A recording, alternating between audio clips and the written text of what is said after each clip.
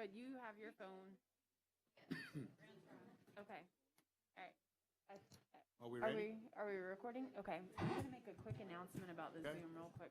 All right, y'all, we'll call the meeting to order. Go ahead. Thank you. Everyone, so we're having some technical problems with our phone system. I know the meeting was advertised for people to be able to participate via Zoom. We're trying to make that work. The county phones aren't working, so we're having to use a cell phone. We believe that it will work. But if anyone has trouble with the Zoom, if you would email Christy Bird at byrchristie@co.walton.fl.us. And that's for people that are watching via Zoom. For anyone who is watching, I guess via Zoom, if you are having problems with Zoom and you just want to watch the hearing, I do encourage you to go to the county website. And you can watch the meeting via the county website in addition to watching it via Zoom. But if you do have problems with Zoom, if you would email byrchristie@co.walton.fl.us. Thank you. All right, thank you. All right, we'll begin with the Pledge of Allegiance and the invocation. Pledge allegiance to the flag of the United States of America and to the republic for which it stands, one nation, under God, indivisible, with liberty and justice for all. Lord, we just thank you for the opportunities you give us in this great nation that we're in. We just ask that you guide us and direct us tonight with wisdom and discernment, and that we make the decisions that are right for the citizens of Walton County. In Christ's name we pray, amen. All right. Let's approve the minutes from the last meeting first. Did everybody get a chance to look at them? Okay, we got a motion or any? Approve. Got a motion and a second. Any questions? All in favor? Aye. Let's have it. Okay, Mac, we need to do the nomination for chair. We're going to do that now, or? Okay, we need to do the nomination for chair and vice chair. I'll nominate Lee Perry to serve as chair. Second that. I don't get a vote? All right, anybody else? Okay,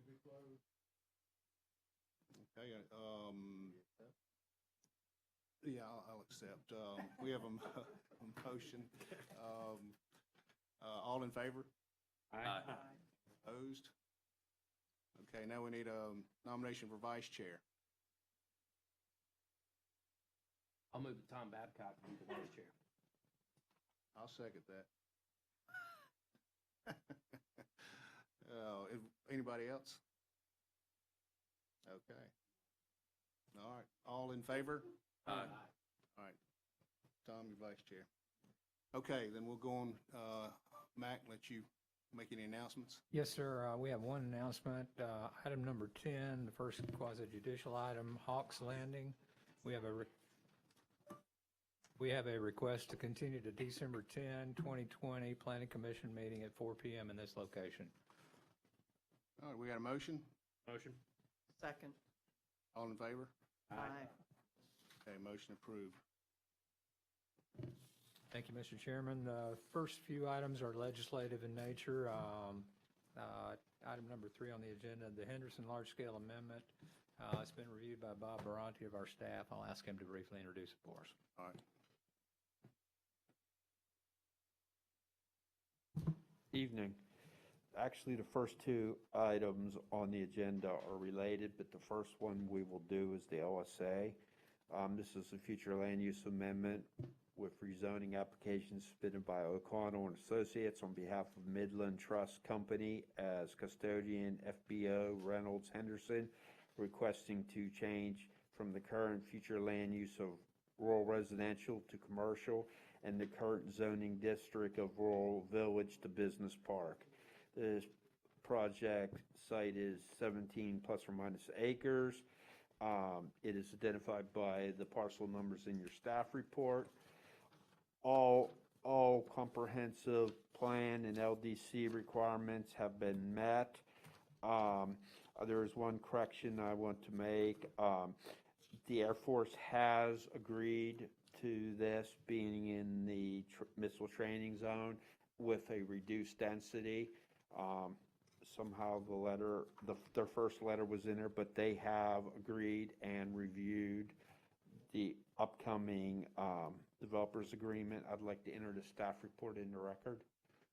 And the agents are here to talk. If you, do you have any questions for me before I sit down? You said it was with reduced density. Is that in our report? Because we yes. got 14 lots in here. Yes, and it is part of the developers agreement. Thank you.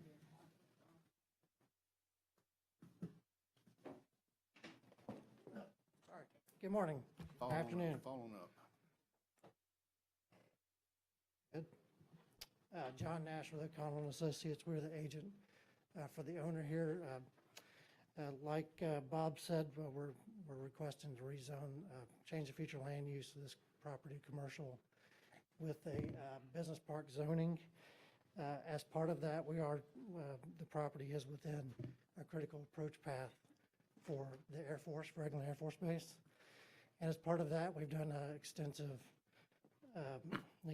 shouldn't say negotiating, but coordinating with the Air Force staff. And the owner has come forward with a developer's agreement to further clarify some of the land use requirements and opportunities here. That portion of it is being reviewed as the next agenda item, but if you have any questions for me, I'm happy to answer them. Anybody got any questions?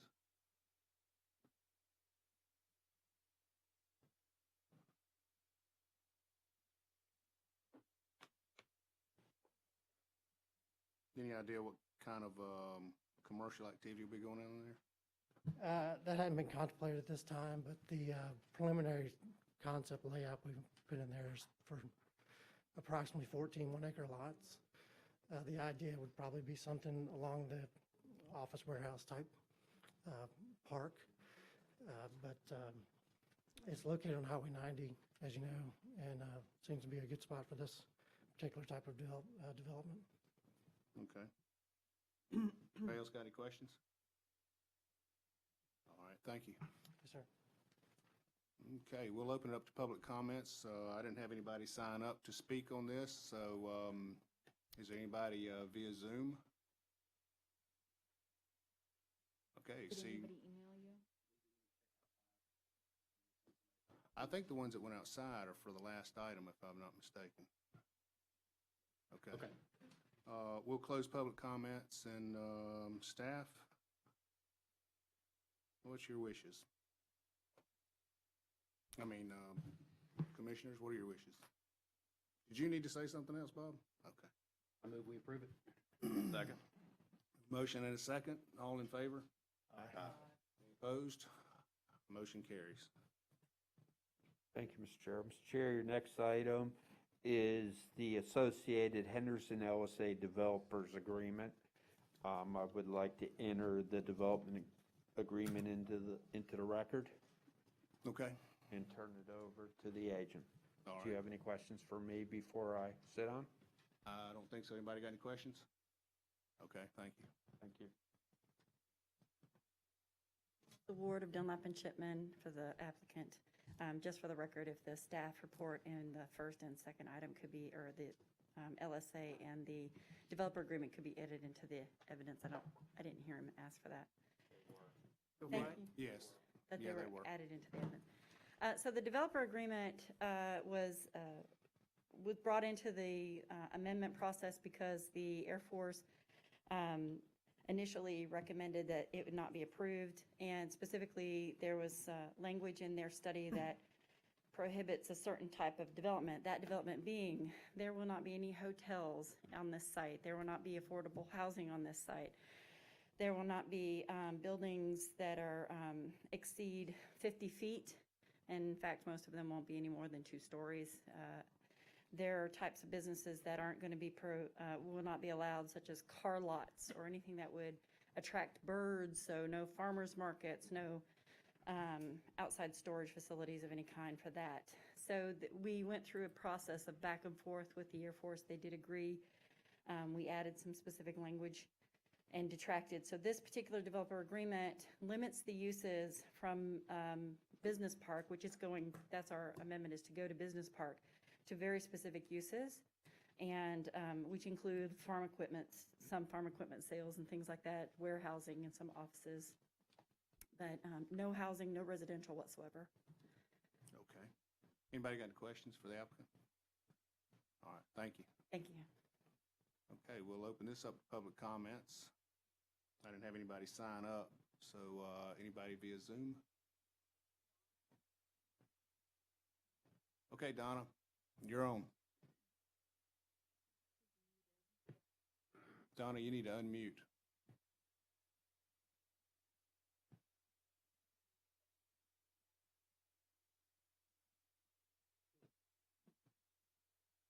Okay, Donna, we can't hear you. Yeah, so, and again, if you're having trouble using the Zoom, if you could please email, it's byrcistie@co.walton.fl.us. Otherwise, we're just going to assume that her hand was raised by accident.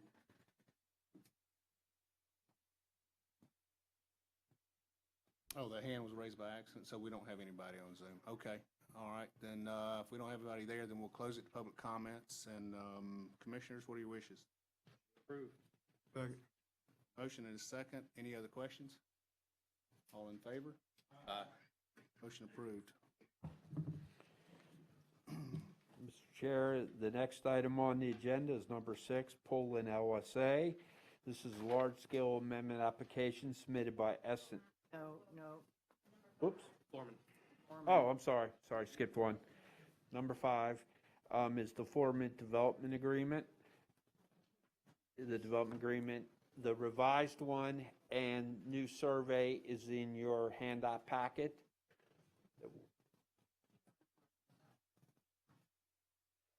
Can I enter the development agreement in the record? And do you have any questions for me before I turn it over? Anybody got any questions? No, you're good. I will turn it over to the agent. Okay. Good afternoon. My name is Mark Davis, DAVIS. I am here on behalf of the LTD LLC Foreman folks. We had a developer agreement in place, but half, essentially not quite half, but 102 acres of the property that's subject to the development agreement is now going to be sold to the Walton County School District, which is very good news for the Walton County School District. I have Jill Smith and Michelle Doggett here from the school district if you have any questions for them, but essentially they're hoping to close that transaction by the end of the year. In fact, we feel pretty confident that's going to happen. So because of the subtraction of that number of acreage from this developer's agreement, we needed to modify it. And I'm not going to speak specifically to the modifications, but essentially we've taken out the density associated with 102 acres. We've changed how we're doing the road. We're going to be donating some property for the road. The school district may donate property for the road as well, and the road will be a connector essentially between Chad Holly and 98. I have Jenkins here who can give you some more explanation if you need it. Okay, thank you. Oh, do y'all have any questions for Mr. Davis? No. Okay, thanks.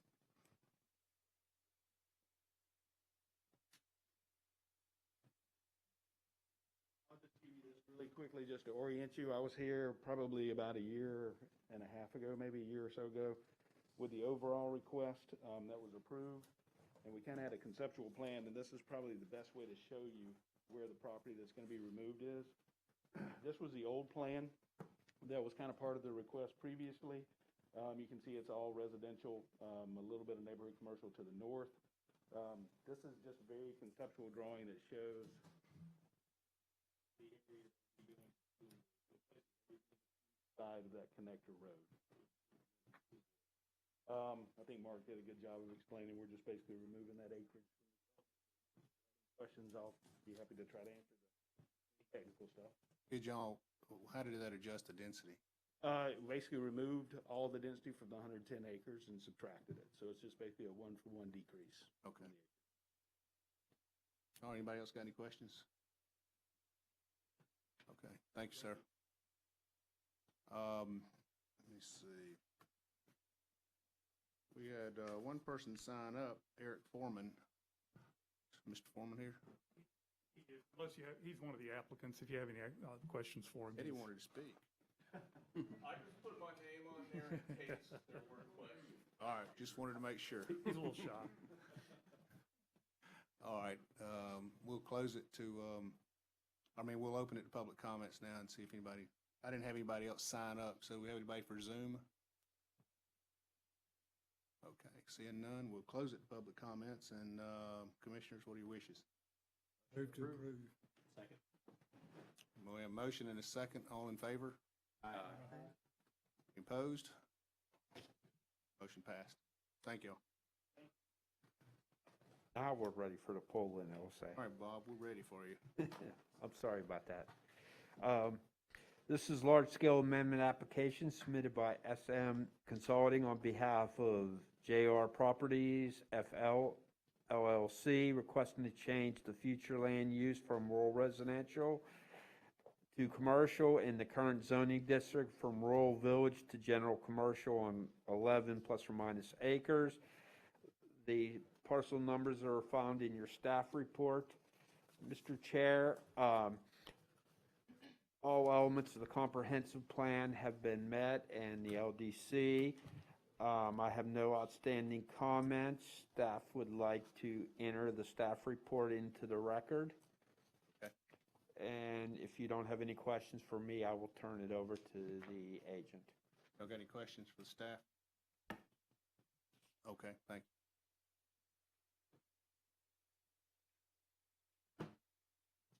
Good evening, Stephanie Manning, SM Consulting and Expediting on behalf of JR Properties FL LLC. Mr. Poland is requesting a land use change. It's currently rural village. He's requesting to rural residential. He's requesting a commercial land use in the zoning to be changed from rural village to general commercial on approximately 11 acres. It's two parcels, 11 acres total, plus or minus. At this time, his intentions are to build warehousing, if possible. Good thing is it'll bring jobs to the county as well as tax money. It's in the opportunity zone. There is a chance, just to be transparent, Mr. Poland may sell the property. Other than that, he's looking at going forward with the warehouses. I think there's always a chance it's gonna get sold at some point, so. Right. I just wanted to be transparent because somebody had mentioned it while I was in the office the other day. Thank you. Y'all got any questions for the applicant? Okay, well, I didn't have anybody sign up here to speak, so do we have anybody on Zoom wants to speak on this?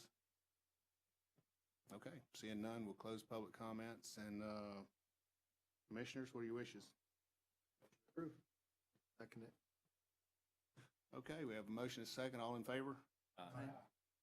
Any opposed? Motion passes. Chairman, I've got a conflict on the next one, so I've already filled out my recusal form, and I'm gonna step away. Okay. Hey, Bob. Okay, Mr. Chair, next item is Lot 20, 22, and 23, Hidden Highlands Abandonment. This is a request for abandonment, as I said. It was submitted by Stephanie Manning on behalf of Timothy Kreider, requesting to abandon 33 feet of roadway and utility easements on Lot 20, 22, and 23 of Hidden Highlands subdivision. The property has a future land use of residential and a zoning of neighborhood infill, and is identified by the parcel numbers in your staff report. Mr. Chair, all comments have been addressed. At this time, there are two just notification comments that'll just stay in throughout the process about it being preservation area and a buffer area. I'd like to enter the staff report into record, Okay, and I will turn it over to the agent. all right, thank you. You got any questions for staff? Okay, thanks, Bob.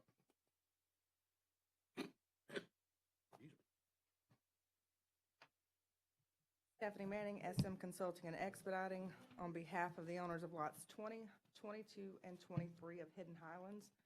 These lots specifically are the lots on the east side of the subdivision. There's a 33-foot right-of-way on the back side of the property that's also overlapped by a 35-foot preservation area, a 10-foot landscape buffer, and a drainage easement. The owners are requesting an abandonment of the right-of-way due to it being preservation. Right now, there is one owner that utilizes that to access their private property. Other than that, we're not aware of anybody that can use it because it goes into private property. One of the biggest concerns right now is that the 20 acres north of this is for sale. It's been advertised for high-end development, I believe it was 100 units, as well as 10 acres of that being commercial. And I think their fear, aside from losing the rest of the preservation, is the traffic that will be brought into this area, as well as the obvious things that you get when you have a new roadway put in. How are they accessing that 100 lots or whatever? It's actually, if you look at 911 address and you look at the aerials, it's supposed to be off Sugar Drive. There, to our knowledge, there was never no permit issued to clear this preservation that's on the Hidden Highlands properties in order to access the private property. I do believe it had been used for a couple of years. If you look at the aerials, you can see where they actually cut a nice little driveway right through Mr. Morale's lot and was utilizing his lot, which is private property, to access Who there. cut that through? The owners to the north of it, Mr. Crawford. I got you. But they're requesting to have that mainly so that they can keep the preservation and to keep this new development from coming in and utilizing the right-of-way to bring in more traffic that's right in their backyard. Okay. Anybody got any questions? How did it end up that it's called a preservation area and it's also a roadway and utility easement? That doesn't make. I don't- can't answer that. I just know that it was platted with the preservation on it. Mac can answer that a little bit better than I can. When Mr. Morale bought it, he didn't realize there was even a right-of-way back there. If you look at the plat, it's preservation, and it should have stayed preservation, required by the development order.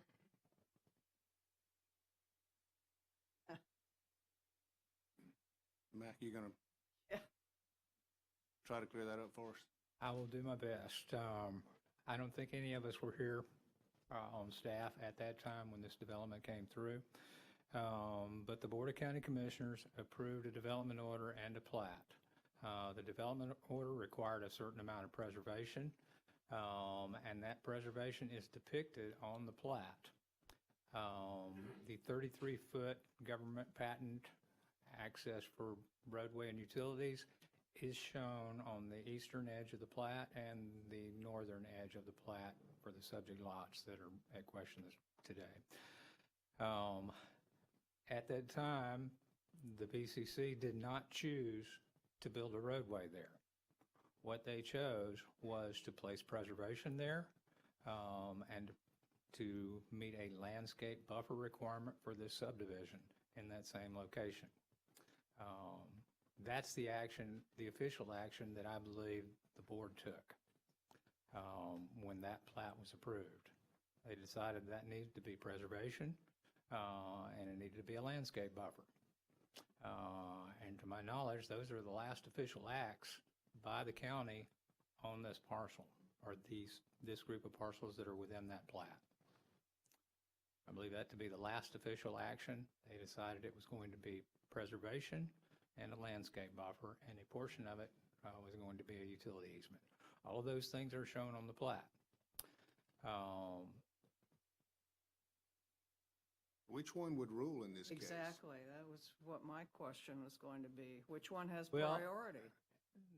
It's my understanding that these patent easements are within the purview of the Board of County Commissioners as far as how they are to be used. Whether that dedication is to be accepted for a roadway or whether they choose to use that land for something other than a roadway. In this particular case, they clearly chose to do something other than a roadway. But them asking for an abandonment means that they want it to go to It means these that lots and. the land is already owned by these lot owners. You're just abandoning the easement. There's a patent for a roadway and utilities on top of the land that was issued as part of the deed when this land was originally subdivided by the U.S. government. Well, if It's that's- my understanding that's an offer of a standing offer of dedication until the county chooses to accept the dedication as a roadway or utility location. And that, this offer of dedication is still in place. However, when this plat was approved, the county chose to at least have an interim use of it in being preservation and a landscape buffer. And those are the two uses approved by the county until the county approves some different use of that platted area. If it were abandoned, do both of them go away and the owners then could do whatever they want with that ma'am. property? No. The only portion that is proposed to be abandoned is the county's right to open a roadway and to use a portion of it for utilities that has not already been designated as such on the plat. Seems the county gave that right up when they put a conservation easement on it. Well, actually, it's a preservation requirement, not actually a conservation easement. Preservation, okay. Preservation, you've got some letters from attorneys in there that suggest this is a conservation easement, and they take a whole different tact on trying to defeat it as a conservation easement. It's not a conservation easement. It's preservation required by our comprehensive plan and our land development code.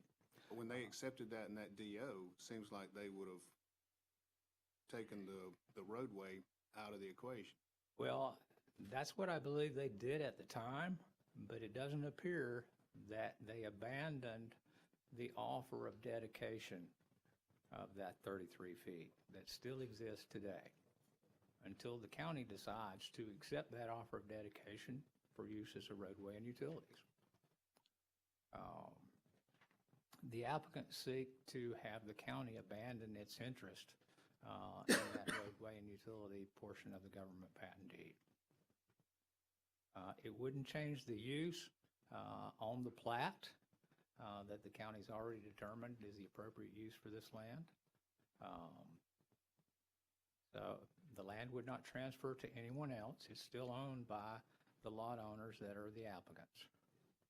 I got a question for you, Mac. It looks like there's a lot just to the south of it that, because there's a little corner on a lot south of that one, did there used to be an easement across another lot in there that was abandoned? There is still an easement or the patent for the access and utilities across the lot immediately to the north. And that particular lot owner chose not to join with the others to request the abandonment. They could come back and ask for the same abandonment that the applicants today are asking for whatever reason they chose not to join them. Okay. The applicant certainly presented their case. There are a number of other folks that would probably like to speak to this also. Okay. That's our understanding of what action the government has taken. Thank you, Mac. Just want to point out that Mr. Morale, Mr. Joyceman, and Mr. Kreider are fully aware that it's supposed to be preservation. They're wanting to keep that preservation, and they are more than willing to restore that preservation. We welcome you to make that a type of condition on this approval. They want the preservation back. They want the scrub oaks planted back in what was previously there. Additionally, it's worth pointing out if you go up that right-of-way, north on that right-of-way, I don't know if you can see the corner up there between 22 and 23. I don't know if he give you guys the pictures of the corner markers or not. You get there, you suddenly drop off. It falls off into a lake. And Matt, I'm sure, can testify to spring breakers, tourists, people not familiar with the road, people using Google Maps. You get there, it's dark, you have nowhere to go. You're on a pig trail, it goes off a cliff. I mean, aside from their inconvenience, you've got safety issues. There's no markings, it's dark, you cannot turn around. It goes onto private property, you go to back up, and you're on a cliff. Okay, thank you. Y'all got any more questions for the applicant? Okay. I'm Mark Davis. I've been assisting Mr. Morrell in this abandonment. I just want to add one thing. If you abandon or the county chooses to abandon this 33 feet, it's my understanding, and staff may correct me if I'm wrong, but it's my understanding that this is actually a 66-foot easement, and there would still remain a 33-foot easement to the east. I believe that's correct. So just so you're aware of that. How about to the north? I'm not sure about the north. I don't know. I'm not sure about the north. It's my understanding that there's a easement, I guess, that runs east and west along the boundaries of the subdivision. Okay, thank you. 66 feet, so 33 on either side. Okay. Anybody got any more questions for the applicant? Okay, we'll open up public comments then. Mr. Shipman, are you going to speak on this? I'm here on behalf of 3 different parties who are landowners out there who would be substantially impacted parties. Actually 4, Marge Crawford, Jimmy Crawford, Terry Schroeder, and Eddie O'Brien. I would like to provide y'all, because contrary to what was represented up here about the last action of the county, there was a county commission meeting on October 1st, 2009, if I could pass these out and enter one of them into the evidence, in which there was a request by Cindy Bevins to abandon this and make it green. And the commission specifically said they want the fire easement left.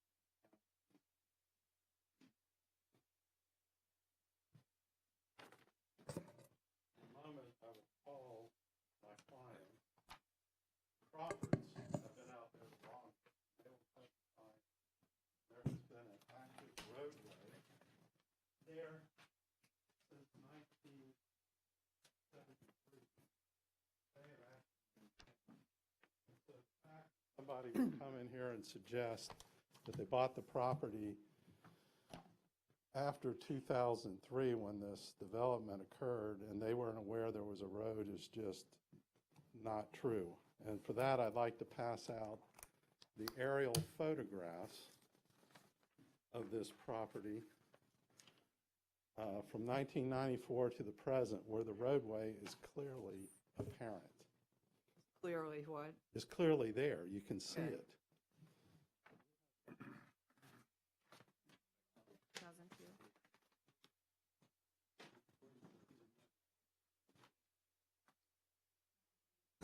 Thank you.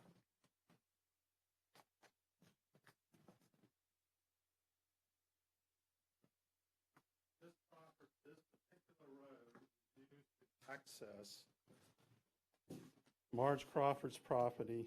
Jimmy Crawford owns 2 different properties. Mr. Schroeder owns 2 different properties, and Mr. O'Brien owns 2 different properties. These are depicting where they are. This is here's the road. This is the corner they want to abandon.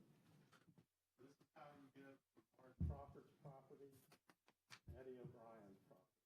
This is also Eddie O'Brien's property. This roadway is required to condemn property here and to get Terry Schroeder's property down here. This has been an active dirt road in this county for at least 40 years. We also attend, all of them will testify, they're not the only people who drive. And there's not a drop-off down here. It goes around onto the Hey, Gary, sorry to interrupt. You're going to have to get closer to the microphone so we can pick you up.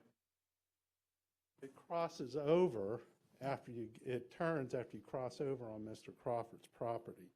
So what was represented up here is just flat out not true. This county, and on the plat, I have to admit, shame on Walton County in 2003 when they approved the plat, but the plat itself shows not just a conservation easement, it shows the roadway. It also shows a utility easement. Walton County has for a long time, as reflected in those 2002 minutes, it does not abandon road right-of-way. And that's your position when you have right-of-way where there is no road. Here you have a 47-year-old road that there are multiple people who use it to access their property. this point, I'd like to call Marge Crawford.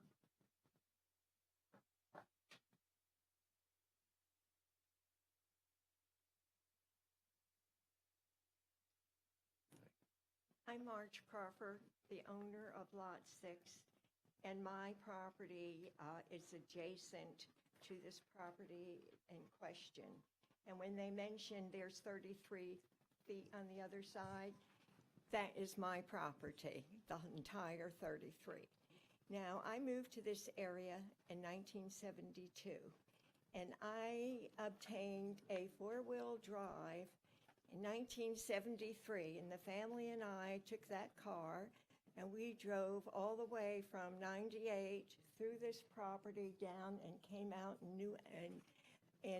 Dune Allen. So I have been using that property since 1973. And during my going through the woods, I was a real estate person, and I just love the vacant land. And I fell in love with the area, and soon as property came on the market, I bought it. So anyway, that has been an existing road that long. Thank you. Thank you.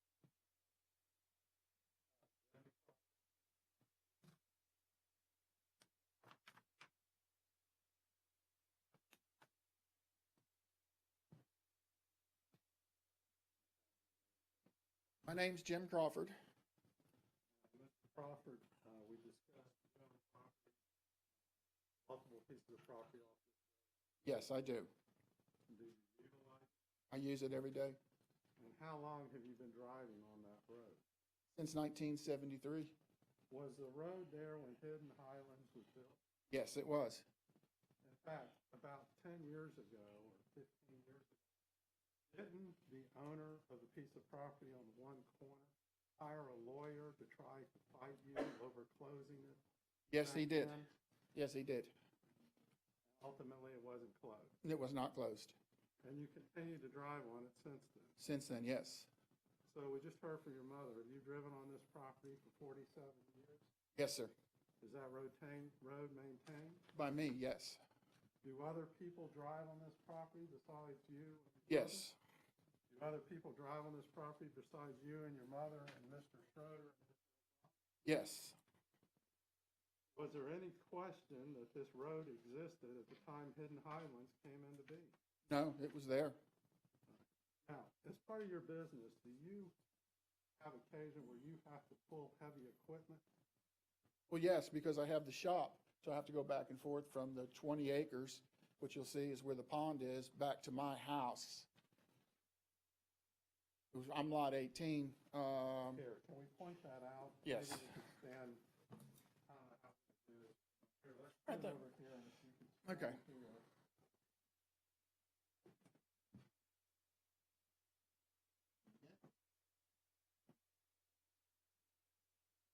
I own this piece of property here, right here, and I also own this piece of property, and my shop and everything's in here, and I store my heavy equipment, maintain it, store stuff here.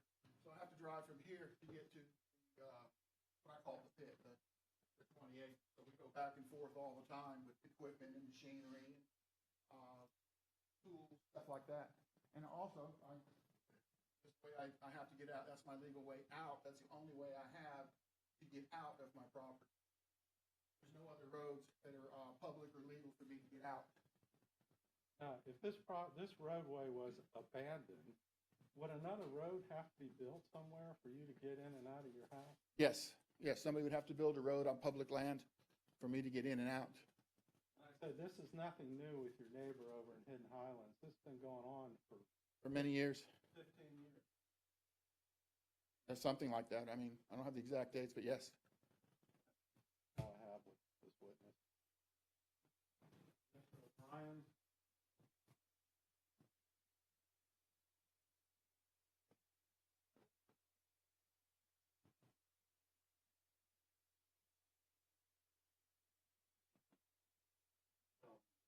Hey, Eddie O'Brien. Mr. O'Brien, do you live off this road?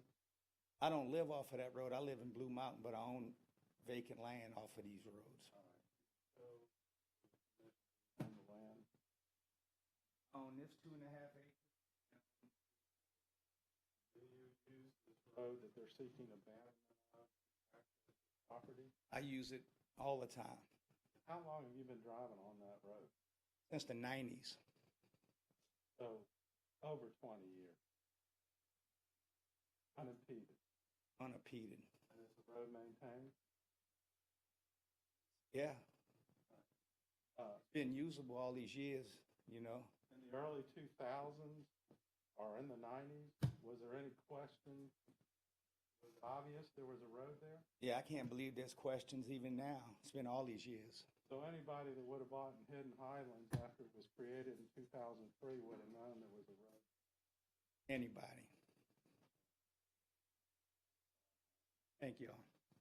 Anybody got any questions for Mr. Shipman? How big is that road? I heard it described as a pig trail. Mr. Crawford, could you come back up here and tell us how big this road is?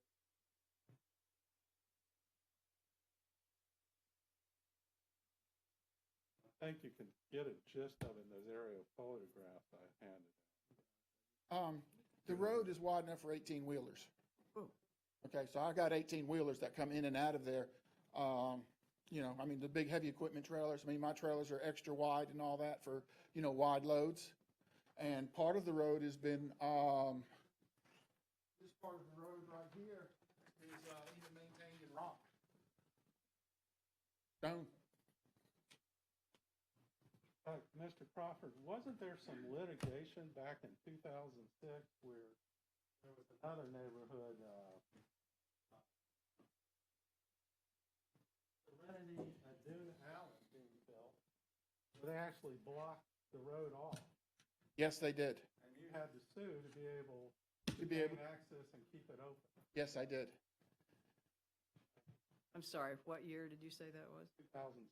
2006.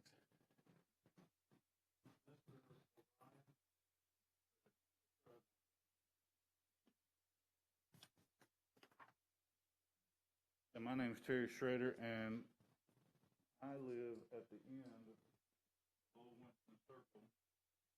So as you come down, I'm the last house where you start going into the lake area. I have 5 full acres. I have been using this road that they talked about since the 90s too. I've known Mr. Crawford since the 90s. I do air conditioning appliance service, and I used to service his old beat-up appliances till he finally got money to buy new ones. But I kept them in service for many years using that road to get to his old house. Now, I have a little different perspective here that I want to mention because I'm raising a family. I've got 2 teenage kids that are coming of driving age. Now, as it is right now, we only have one-way legal way in and out. The dirt road, because Jim and I do business with him, we use that road, and he lets us. But we come in and out of Serenity, which is a hard jog. You come, and you know where Stinky's Restaurant is. I know we all know where it is. 30-foot easement we have right there that's brick paved that we've had in controversy for years, right? It's only 30 feet. If anybody, now that you have five new houses, anywhere from 8,000 square feet to 10,000 square feet rentals right there on that road, if they park even halfway on, you can't get 2 cars in and out of that road on Woodward. That's how we come in. Then it comes to the top of the hill, hard right turn, hard left turn, and you can't have 2 cars pass through there.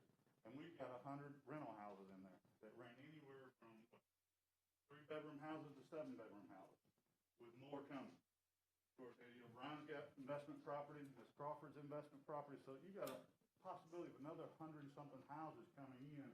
And the only legal access they have is Old Winston Circle going north. The part where she said it goes into a lake. And I will say that Jim Crawford has kept that safe. He's got 2 piles of dirt and a log there. You can't just drive right into his lake. So he's made that safe. So we've been using that road since the 90s, my kids and I, and the second part, so he said there's no safety value to this road. Your own Walton County Emergency Planning did not sign off on this because they said it's part of the Evacuation B plan.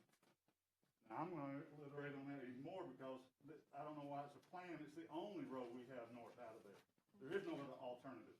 That's why your management, emergency management wouldn't sign off on this. This is the only way we had that was legal and documented for us to get in and out of it. So we look forward to it. Now, I'm the newer, when I've owned my property 6 years. When I bought my property, I got it at a reduced rate because of the lack of access to my property. There's only one way in and out, and that's on a private road. So 2 people that were gonna buy it before me turned down the buying it, and I came in and bought it. Because this road was not actually this road was not actually usable because it's dirt. People use it, but it's not platted for a realtor or an estimator to say you can use that road in and out.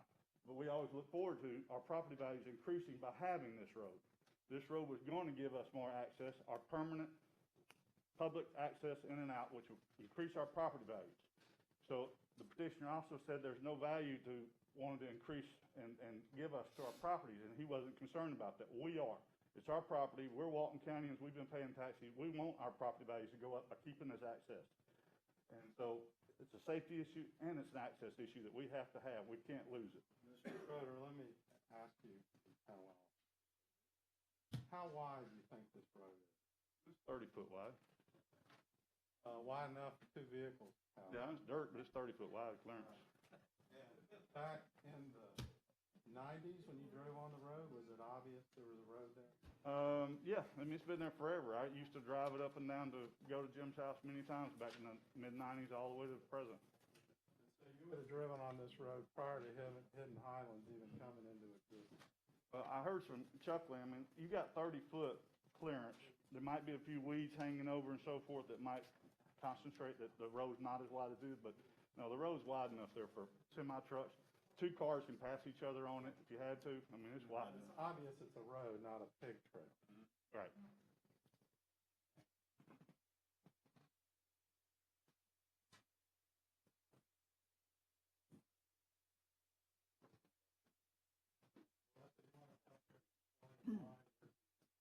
They really have no public access.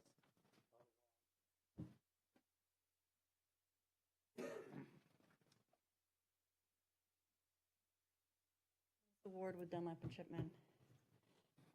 Actually, I'd like to use their diagram here. There's discussion about other accesses, and it's complicated. So, Hidden Highlands is just south of Hidden Highlands, and what you have here is Eddie's property, Mark's property, and Terry and Jim are down here, and Jim's property up here. This is Hidden Highlands here. So this is the public. This is a patent right-of-way. Sorry, this is a patent right-of-way. This is a patent. This is a patent. It all goes south. This is where Jimmy comes up out and goes all the way straight up through. Okay. This is a public right-of-way.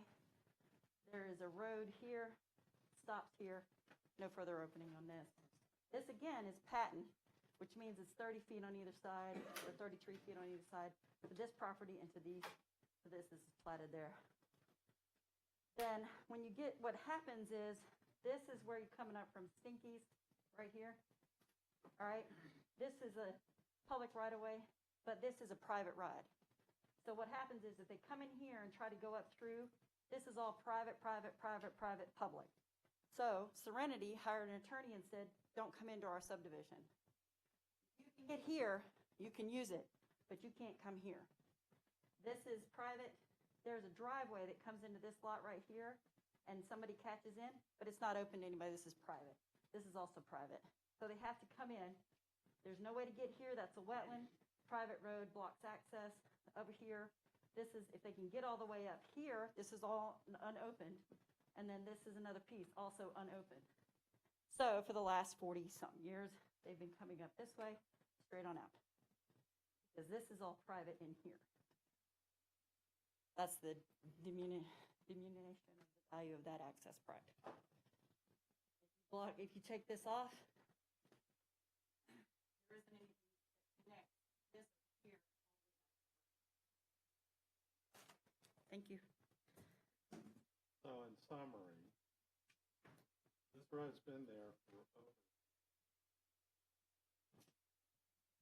been there for over 40 years.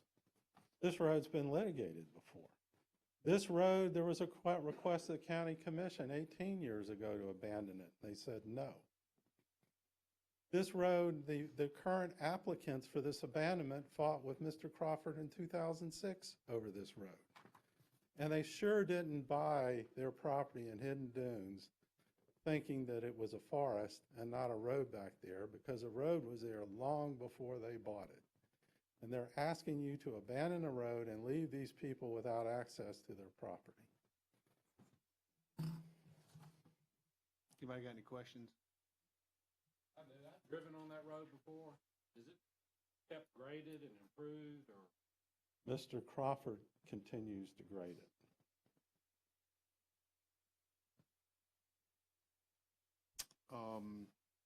Let's see. Anybody else got any questions for the applicant? Don't have any other public comment. This is, Ms. Manning, you'll have an opportunity to come up for rebuttal at the end once we get all our public Yeah, comment. does anybody else got a, this is public comment. Are you Robert McCabe? I'm Daniel Rosenheim. Okay. Go ahead, I'm sorry.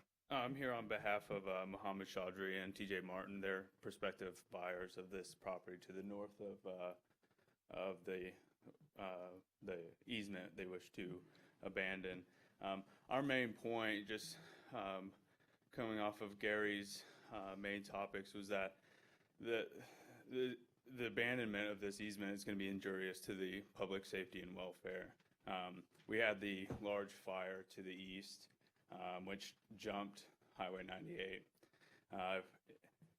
The main concern for homeowners on Sugar Drive was, okay, if we have fire coming from the north, coming south, is how do we evacuate south? So any abandonment of this easement would, do away with any potential public access, whether it's here or elsewhere. So that was All right, thank you. Any questions? Okay, we got anybody else that'd like to speak on this? Yes, sir.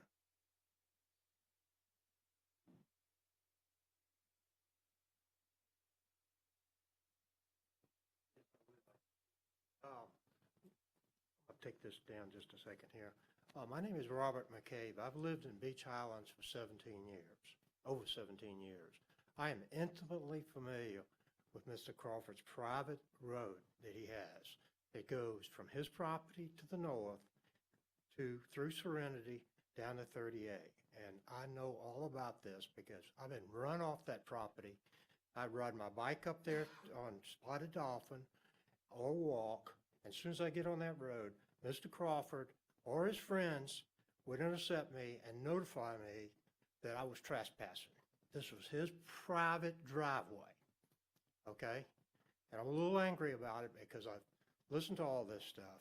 I know for a fact he has access to his property through Sugar Lane. Sugar Lane, and I'm tired of listening to all this BS, and I'm sorry about that, to use those words. But he has access through Sugar Lane to his property, and he has expanded that road back there and kept people off of it. And I've actually watched him call the sheriff's department when a golf cart came down from Sugar Lane, cut through his property, and then onto that road that intersects with Sugar Lane, the main drag, Woodward, I believe it is. And I watched him call the sheriff's department. The sheriff's department comes out, tries to catch people trespassing because they believed that this was his own private driveway. That's the way it was treated. And as far as having access for escaping hurricanes or any of that, it's just not true. It's just been going on for 17 years. Nobody from Beach Highlands sets foot on that property because it's treated like his own property. And I'm talking about the section that just goes north before it gets onto his property. Now, he has expanded that road. I've seen where he's expanded that road to where he cuts across other people's property. In fact, Mr. Morale's property, the property marker, is on the other side of that road. And I beseech all of you to go out there and take a look at that road Because if you're coming from Mr. Crawford's property and you miss that turn, and it's dark up there, you miss that turn, it is a drop-off, a big drop-off down into his lake. And it wouldn't take anything for a car to go right over the edge. And so that is true that there is a drop-off. That's all I've got. All right. Thank you. Do we have any depiction of this, whatever this other road is that he's supposed to be able to use? I don't see any drawings or anything that shows it. The south end of Sugar Drive. Yeah. Is there any drawing here that shows us where that is? He's got all the kinds of roads on it. Excuse me, Hey, sir, but yeah, you're gonna sorry. speak, you're gonna have to come up front. I'm sorry, go ahead. Question.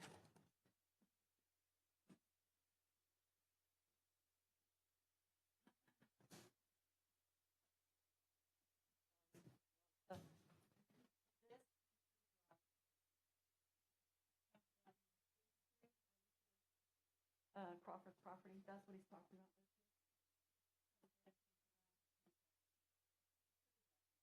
And where does Sugar Drive come from? Drive is another patent right-of-way. That was a government, so it goes all the way up to Highway 98. Comes all the way down here, but this is like, you can't interconnect here. So it comes down here.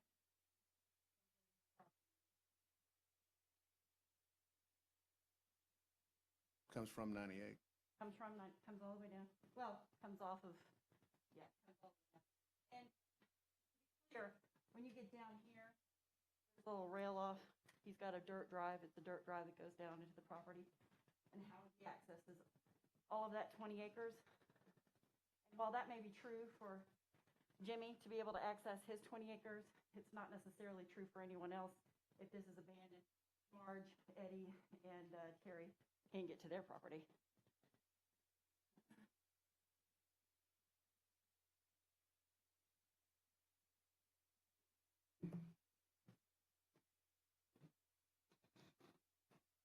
Okay, I don't think we had did we have anybody on Zoom that wanted to comment?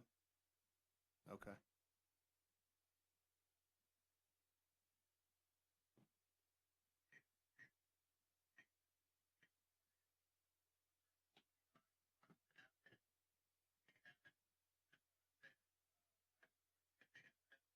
With the stipulation that there's no through roads or additional streets put in that area, I would dispute that that road is as wide as some are saying. It's about as wide as and kept up for a four-wheeler to drive down. And during the months of October, between March and October, between the traffic and everybody who's around during the summer months in particular, seeing an additional road into the future in the Serenity Dune Island subdivision would create a lot of traffic and safety issues. So just want to be on record that we support the abandonment with the stipulation that there's no through road built in the future. Thank you, sir. All right, thank you. Anybody else on Zoom?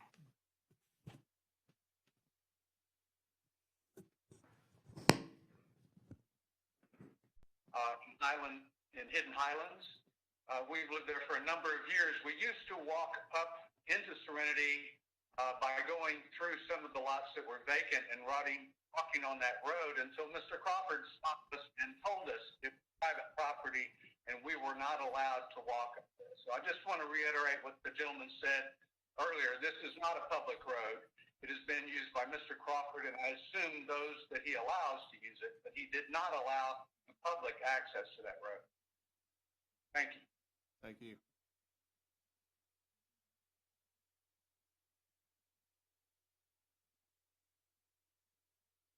Marco Callahan. Hello, this is Marco Callahan. I live at 28 Spotted Dollar, down the block from Gary. And I've been here for 14 years. And during that time, I've had our discussions with Mr. Crawford. However, the biggest issue we have is that a lot of the people who are opposed to this abandonment have vocally determined that they would like to see an outlet through Spotted Dolphin from that road back to North Bishop to get down to 38. Problem I have with that is Spotted Dolphin itself, while it is a privately maintained road, is only 20 feet wide and is a restricted cul-de-sac. So, in all honesty, any outlet through that way would be insane, to be perfectly honest. That's all I have for now. All right, thank you, sir.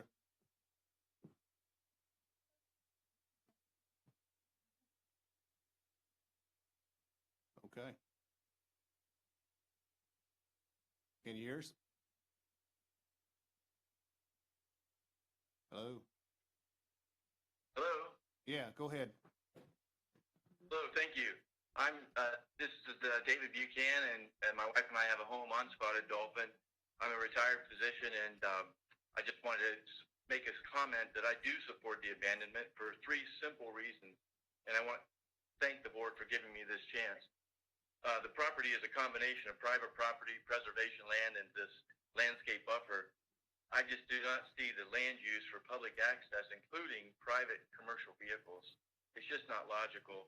Number 2, the landowners, the road courses literally across their backyards. Continued use of this property would seem to amount to simple trespassing. These folks deserve to sit on their back porch and not see trucks and commercial vehicles powering through their backyard. But lastly, and maybe most importantly, it's simply the right thing to do. I understand change is hard, and maybe 47 years ago, people developed a shortcut. It's a narrow road, barely fit for a four-wheeler, but it's time for change. And maybe when there were no homes there, it made some sense, but not any longer. I think that it may be an inconvenience to some, and maybe it has some fiscal implications, but at the end of the day, doing the right thing is simply the most important thing. So I support the abandonment 100%. Thank you. Thank you. We got anybody else? That's it? Okay. All right. So we're gonna let y'all respond when we're done. I'm sorry. Did you like to speak?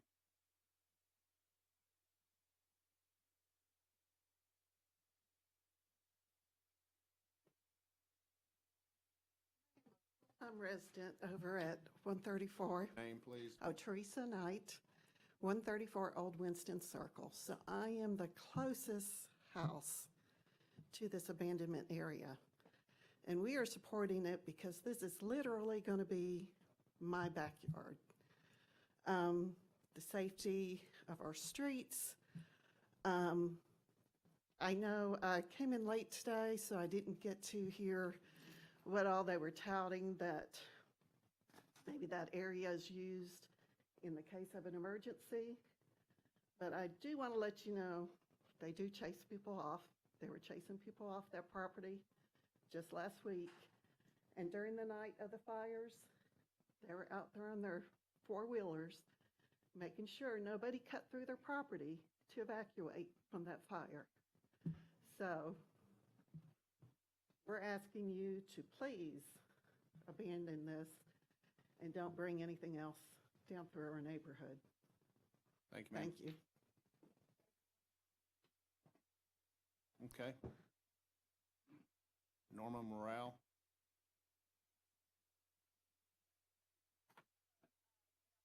Thank you for hosting this meeting.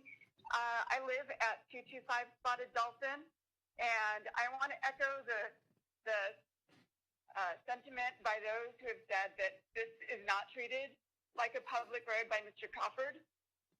My husband himself has been on that road where it lies between the boundaries of our property, and my husband was told that he was trespassing when he was standing on our own property. We pay taxes on that property.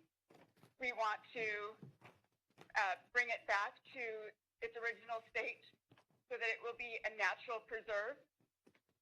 We pay taxes on that, and we have commercial big rigs, dump trucks going through there, which is through our backyard.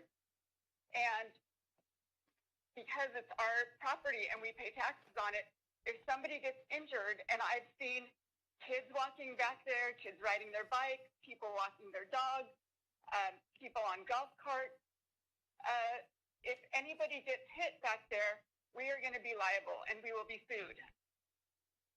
So I do not want cars going through my yard. And I do not want to be told that I'm trespassing when I'm standing on my own property. Thank you.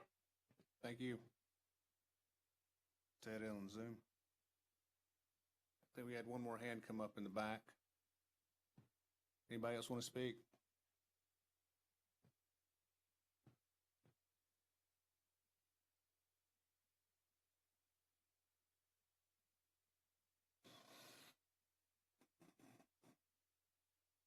My name is Pam McQuarrie. I live at 100 Charming Way in Serenity.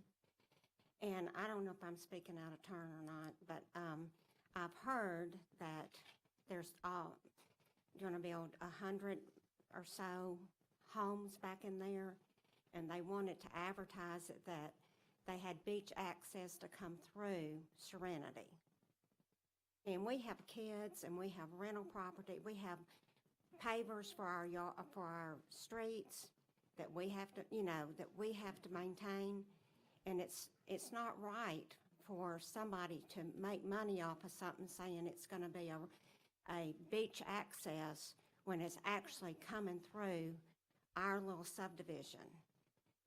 Serenity started about 2008, I think. It went through that hard time when the prices went down, and it's come back up, and they're actually trying to build up. And we have a hard enough time to get in there. The streets are small. We have to come down Woodward, and you know what that's like with Stinkies and how tight it is. And we don't need however many more lots there are going to be, residents, and being able to say that they can come through our Serenity. And, I mean, it would be way too dangerous for that kind of traffic. We have golf carts, we have rental people, it's busy all the time. And Sugar Lane is dead end. I mean, Sugar Drive is a dead end street. And maybe y'all could look at some way going that way and then going to 98. But just to say that you can have a beach access to come through our subdivision or even off of Bishop is not right. Thank you. Thank you, ma'am. We got anybody else that needs to speak on this? All right, we'll close it to public comments. We'll let the applicant answer some of these questions. I want to point out a few things. This 30-foot road, maybe he meant 30 steps, 30 big steps. If you look at the inserts, there's a survey that clearly shows the widest part of that road is 12 feet wide, and it actually gets more narrow. So perhaps he meant something different than 30 feet because it's definitely not 30 feet wide. They also spoke in regards to my concerns about the drop-off. That right there is the property marker and the water. That's the comparison. That's the road. They were correct in regards to the dirt piles Mr. Crawford has put up. I found these a while ago on the property markers. There's a set and there's a set. However, that's not near this water. That's to keep people from driving over on Miss Crawford's property. On the other trails, that's to keep everybody else off their 33-foot right-of-way. There's nothing blocking this 33-foot. There's nothing keeping people from pulling off in the dark and going off this. As you see, it clearly go to the edge of the gravel and there's the water, maybe 7, 8 feet.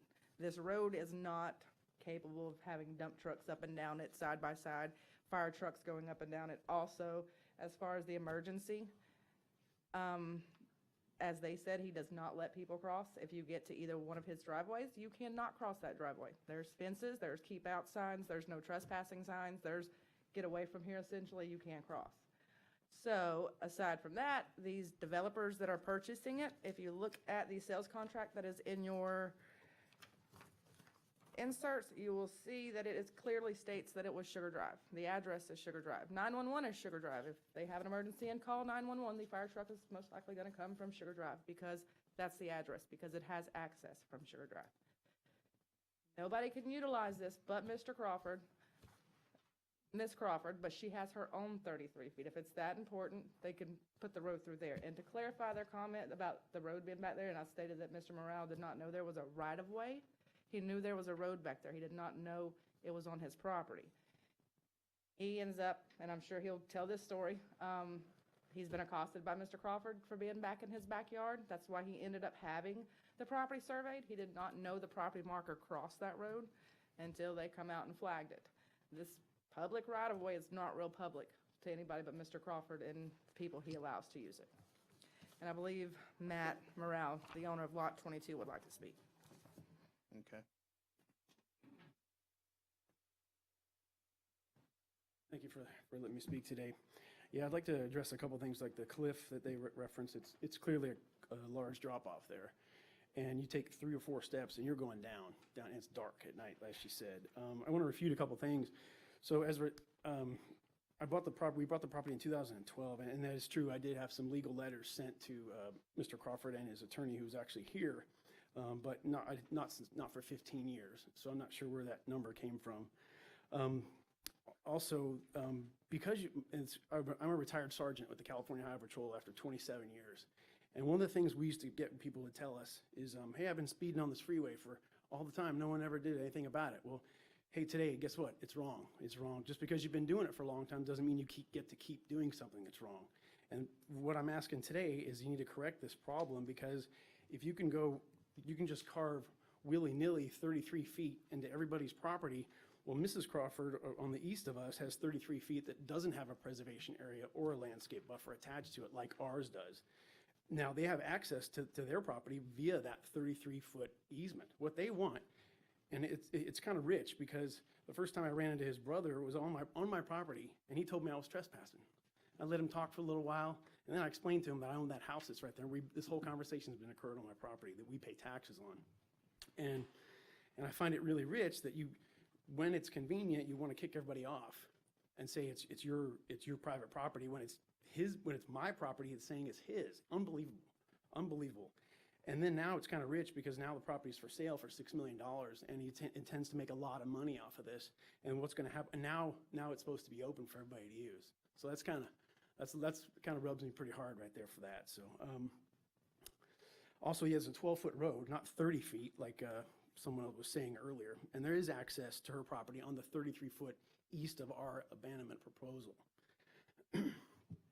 And I just think I want to address something else that my wife said. As far as legal liability, with kids going on back there at night, there's a lot of drunks that leave out stinkies, and they haul ass up that road, and I hear them drunk at night while I'm sleeping in my bed, and I hear vehicles going through there, kids on bicycles, and the legal liability is there huge. And also, honestly, not just for me, but for Walton County. It puts Walton County on the hook for this as well if you approve this, because if you say anybody can build roads willy-nilly through everybody's 33-foot, I'd like to know Walton County's insurance policy number, and I can post that on a sign right there. And I feel very strongly about that. And property rights matter, and I don't want anything that's not mine, that we pay taxes on every amount that those people are illegally trespassing on my property for. So if they want to help me out with my tax bill, yeah. But trust me, if there's legal liability afoot, who's going to get pointed at? It's going to be me. So if Walton County really needs to reevaluate these easements that are left out there, and if they say that you can just carve it willy-nilly, well, guess what? I'm going to go rent a backhoe and start 33 foot on his mom's property and just keep going north and go fish in the lake. I mean, that sounds crazy. I'm not going to do that. But that's the mentality that they have. And I think that we need to really assert the preservation area and the landscape buffer. And that's all I have to say. Thank you for your time. Okay. I guess we'll close public comments, and I have a question for Mr. Crawford. Sure, go ahead. Mr. Crawford? Yes, sir. Several people have said you've chased them off your property. Is that true? Sir, most of the people, they come through here, and that's where I run them off the property. Okay? That on my own personal private property, I run them off. I do not run them off of the road easements because it's open to the public. No, that's not true. All right. Hey, we don't need any outbreaks in the So audience, I please. know where the roads are. I've had them surveyed. I know where the easements are. But a lot of people, you know, they're running around on my property here, and I do run them off. Okay, because the insurance company says I have to for insurance purposes and liability. The other thing I just do want to say also is that I own this lot right here. They're saying I have other ways out, but I don't. I own this lot right here, and that is my only way in and out for my own personal home. I just want y'all to know that I live in this subdivision here, and that's my legal way out. There's 45 acres that are all going to be built here in the near future that are all zoned for 20 houses per 2.5 acres. So all this one day is going to be developed, and we're going to need a way out. Regardless, not just me, but everybody. Now, Serenity has 10.2 acres. You know, and there's another 40 acres there that can be developed, and we need a way out for all these other pieces of property here that, you know, you don't see anything. All of them have to have a way out. I've got a question. Yes, sir. You never come in by sneakies and go in that way? You never do that? I won't say never, but I don't. I mean, I don't. That's not a way out? No, sir. Because Stinkies, if you look, let me see here. That is a private road. Is this one?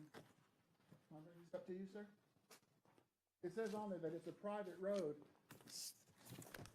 Stinkies comes in from here. You come down Woodward, you turn. This charming way here is a private right-of-way. You're not allowed to use this. This is a private right-of-way for Serenity, not for me or anybody else in this subdivision. So when you get, right here is this little jog in the road. See where it comes down Woodward, then it jogs and comes over? This is private property like Sandestin, 4 Mile Village. It's not open to the public. That's on private property, privately maintained, and it's owned by the Homeowners Association of Serenity. No public road goes up 38. Public is not supposed to use it.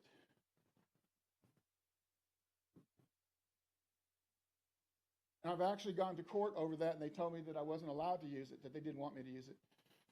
They actually served me papers. Where is the public access in and through there to get to the road that, I guess it's Old Winston Circle?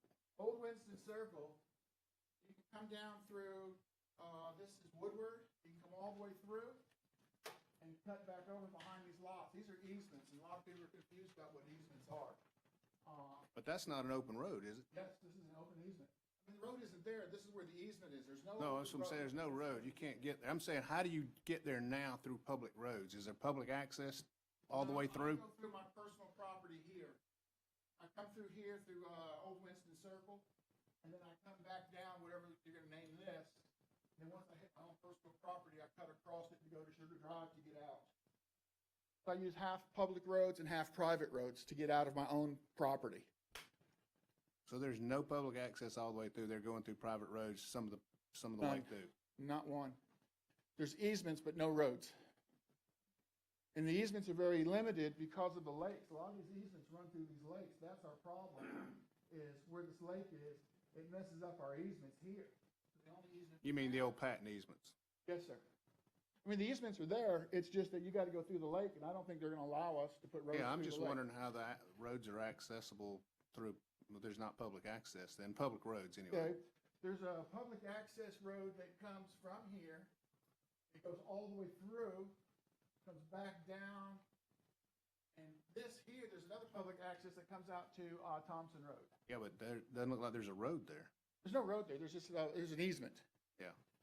But there's no public roads. Okay. So like I was saying, for me, that's my only way to get out without building a road. I'm sorry, we've closed it to public comment. Have got any other questions for the applicant? I do for her.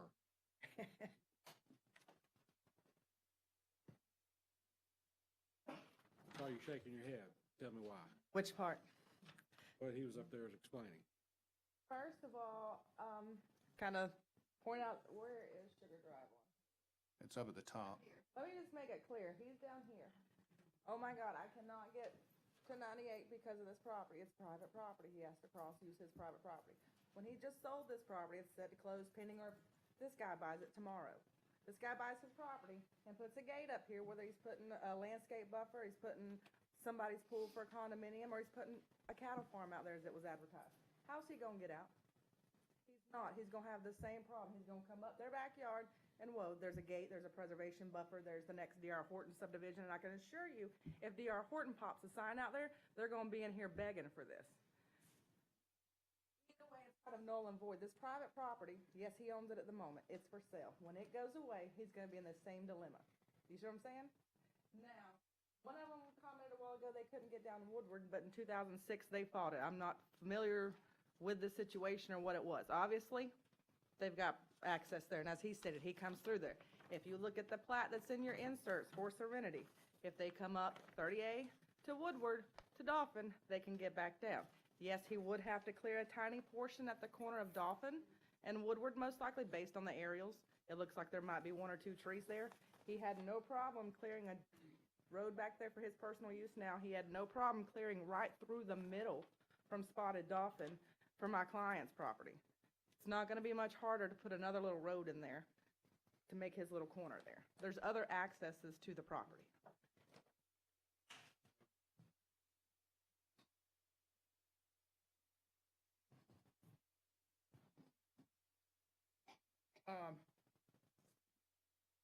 Wait a second, Mr. Crawford. Public comments closed. Yeah, if we got a question, we'll ask you. I got a question for you, Sydney. Sure. Oh, great. Seems to me we've got a preservation agreement on this, and regardless of what we do here, that's going to have to be addressed. Well, yeah, so, and I think Matt can speak to it, and I think you guys have a copy of the Hidden Highlands plat. So, I mean, the plat shows preservation and a buffer, and it also shows a 33-foot access and utility easement. It shows all of those things on the plat.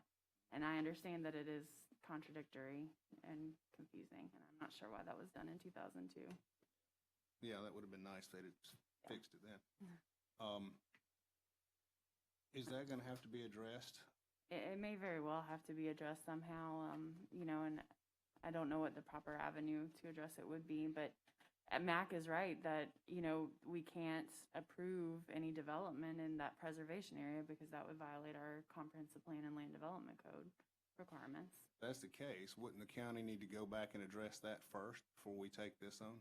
So part of the problem is all of this is on the plat, and the county cannot amend the plat without all of the lot owners in that subdivision agreeing to it. Well, then regardless of what we do here, that's got to be done.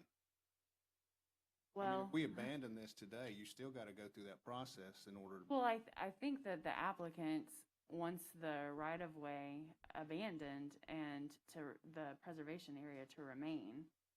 I guess the question is, you know, if we don't abandon it,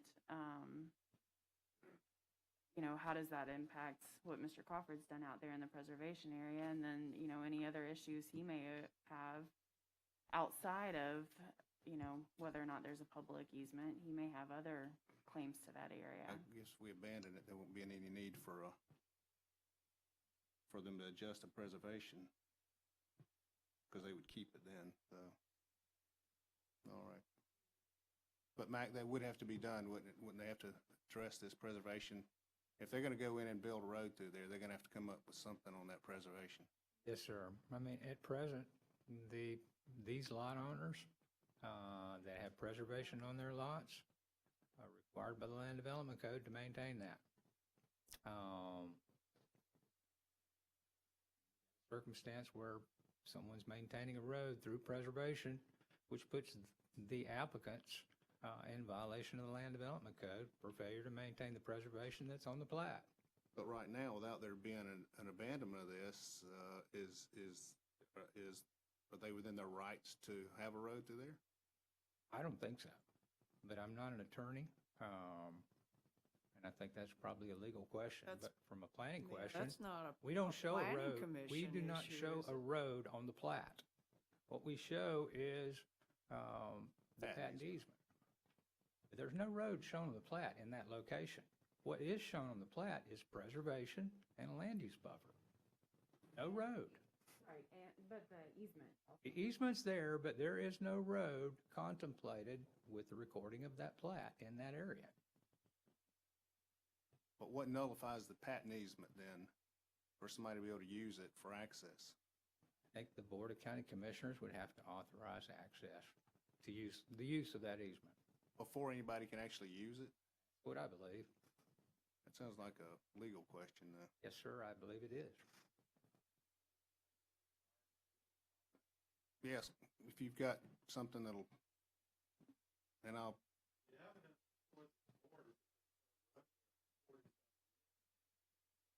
So the fact that there was a road there for 47 years on a right-of-way, you know, frankly, if we end up having to go to litigation, there was a prescriptive easement created long, long, long ago, even if you did abandon this. When you talk about a preservation easement, preservation is to preserve the natural vegetation. How can you do that when it's a road? A road that was here long before this plat occurred. And the evidence before this commission tonight is that the developers and Cindy Meadows, on behalf of this commission, 3 months before this plat got entered, asked to abandon this 33 feet and make it a greenway, and the county commission said no. okay. Thank you. So did that answer the question, though?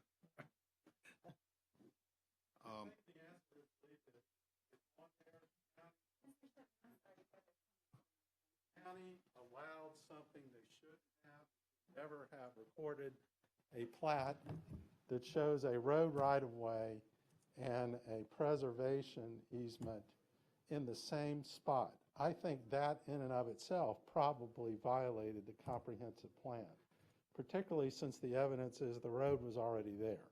Right. How do you fix that? I don't know. Apparently, we've decided not to fix it for 17 years now. Mm-hmm, till now.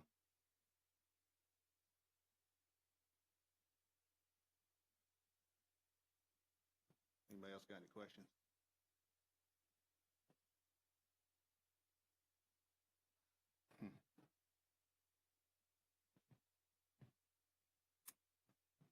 I'm not real sure what to do about this one. I'd like to wait. I want to go back out there. I've driven. Yep. So you guys need to rely on the evidence that's presented before you here. I'm sorry about that. We can't do our own research. I tried. I see both sides of it. I do too. But it's sad that nobody can get along.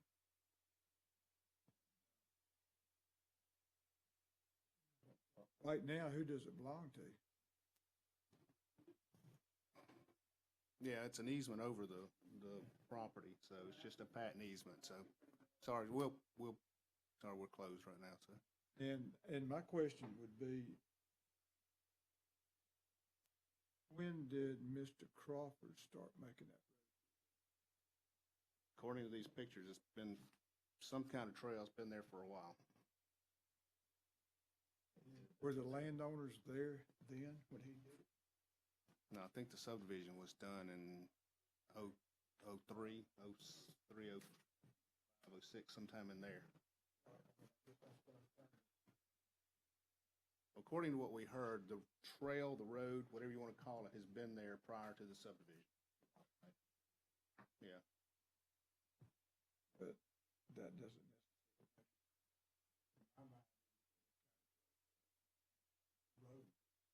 No, I think the issue is You're just riding dirt bikes on it. That's not.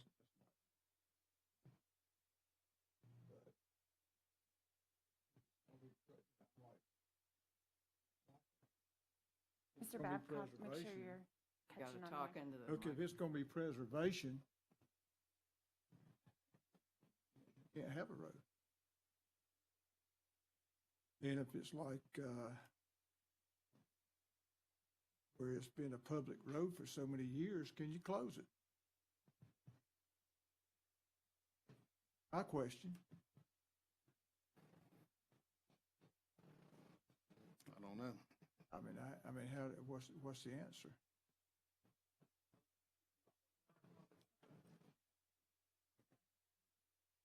Not asking.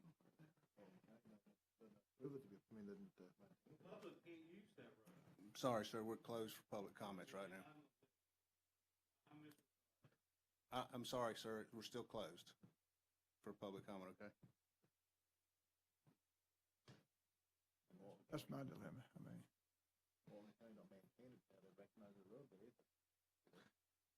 No, but we've got patent easements all over the place, and you can't just, right. Some are using, some aren't, some have been in the past, and some are still there for future use.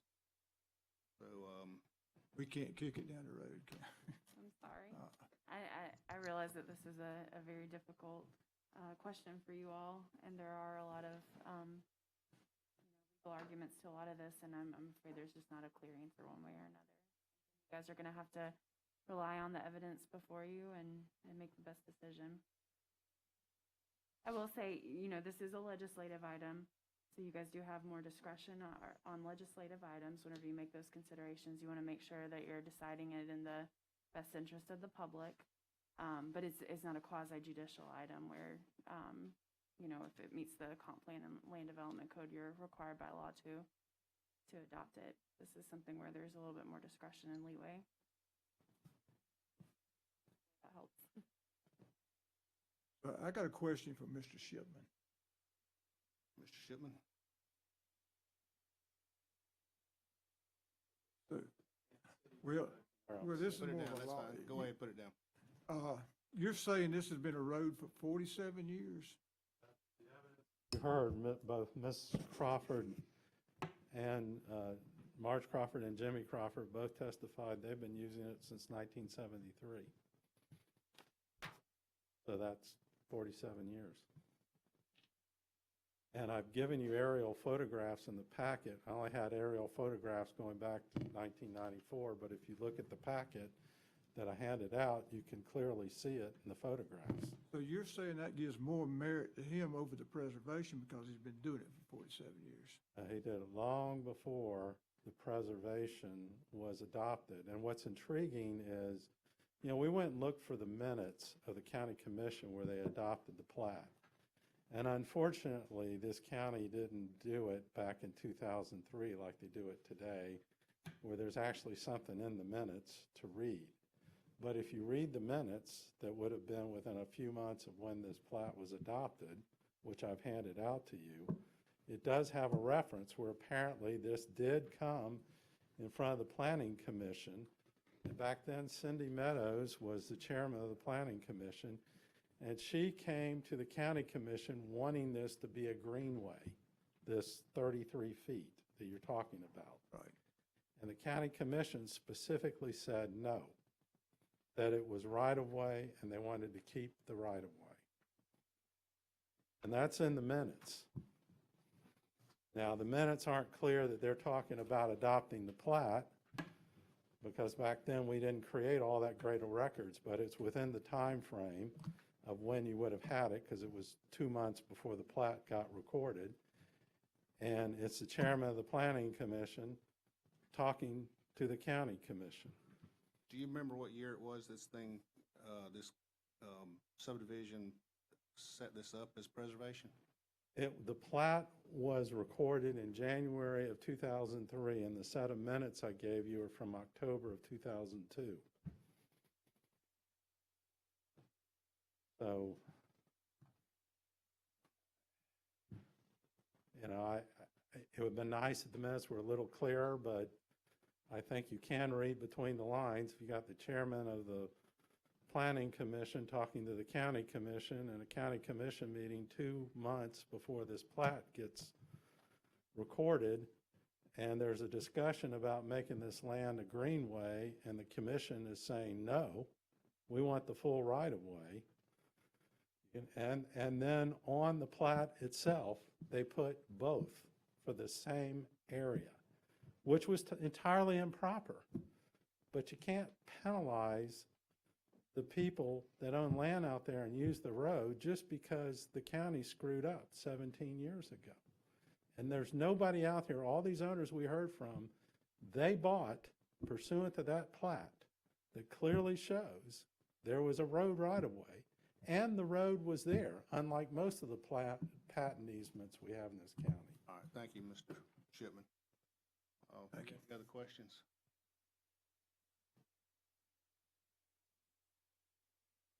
All right, well then, what are the wishes of the commission? Seems to me that that takes precedent because it's already been established. I hate to, a lot of angst said it should be addressed, but the precedent says that the whole thing is there, and the county commission wanted it there. They decided that before it got here. You making a motion? The motion to deny? Okay, we have a motion to deny. I'll second. Abandonment. We have a second. We got any other questions? All in favor, say aye. Aye. Opposed? Aye. One opposed. Motion carries.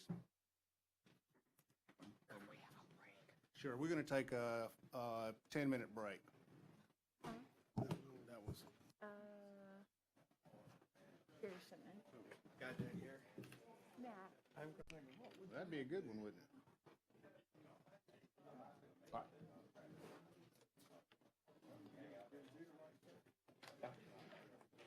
As long as you voted your conscience, you did right. On that last one? Only you could do. I am. I mean, I think either way we'd have been, but I think we're better leaving it alone.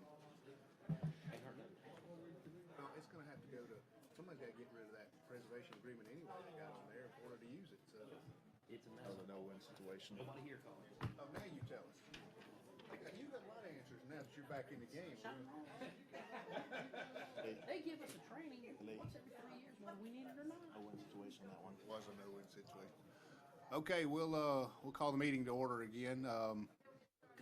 Y'all ready? Hurry. Oh, yeah, we better wait. No. She said we can go ahead without her on this one, so we're good. Go ahead. Yes, Mr. Chair, the next item is a abandonment application submitted by Gustin, Cothern, and Tucker Incorporated on behalf of Donald and Victoria Gates, requesting to abandon a 33-foot public access utility easement and leave a 5-foot utility easement on the eastern property line on .17 plus or minus acres, and the parcel numbers in your staff report. Mr. Chair, this application meets everything in the comprehensive plan in the LDC and is technically complete. I would like to enter the staff report in the record. Okay. Is there any questions you have before I turn it over to the applicant? Got any questions for staff? All right. I will We're turn good, it- thank you. You're welcome. I will turn it over to the applicant. All right. Mr. Gates, are you up? Yes, sir, Mr. Chairman. I believe that on Zoom, Oh, okay. Sure. Have we got Mr. Tucker on Zoom?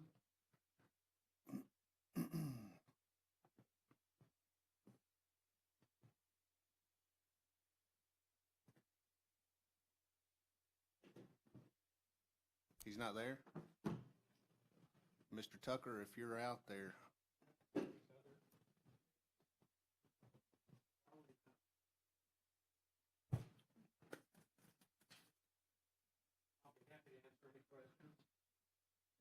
Hopefully, this is a less interesting issue than the one that you had last. Yeah.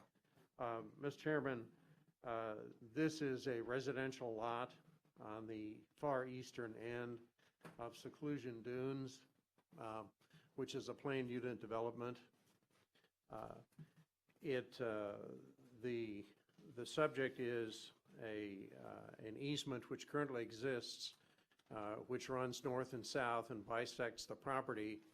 And we pay taxes, of course, on the part that is the subject of the easement.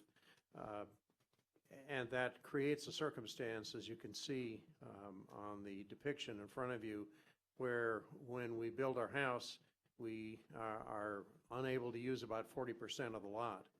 So the purpose of our request for an abandonment is to be able to use the portion of the property that we pay taxes on and be able to site our house in the middle of the lot instead of on the western edge of the lot.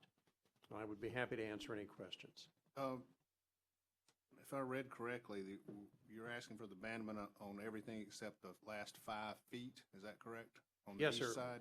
We would leave a 5-foot easement in case that were needed for any purpose. Okay. And y'all got any questions? What would the setback be from the east boundary line once the easement was, if the easement was abandoned? I know it's a surveyor question, likely. I see 10 on the other lots. There's 5 on this one, on this survey, so if it moves over, I would assume it'd still be 5. Yeah, it's a standard setback for all of the lots in the planned unit development, but I apologize, I don't know. Okay.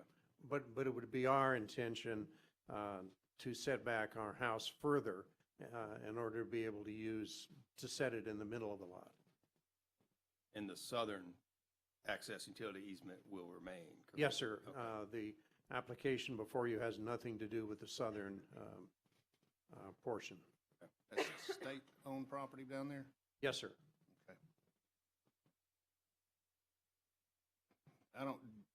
This may not be a question for you, but I'll ask it. Do you have any idea what the easement was set up for originally? It's our understanding that it was set up in case there needed to be any access through that area, and this was, back, I understand, just after World War II. But there can't be any access because it's a planned unit development with private streets. Right. And it's a gated area, and so consequently, the access issue is moot. There's no public access in there, so it's not necessarily something the public's going to need for. The public doesn't have a way to get to it because it would have to cross an entire planned unit development, and so there's no public access, no public purpose. Okay. You got any other questions? Could you remind me what's, the way it was shown up there? It would have been to the, is this the east? Yeah, that's north, that's right. Yeah, to the east, okay. Is that, what is that property? That is state land, ma'am. That is state land. Yes, ma'am.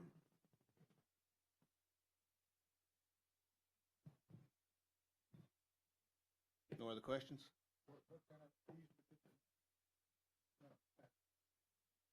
I beg your pardon, sir? It is a patent easement, I don't think, I think it's the remaining of what was once a patent easement. I believe so. That's our understanding, sir.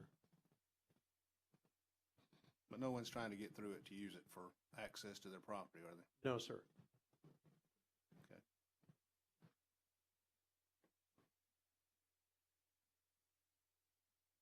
So in other cases we've had, 33 feet meant that part of what they would use for is not the utilities of the road, but there's no way a road would go. Utilities are already in, is that correct? Utilities are in and they're underground, ma'am. And it's going to a private road back there, so there's no access through the private road.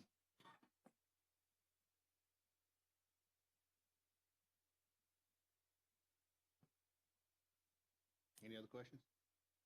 You're thinking, aren't you, Barbara? I don't think I have any more. Okay. Anybody else? All right, Mr. Gates, we may call you back up here in a minute. We're going to open it to public comments, and if they've got anything that you can answer, we'll bring you back up. Thank you, Mr. Chairman.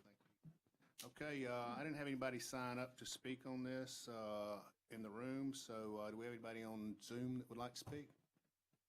Okay, seeing none, we'll close public comments. And commissioners, what are your wishes? Approve it. You have a motion? And a second? All in favor? Aye. Aye. Any opposed? Motion carries.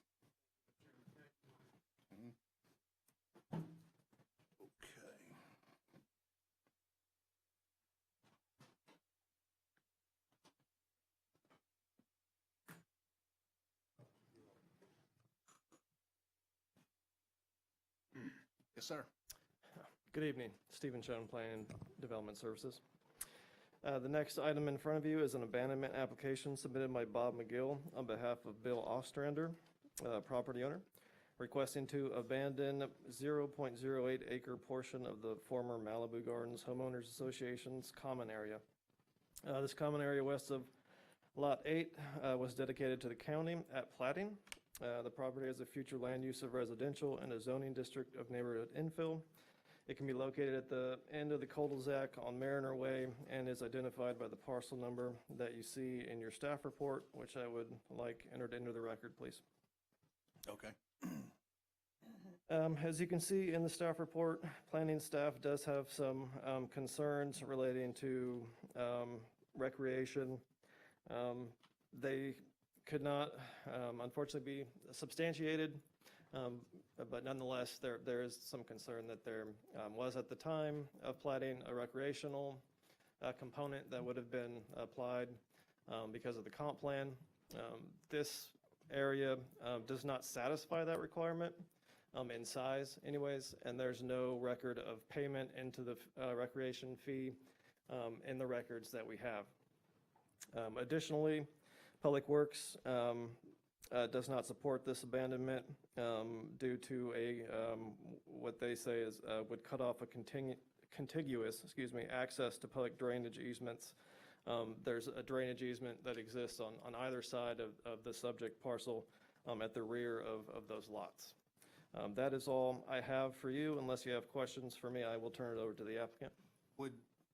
Would this affect the drainage in there? I mean, I don't know what they're planning on using this for, but I don't either. You're still going to have drainage through there.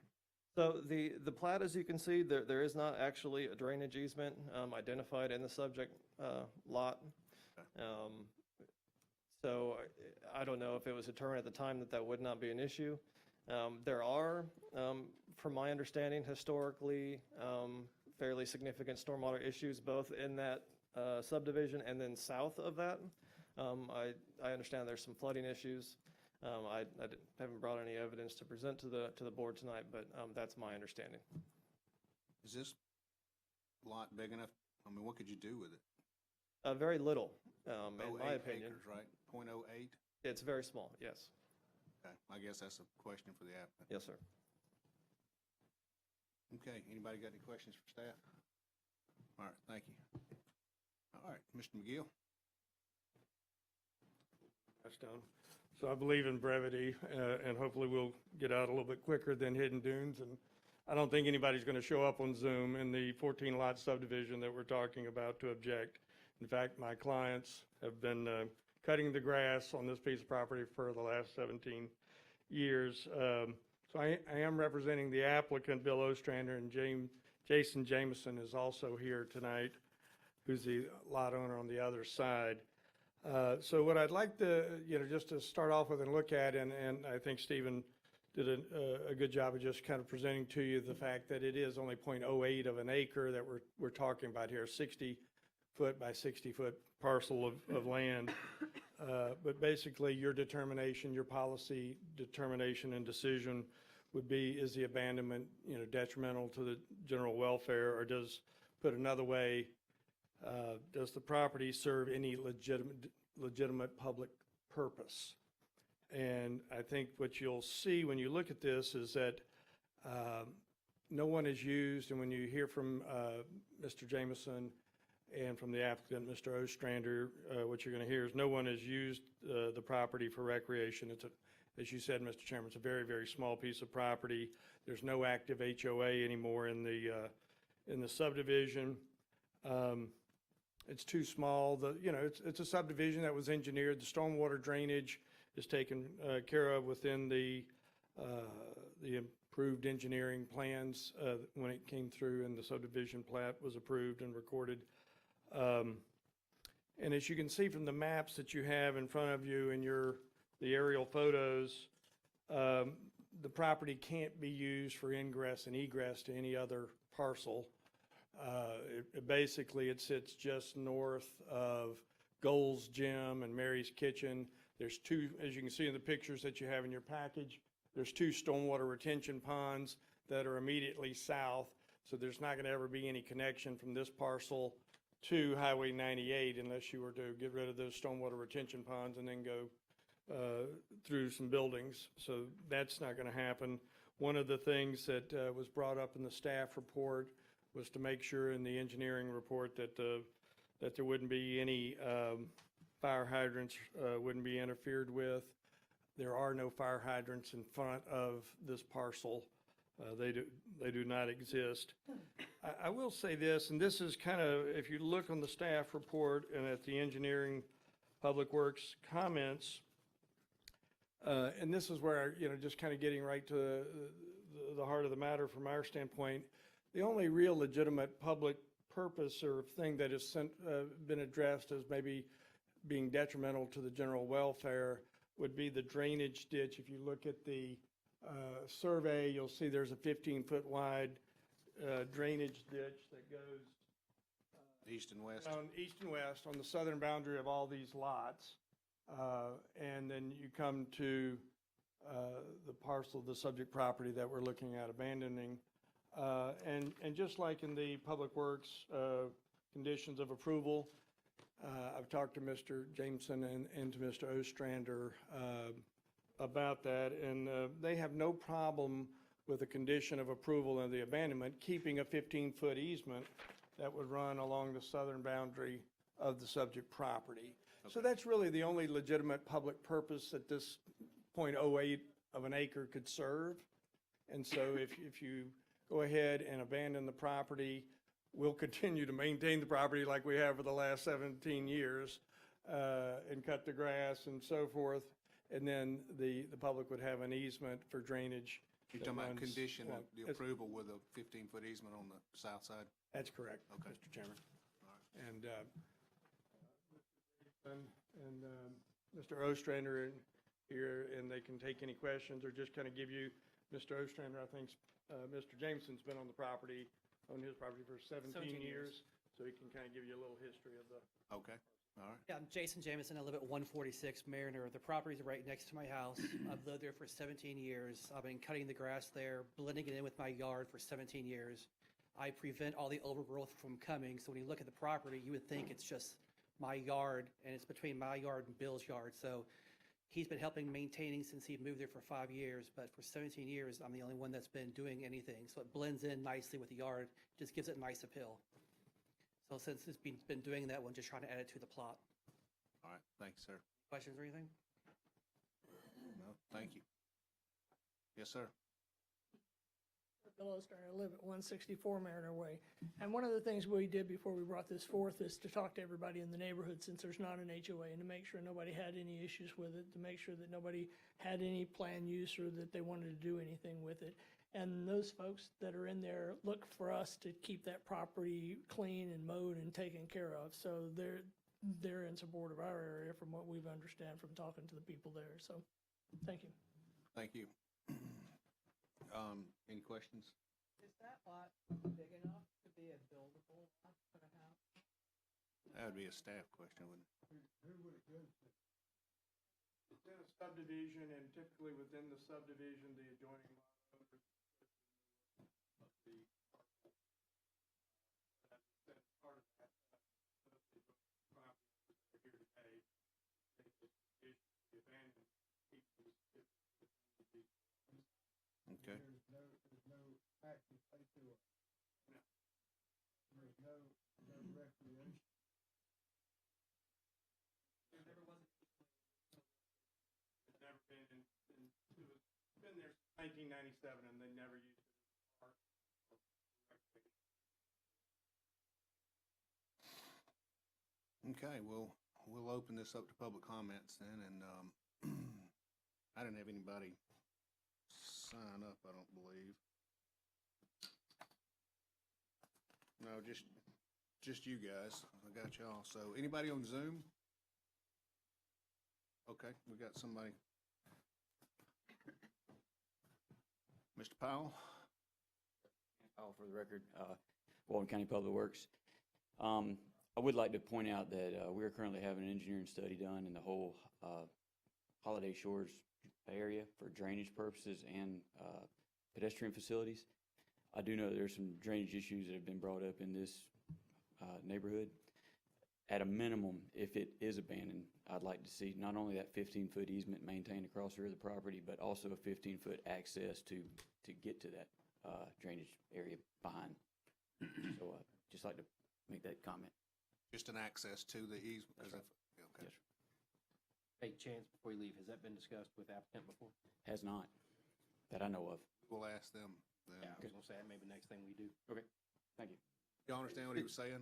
Yes, we do, Mr. Chairman, and, you know, the parcel is really too small to build anything on. It would just simply be, we wouldn't have a problem, I just allowing an access easement Just to the do drainage area. 7.5 feet on either side Right, through the middle? that'd be fine. I mean, I think right now, they access that drainage easement, the county does, it hadn't been out there in a long time, but they would access it from the west anyway, close to Holiday Road, but, yeah, we certainly don't have a problem with that either.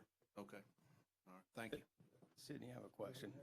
Are residentially zoned properties the only ones that you have to notice?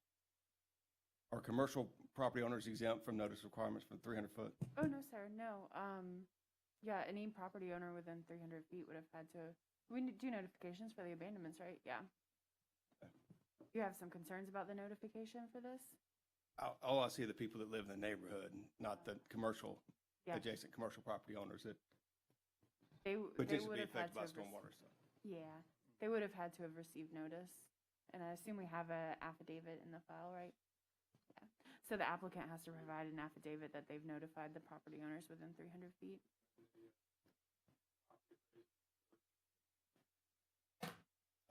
That must be missing from our package, right, sir?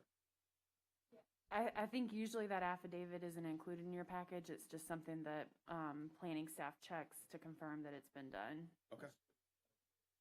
Oh, excuse me. All right. Okay, thank you. I see the 6 for the residential homes. I'm sorry, so does the notification only, was the notification only to the residential homes? Does somebody have the notification? We did the property appraisers 300 feet.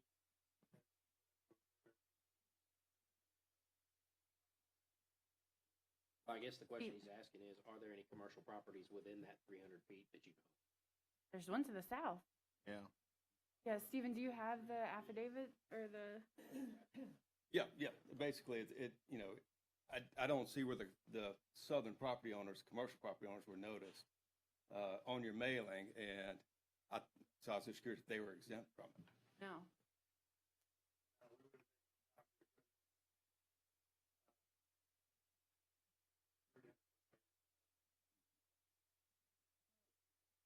I don't see it. No, I'm saying it's a hell of a cat. It's not there. I need to see it, yeah. Yeah, I hope it came off.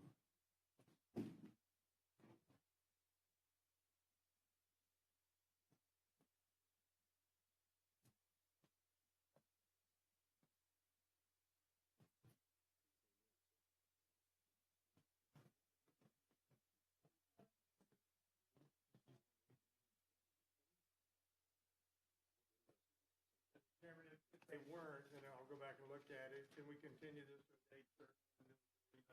Sure. I think we can do that. Yeah.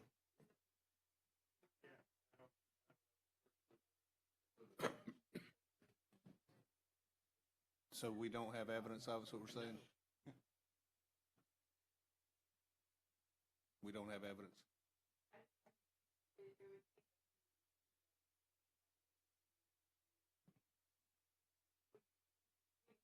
Need to continue? Okay. Got a motion to continue. Can we have a motion to continue? All right, we have a motion. Second. Second. And, well, let's continue it to, y'all want to do it to the next meeting?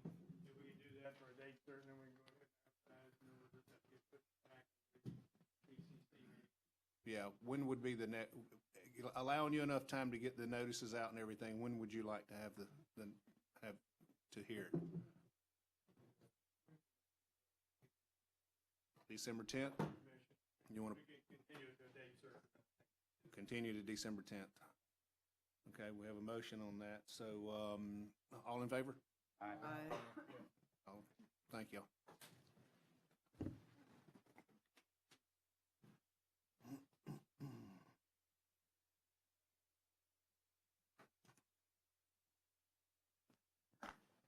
Okay, these are quasi judicial, so you're gonna, Okay, anyone who anticipates testifying on, items number 11, 12, and 13, we'll do 14 separately for our court reporter, but anyone who anticipates testifying on items 11, 12, or 13, if you would stand at this time to be sworn in. Do you swear or affirm that the testimony you will provide to this board will be the truth? Thank you. Whenever you come forward, if you would just state your name and state that you've been sworn in. We on? Bob Baronti.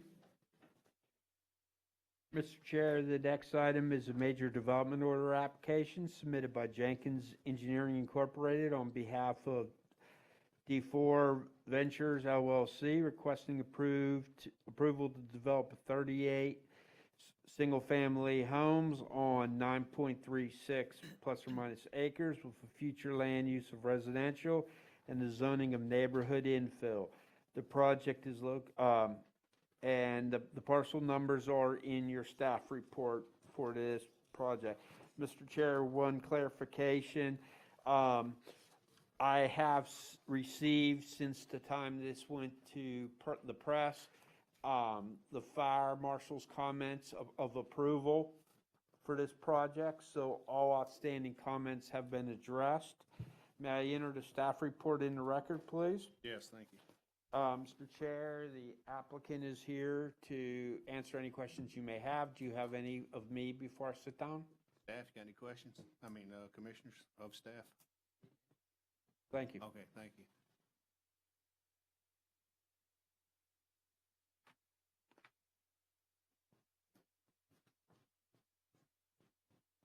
Off so you can hear me through my beard. Jamie Eubanks, I have been sworn in, EUBANKS. Just real briefly, as Bob described it, this is 38 lots on just under 10 acres, 9.36, right around 4 units per acre. You can see from the plans that we've taken care to avoid almost all the wetlands on site. And this is one where I'll actually commend the developer. He originally looked at this for 70-plus townhomes. Realized that it wasn't a good fit with the neighborhood. He actually held 2 community meetings here to address their concerns. And it may not be evident from your packet, but this is one case where he actually went out and actually had all the hardwood trees on the site surveyed. You may be able to see them on the site plan or landscape plan, but took great care to actually reduce the number of lots and try and save as many trees as he could. So you'll see some larger setbacks than actually are typical.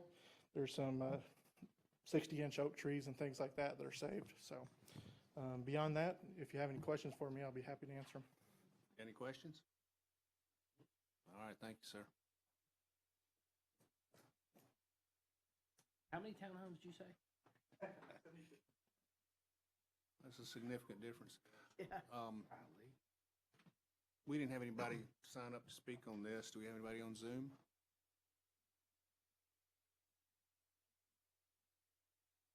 No? Okay, we got anybody in the audience that would like to speak on it? Okay, then we'll close public comments. Commissioners, what are your wishes? Approve. Motion? And a second? All in favor? Aye. Motion approved. Thank you. Bob Baronti. Mr. Chair, the next item is the South Walton Commerce Park PUD amendment. This is a major development application submitted by Interlight Engineering Corporation on behalf of the St. Joe Company, requesting to create 21 commercial lots with associated infrastructure and roads as Phase 2 of the South Walton Commerce Park PUD on 79.14 plus or minus acres. The project sites have a future land use of Bay Walton Sector Plan Village Center, Bay Walton Sector Plan Recreation Open Space, and long-term conservation in the zoning district of Bay Walton Sector Plan Conservation, long-term conservation, and recreation open space. The parcel numbers are on your staff report. Mr. Chair, all comprehensive plan comments have been addressed and LDC comments. May I enter the staff report into the record? Yes, thank you. Mr. Chair, if you don't have any questions for me, I will turn it over to the agent. Okay, thank you. Thank you. Y'all got any questions for staff? All right. Thank you, Bob, and good evening. I'm David Smith with Interlight Engineering, and I'm representing the St. Joe Company. And as Bob presented, this is South Walton Commerce Park Phase 2.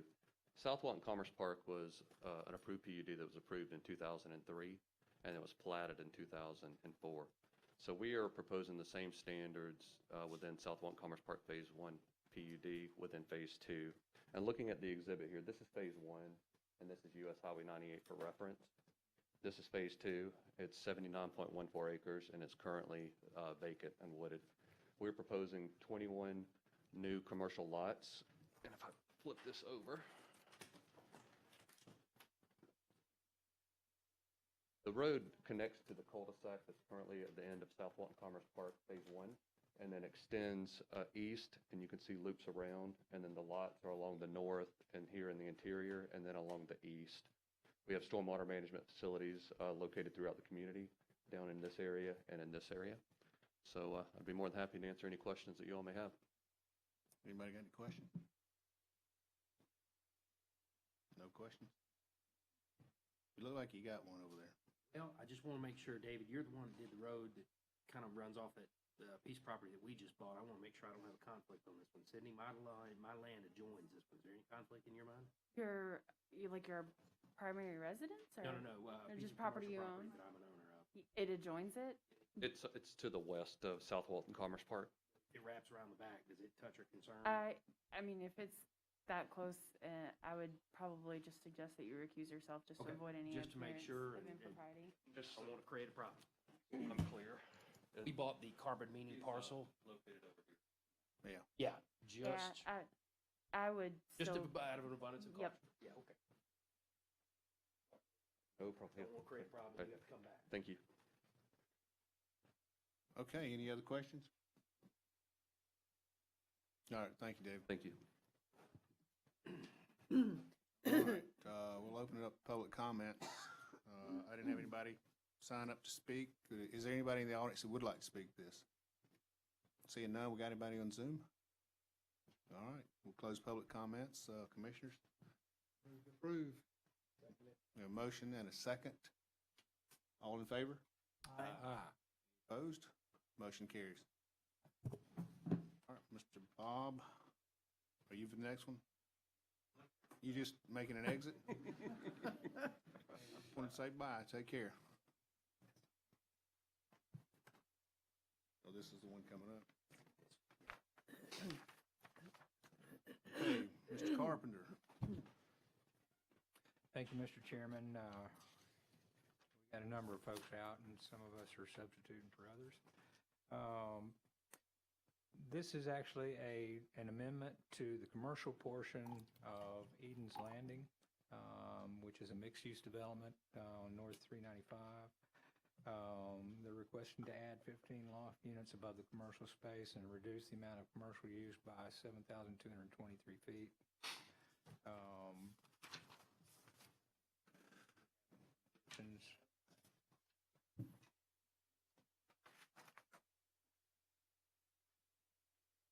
All of our comments have been satisfied.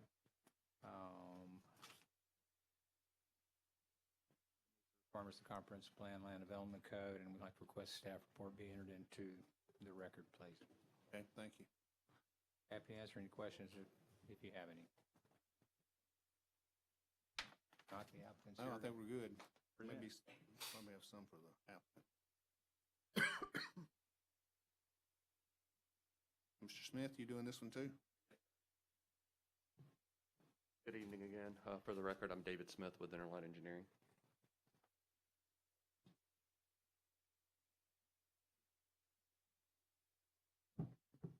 I presented, the entire reason for this request is a reallocation exercise to reduce the commercial by 7,223 square feet and convert that into 15 additional loft units. We're not changing any of the infrastructure. No lots are being reconfigured. The commercial area is down in this portion of Eden's Landing, and the lofts are above the commercial. So all the infrastructure stays the same. So it's simply a reallocation exercise. So I'd be more than happy to answer any questions you all may have. Those lofts must be pretty small. They are. The one that originally came before us, it was gonna have a little coffee shop and that kind of stuff.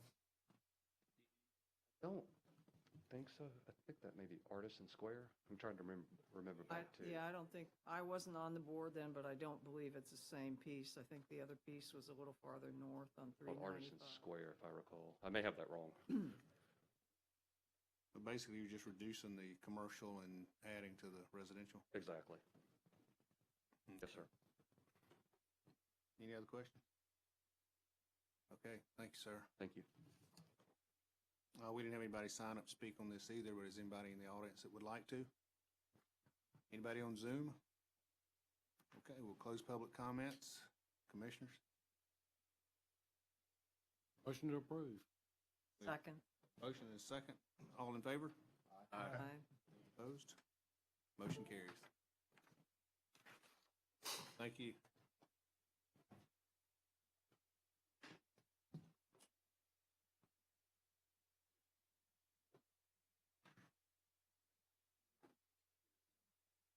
We need to make sure that everybody that was outside has an opportunity to come inside for our last item. You wanted to, you gonna swear in too? Yeah, I am. I guess if, yeah, let's just take a couple of minutes to make sure that we get everybody inside that wants to be a part of it.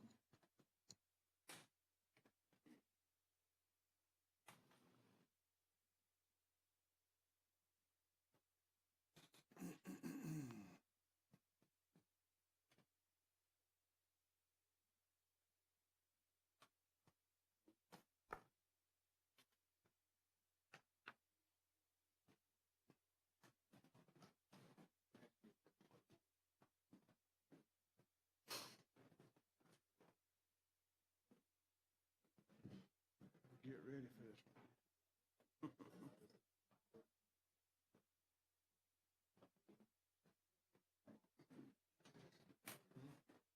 You thought I was gonna be gone too, huh? Oh. Casual reading? Casual reading? Yeah.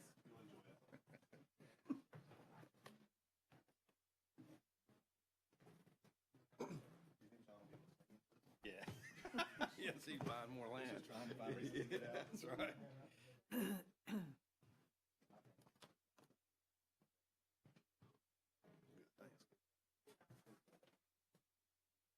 Yeah. Yeah, we're good. I think John didn't want to vote on this one. John saw people in the audience. He left.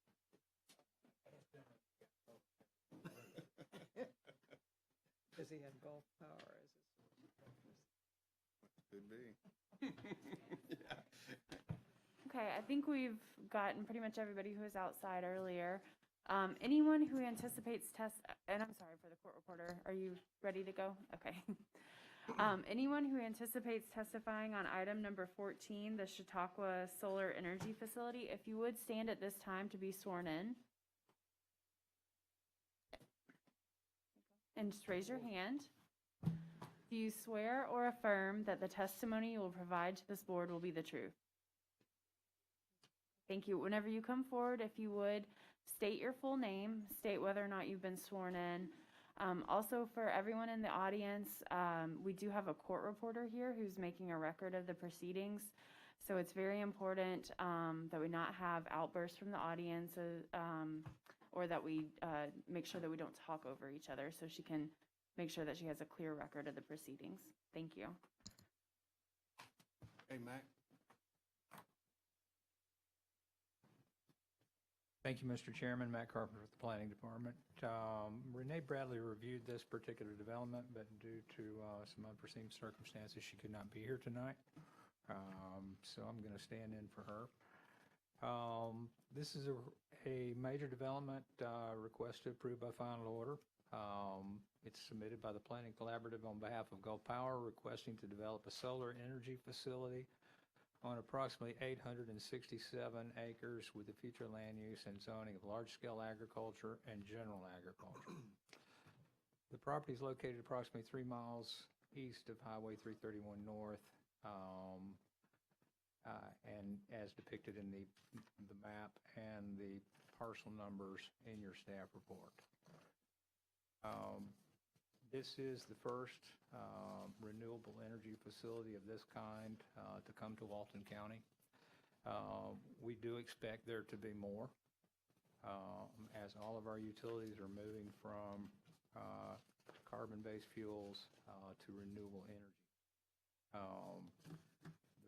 There have been significant changes in state law and public service regulations related to how these things are financed, which has made them much more feasible now for electric utility companies. In this particular case, this is a large parcel that was previously an active farming location. Renewable energy facilities are primary uses allowed in these land use categories. The applicant is not asking for a land use change. They're merely asking for a development order for one of the listed allowable uses within these zoning districts. However, this is a big facility, and it's different for this particular neighborhood. And this process has been difficult both for the applicant and for those neighbors that will be subject to whatever eventually gets approved on this site if something does. One of our concerns from the very beginning is compatibility with regard to the adjoining existing uses. You will hear that from the applicant that this is a normal agricultural use and there shouldn't be any buffers. Agriculture to agriculture. This is where we disagree on this particular project. I believe this to be an industrial use, not the typical industrial use that we would have all of the compatibility measures to implement to mitigate the negative impacts of an industrial use. This is one that's likely to have very few of those kinds of impacts, where we would typically see noise, dust, smoke, odors, those kinds of things. A lot of those kinds of things appear in a large-scale agricultural operation. I certainly grew up farming, and I understand that, but this is not exactly the same kind of farming as this neighborhood has been used to and this land has historically provided. But it is an allowable use under our Comprehensive Plan and Land Development Code. But again, I think the biggest issue really has to do with the buffers to the existing uses. The applicant is going to speak to that to an extent. Our basic industrial to any other use, land use buffer would be 25 feet. That would be either fully vegetated with existing natural vegetation, or it would be planted with the prescribed number of trees, understory tree, or canopy trees, understory trees, and shrubs per 100 feet as required by the Land Development Code. At the Technical Review Committee, because this particular project spent quite a time in technical review before it made its way to this hearing tonight. Certainly the applicant struggled, the neighbors struggled, and staff struggled with what the appropriate land use buffers would be from the solar energy facility to the existing uses. And at the conclusion of that process, the TRC, and me in particular, spoke to the issue of the land use buffers being not, what we have in our code does not really contemplate this. The topography of this particular site presents an unusual challenge to the mitigation typically provided by land use buffers and vegetation. The center of this property is actually on a hill. Everybody lives around it. So if you're looking at this property in a number of directions, you're going to be looking up the hill, and it really doesn't matter what we plant adjacent to the property line. It's not going to obscure what you see. Now, from the applicant's standpoint, whatever gets planted along the property line potentially would obscure the energy that's going to be absorbed by this solar facility.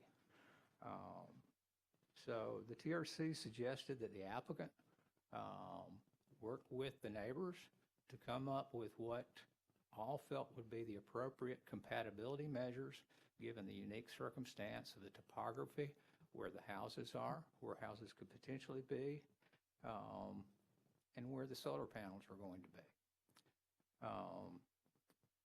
One of the opportunities in the code, in the compatibility section related to land use buffers, you have an opportunity to provide a 150-foot buffer in lieu of the 25-foot buffer.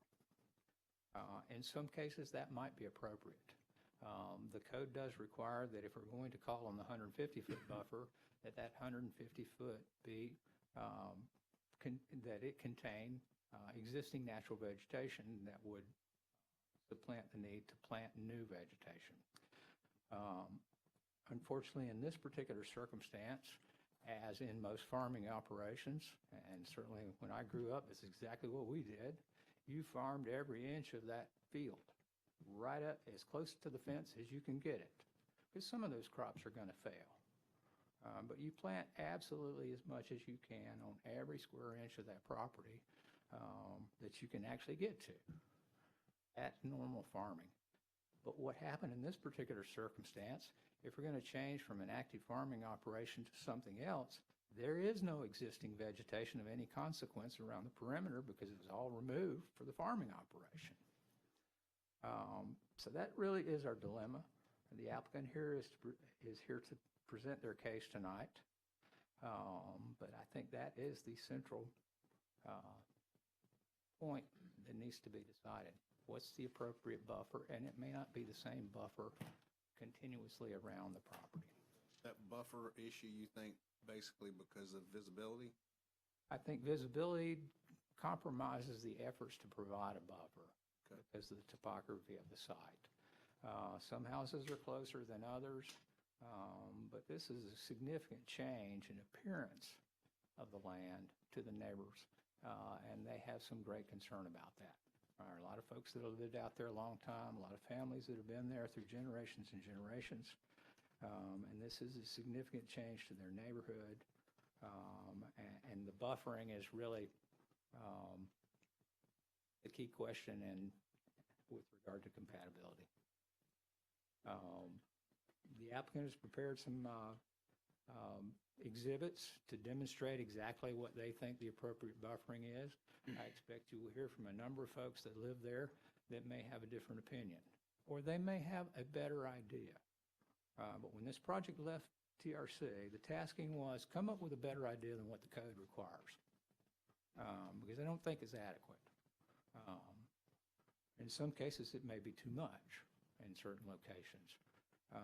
But that was the tasking of the applicant, and that's what they're here to present tonight. Their version of what they think the buffers should be on this particular property. And I think with regard to everything else, at the requirements of the Comprehensive Plan Land Development Code, the buffers are the remaining concern. Okay, thank you, Mac. Have I got any questions for staff? Is this property located in an opportunity zone? No, sir, it is not. It's far north of that. It is located along a major power distribution line, and that's why they picked this particular location, because that power line traverses the site directly in the middle of their proposal. Any other questions for Mac? Okay. Mr. Matthews. Good evening, Chairman and Commissioners. My name is Dana Matthews, and I represent the applicant, Gulf Power and NextEra Energy Company. As y'all know, Gulf Power has been a long-standing steward in Walton County. NextEra, I don't know if it reached your packages, one of the leading innovative renewable energy companies in the country. They have 28 solar plants now existing in operation in the state of Florida. And they, as Mr. Carpenter indicated to you, because of the way the regulations have changed, that have made it now more affordable to construct these type facilities. It's obviously something that the public and the industry has been looking to do for a long time. I want to introduce briefly my team that is with me here tonight. Bernard Johnson, who is the manager for the Central District of Gulf Power. Juliet Milam is the External Affairs Director. Brian Eckert is the Development, Brandon, you'll hear from him tonight. He's the Project Development Manager. Shane Buffington is on Zoom. He is the Stormwater Engineer for the project. Ken Proctor is on Zoom. He's the Environmental Specialist for the project. Alara Mills-Goodshire is our Planning Consultant, AICP. And my guru colleague, Steve Tatum, who knows more about land use in Walton County than I do, is here to assist me. I always like when I'm talking about something special is to talk macro and then get to the micro side, stage. I mean, right now, we have an opportunity that's exciting to me because of the innovation and technology that this opportunity provides to North Walton County to bring in renewable, sustainable energy.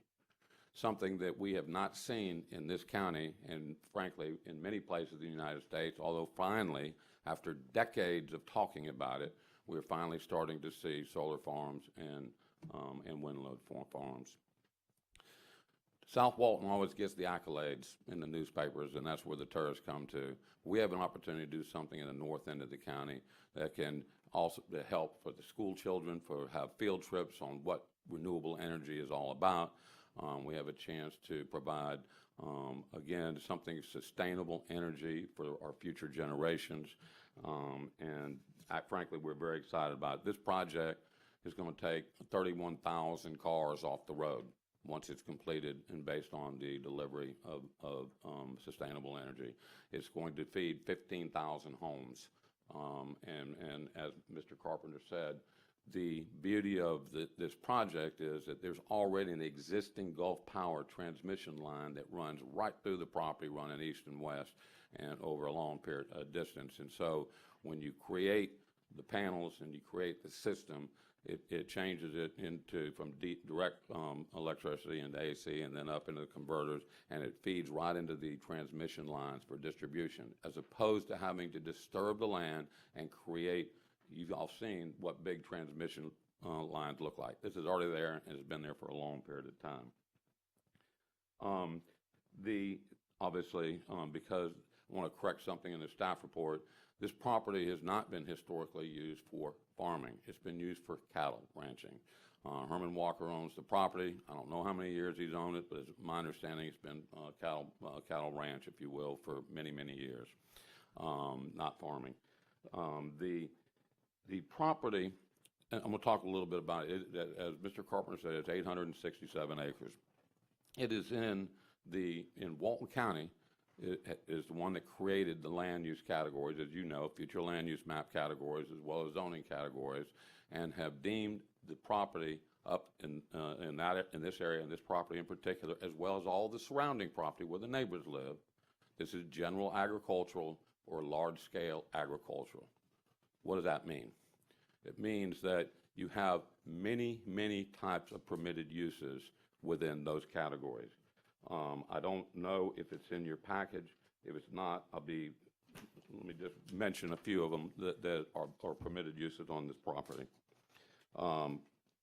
Crops and livestock, pasture land, orchards, vineyards, nurseries, ornamental horticulture areas, groves, confined feeding operations, specialty farms, veterinary offices, animal hospitals with outside kennels and other animal boarding facilities, dog and domestic animal parks, rural home industry occupations, agricultural manufacturing, structures and facilities necessary to agricultural production activities, including barns, sites, pens, corrals, stables, greenhouses, milking parlors and dairies, feedlots, silos, and other substantially similar facilities and structures, whether for the primary use or accessory to agricultural activity, treated wastewater land application disposal allowed as well. That's what the general agricultural uses are that are allowed in this property. But in addition to that, the county in their code has said that a primary use on this property is what they call renewable energy uses. And that's defined as being solar farms, wind farms, wood and debris recycling facilities relative to alternative energy production.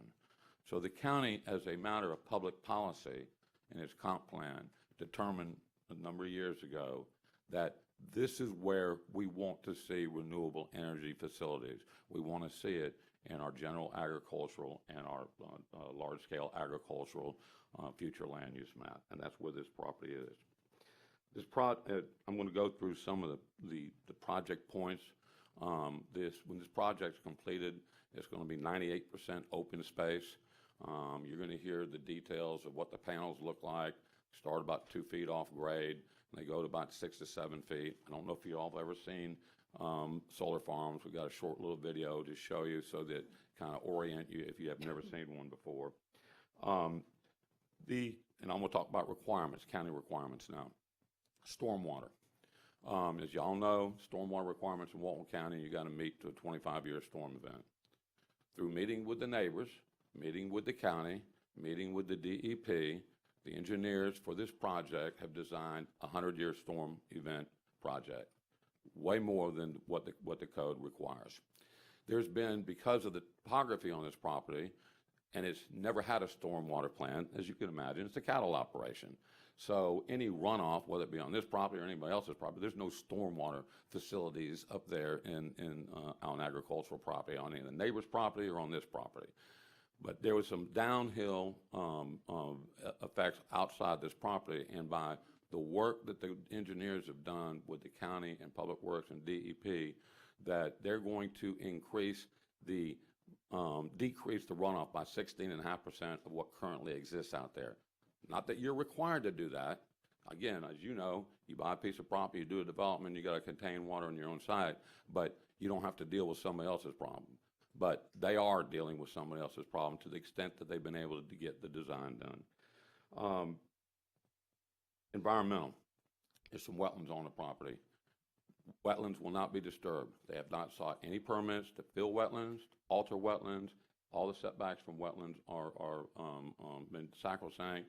Army Corps of Engineers issued a letter saying that there's no impacts, good to go, and that should be in your package. Structural questions have been raised about structural. These panels are designed and the structural supports for them to withstand 140 mile-an-hour wind loads, meeting and exceeding the wind load requirements in Walton County for building structures. Habitat. Florida Fish and Wildlife has reviewed the project application. There are no negative impacts on any of the habitat in the area.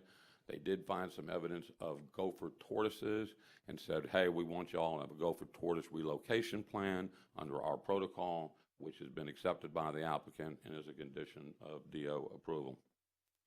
Archaeological sites, there are none that exist on this property. When this project is completed, the project will be totally fenced all the way around. It'll be gated, locked and secured gate. This is not a facility where you have people that man it all day long. You don't need to do that. Everything's done with computer and technology. It will be monitored 24 hours a day, 7 days a week through a monitoring system.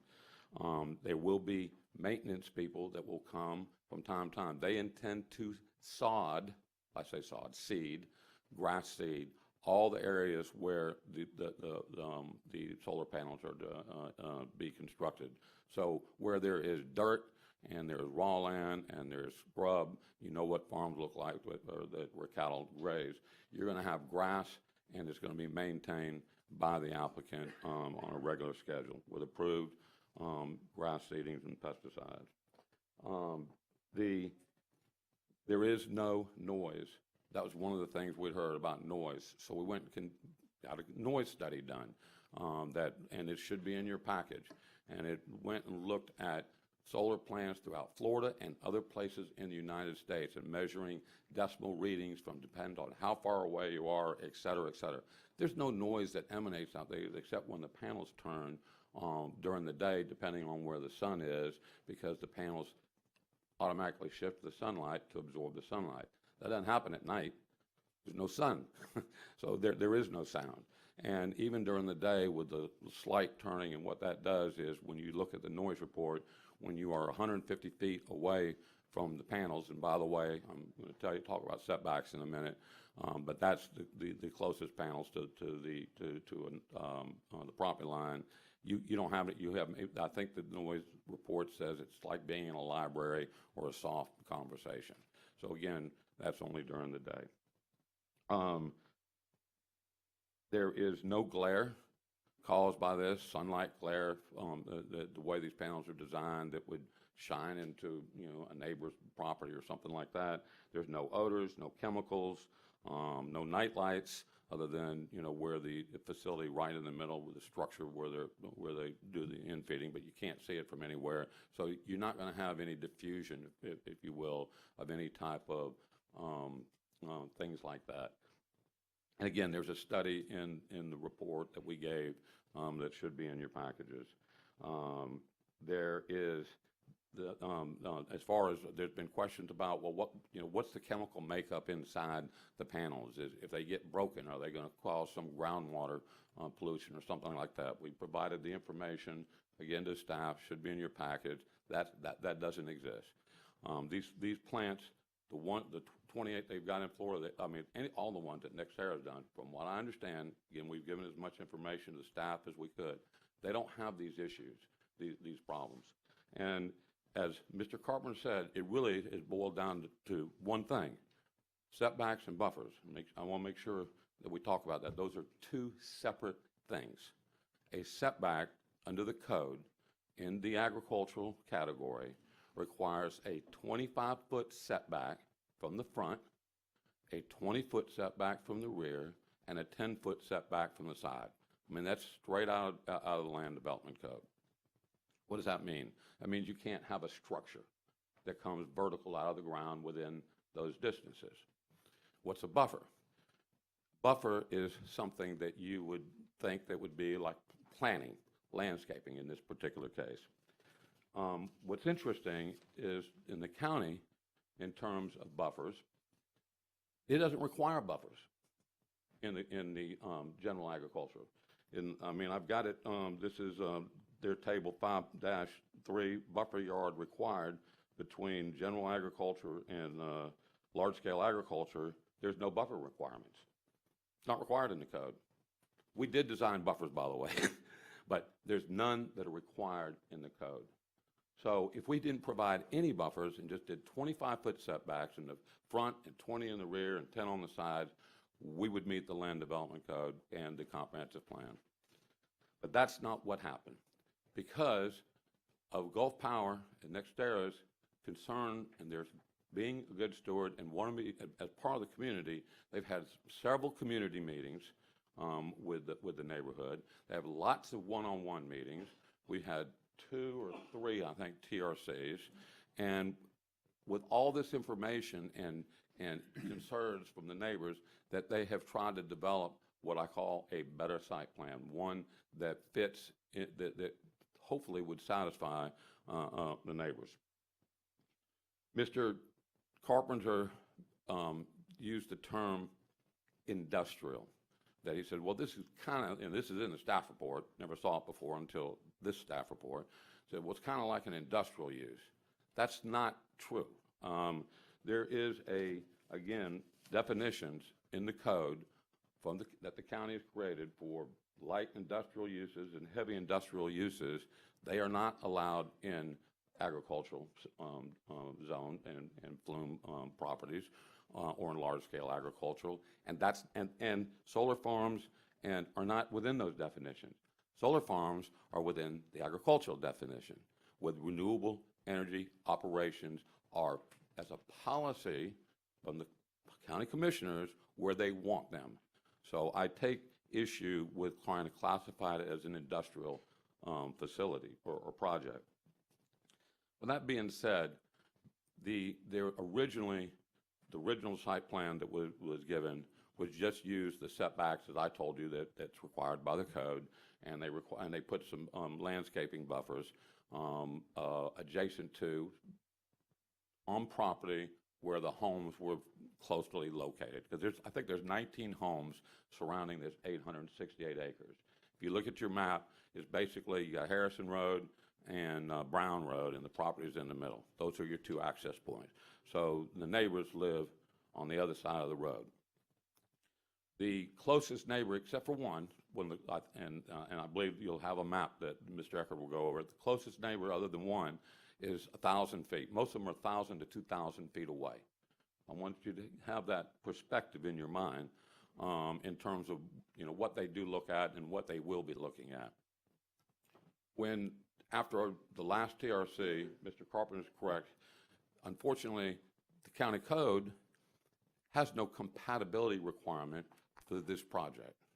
So the only place that you can go to is when you go to buffers, and again, remember I told you, there's no buffers required for this, and so if you can, but you can look at a project and say, well, for physical transition and visual, then we could require buffers, but it doesn't say what or how. There's no standards. Then there's in the code that said, well, you can even, you don't even have to have those buffers if you're willing to go up 150-foot setback. So what we did, or our team did, is taken those provisions and tried to put them all together to create a 150-foot setback from the property line before on any of the areas where the neighbors live. And within that 150-foot, an additional 10-foot buffer of planting with the county trees and canopies and the heights and all that kind of stuff. And basically, the entire amount, we ended up having 1.42 miles of creating new landscaping buffers that do not exist today. If there are any existing native vegetation there, obviously we can use it, but as y'all know, there's not going to be much out there on a cattle operation.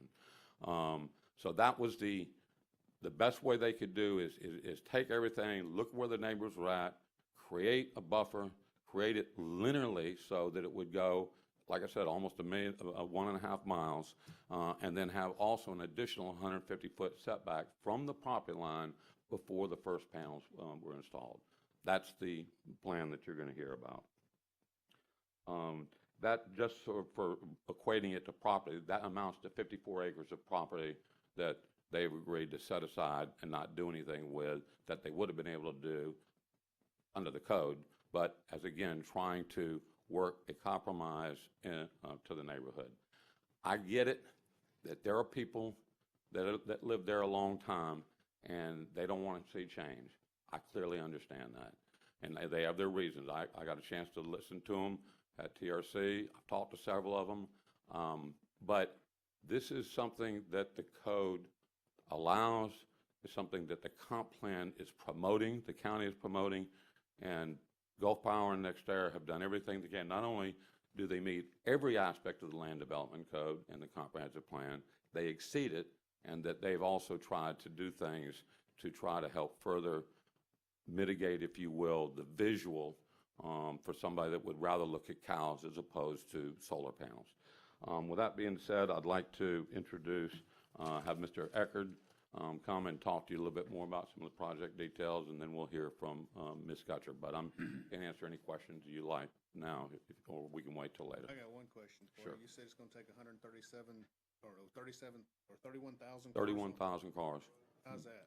It's because of the way that the energy by I'll let them the experts explain it better than me, but it's essentially because of fossil fuels and because of which is what we rely on, and going to sustainable energy, then it's going to remove those kind of vehicles from the roadway. Can I answer any other? Okay, thank you. Questions? Okay, Brandon? Thank you.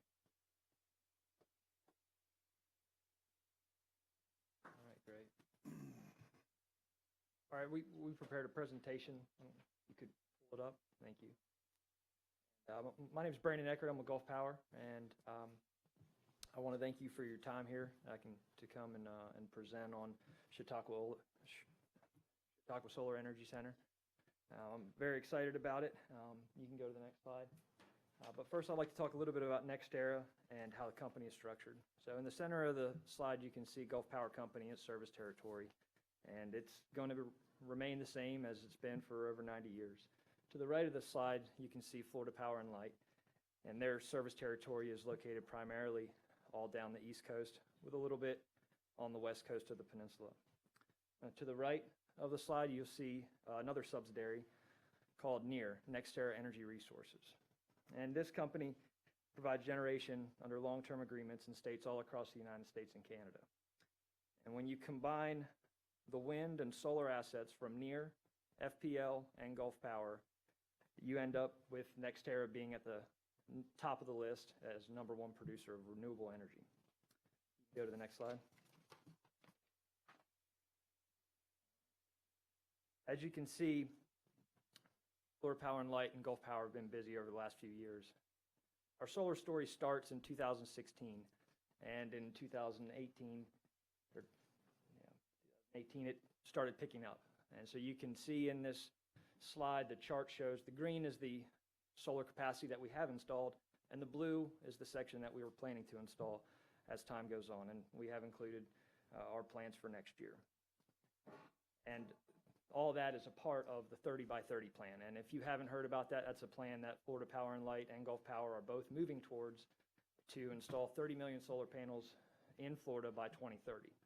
And all this is an effort to help change the landscape of what power generation looks like. And you can look at the states shown here, and every dot on the map depicts a solar site. And each site represents 74.5 megawatts all throughout the East Coast.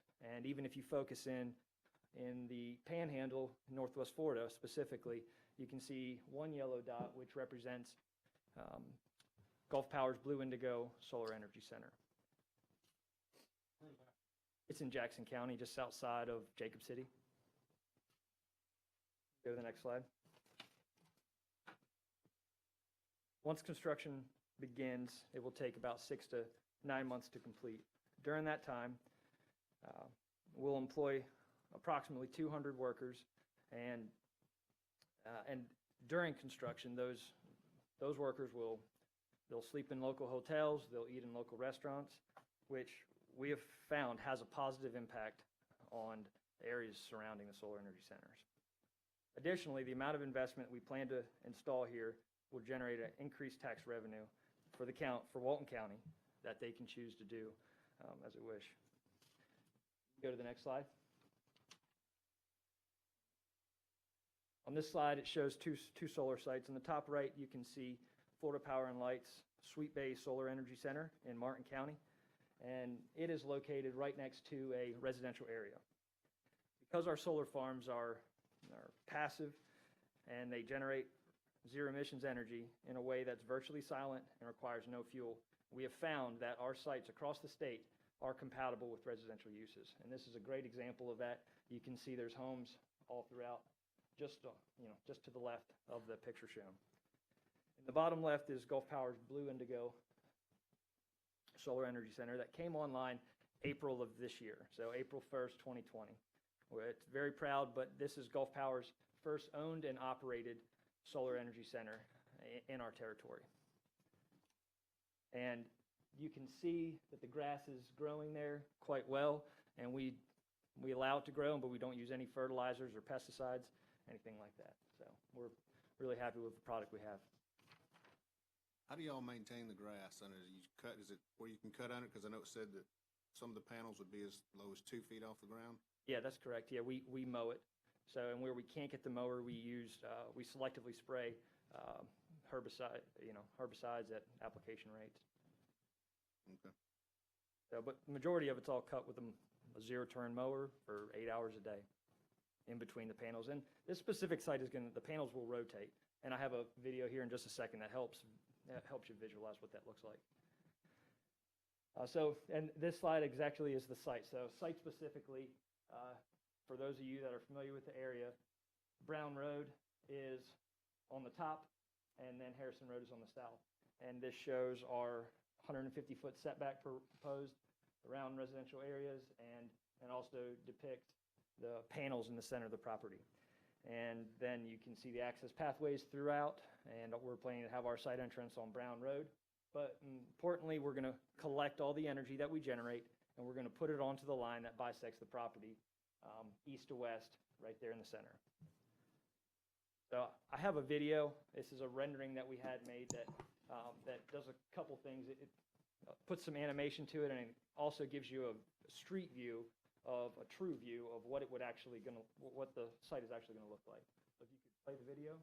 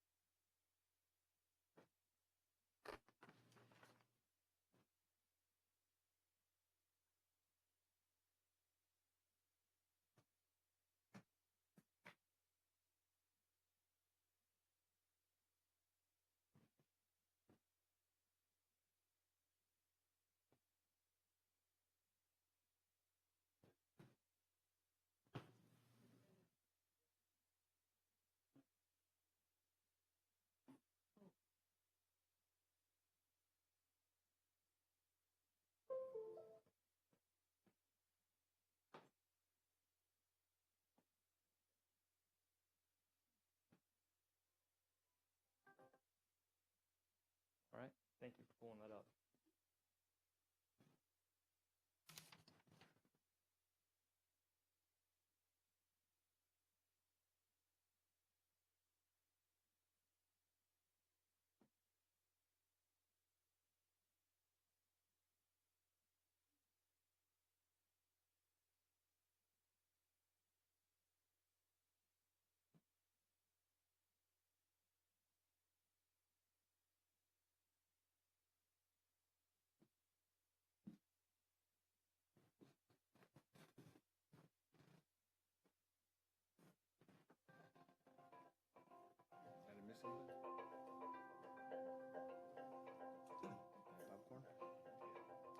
So this shows the panel that we're planning to install.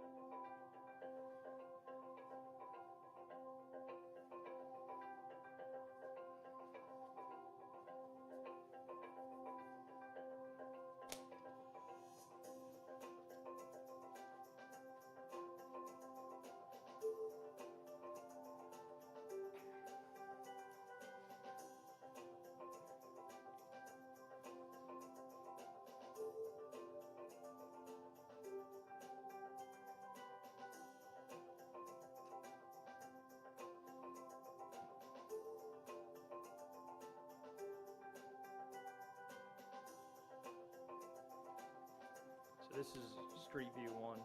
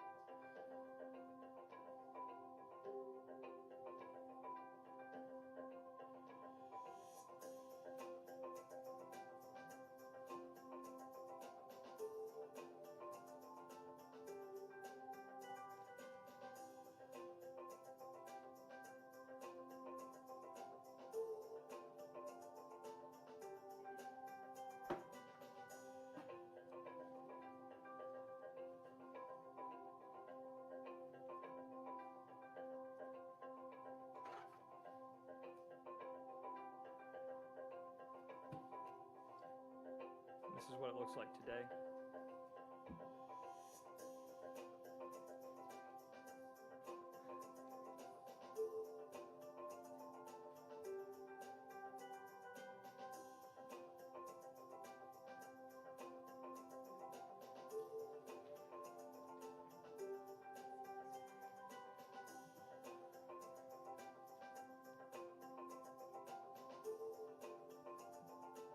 And the panels in on the right.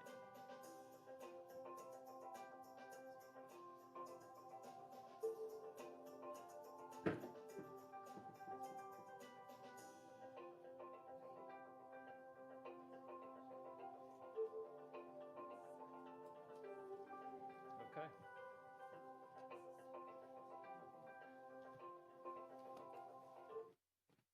All right.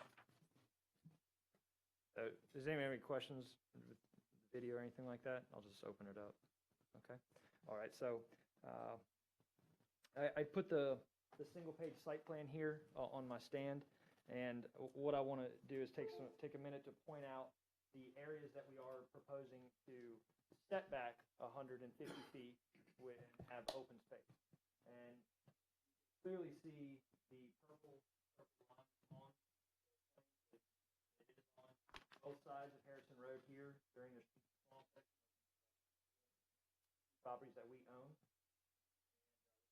And we're there, we're along the north boundary of the property, and then all along to it.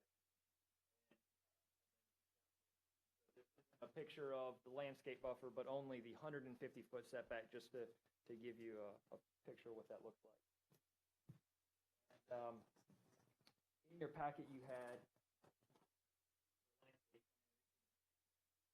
made up of 4 different drawings, and so there's one drawing that is a lift off of the site plan.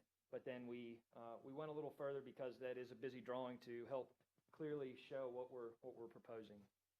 So our buffer design started with a 25-foot wide buffer with a 50-foot setback. After listening to opinions of staff, we decided to incorporate a 150-foot setback, which is what I just showed as the purple bar. You can actually see it here in the landscape buffer here. It shows right here along the same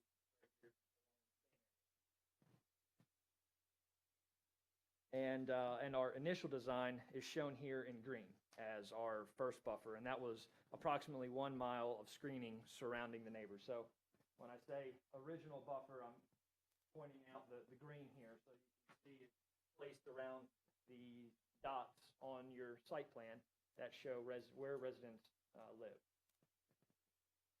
On July 1st at the second TRC, Mr. Carpenter, the planning director, tasked us to go back to the drawing board and revise and edit to come up with our best design, since this was going to be the first solar farm in Walton County, and he wanted it to be right. So I'm excited to tell you that we did just that, and we did revise the landscape buffers to utilize a 10-foot buffer in addition to the 150-foot open space to add an approximate half a mile of additional screening that wasn't there before.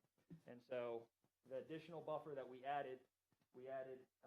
labeled it yellow just for clarity, and you can see that we strategically placed those buffers around the already existing buffers that we had already previously proposed. So we're essentially beefing up the screening to help minimize the visual impacts of the project. And I have another drawing that is the bottom half of the project. And this is it. It shows the additions we added here along the southern part of Harrison Road, where we have the 150-foot setback, and then we did make any changes here. So throughout the application process, we have received several questions and concerns. And I can confidently stand here tonight and say that we've taken every opportunity that we've been given to address every question and every concern.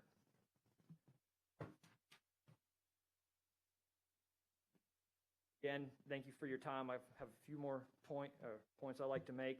This right here is a slide on the stormwater overview. There are two main aspects of stormwater: water quantity and water quality. The first aspect, water quantity, compares a pre and post condition. FDEP and Walton County both require a 25-year, 24-hour storm condition to be met when referring to peak attenuation water, stormwater runoff. We meet that requirement, but we didn't stop there. We went above and beyond and accommodated our design to meet the requirements for the 100-year storm 24-hour. And basically, the conclusion was the stormwater is being reduced, which will improve affect adjacent areas. So, water quality is the second aspect. This was evaluated and also resulted in a net improvement from the pre-existing condition. I included a slide that we took with a drone, but you can see a freshly tilled agricultural land. This is cattle land that the landowner is using, and we compare it to a post condition, which you see at the bottom. This is we established vegetation on there, which improves water quality. Additionally, we have 2 dry retention ponds with under drainage systems located in the middle of the property around the collector yard, and then 18 shallow retention areas throughout the site just to help with water quality, and also perimeter vegetated natural buffer. So all that is just to make sure that we are, in fact, improving water quality. In the environmental overview, I'd like to point out that we are not affecting any wetlands with this site. By the way we do our designs, we're able to stay out of those environmentally sensitive areas, and we have received a letter from the United States Army Corps of Engineers stating that no permit is required for our site. Now, currently, we are working with the DEP on our environmental resource permit, and we have answered questions through the RAI process, which is typical with a site as large as this. During some initial surveys, we did locate some gopher tortoises, and we are planning to relocate according to the Florida Fish and Wildlife guidelines, and we also will receive a permit as we get closer to construction. And as we already mentioned, we do grow grass out here, and we plan to manage the vegetation by mowing. Okay, and that's all I have. Thank you. I got any questions. Okay, yeah, you go ahead. Questions for him? Those buffers you're talking about? Yes, sir. Are those around residents' homes? Yes, yeah, here, it's a great question. So this is a snapshot of image from the video, and so it's kind of small to see, but this is in the video. It zoomed to the north part, and so here you can see the precondition, and you can see the house located right here. And this is we did this view so you could visualize what 150 feet looks like. And so this, here, yeah. You want to? No, I can see. Can everyone see this okay? Just want to make sure. So we have the bottom image, which is our landscape buffer installed with 5 years growth included. So this isn't at time of planting. This is after the foliage has some time to establish and grow in and become the buffer that it's intended to be as designed by the Land Development Code. That meets the requirements of the 10-foot buffer in the code. So you can see the 150-foot open space that we're planning just to manage that vegetation by mowing. And then you can see our perimeter fence here. So it's a pretty wide open area that's not really doing anything, but. The green space in there is part of the buffer too? It just hasn't anything grow up in there? Is that what you're saying? Because Yes, I see the trees, but the green space is in there. Setback. Yeah, that's correct. Buffer and setback are 2 different things there, I think. That's correct. So the purple border that you see all throughout the drawing on the single-page site plan is, in fact, if you were to cut it in half and look down it, this is what if a cross-section, rather, that's what this would look like. You're not planning on growing anything in that area? No, sir. Not at this time. And, our initial design was a 50-foot setback, but due to concerns and questions, we've tried to come up with the best design, which is what we were tasked to do in July. So we feel that providing this additional screening for the neighbors is something that's going to make this product very compatible and an allowed use. Mr. Eckert, do you do this for the FPL statewide? I do it here in the Panhandle. Okay. So was setbacks and buffers a concern of adjacent property owners in Jackson County? Yes, they had some concerns, but nothing. I'm familiar with Jacob. It really came out of desolate over there. Yeah. Yeah. So really, there were some questions initially, and we had the same renderings done with that site, and so we communicated well with the neighbors. And now that the site is built and constructed, we have a very healthy relationship with those neighbors, and the project manager on site knows them, and they've helped deliver mail. So, it's a good relationship, and that's why we put so much time and effort into creating that additional buffer for the, for that. I know we haven't heard from any of the residents out there, but did you feel like one of their major issues was the visibility of it, the being able to see it? That's right, being able to see it from their house. How about with the elevation out there changes, because I know Max said it's on a hill. How is that going to, with the trees being planted on the side, is that going to be enough to hinder the visibility through there? No, it's not going to block the view from along the road where there isn't a resident living. No, I'm talking about from the residents. I would imagine they'd be more concerned from the residents' from the residents, standing on their front door looking out, the buffer, that's the way we've designed it, is to not only cover the amount of we initially started to just install it only at the width of the property, but now with the additional buffer of a half a mile, we're adding even more buffer to it to provide more screening from the peripheral view. Okay. Any other questions? I think I want to hear what the don't want what they have to say. Okay, well, they may have some more people to talk. Yeah. Quick question, is Gulf Power part of Southern Company? No, sir. So in beginning of 2019, we've entered into a merger with NextEra, and so we are a NextEra energy company. Are there any more questions? I don't think so. We may have some for later, so who knows? Okay, fair enough.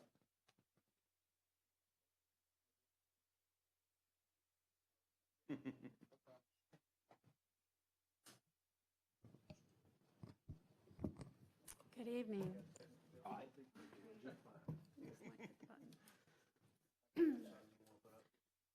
No, I don't. Thank you, though. My name is Alara Mills Gutcher. I'm a certified land use planner, and I have been sworn in. I would first like to talk about the comment that was made earlier by Mac, and the comment that you have also seen in the staff report about this being an industrial use. I would submit to you that this is not an industrial use.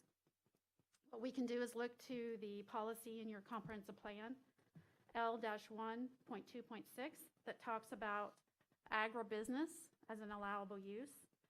And when we go down into that policy, the county shall allow eco-business, agritourism, and agribusiness operations associated with farms within the large-scale agriculture and the general agriculture future land use map categories. And these include eco-business, agritourism, agribusiness operations. And part of that policy in Part H lists renewable energy operations, specifically solar farms, wood and debris recycling facilities, and et cetera, as an agribusiness and not an industrial use. In addition, if we go to the Land Development Code, one of the reasons we're here today is to talk about that 150-foot setback and the vegetative buffer that's required. If we go to the 5.01.07 of the Land Development Code, this talks about mitigating uses that might generate traffic and noise, glare, trash, vibration. All of those types of impacts are associated with an industrial use. If we go to the Part B of that regulation, it says this 150-foot undisturbed setback does not apply to those industrial uses, extractive uses, or outdoor recreational uses. So we couldn't even be using the 150-foot setback as an option if we were an industrial use. As I spoke to the comprehensive plan policy earlier, L-1.2.6, these are the listings of the allowable uses for the agriculture, the general agriculture, and the large-scale agriculture categories. And as I mentioned, solar farms is an allowable use, which is a renewable use energy, and that's what we're proposing here today. So we are consistent with the comprehensive plan. If we look further into the land development code, we go to each of the zoning categories that were assigned to this property. We have section 2.02.01, which is large-scale agriculture, section 2.02.02, which is general agriculture. Both of these sections have a Part B, which lists primary uses allowed.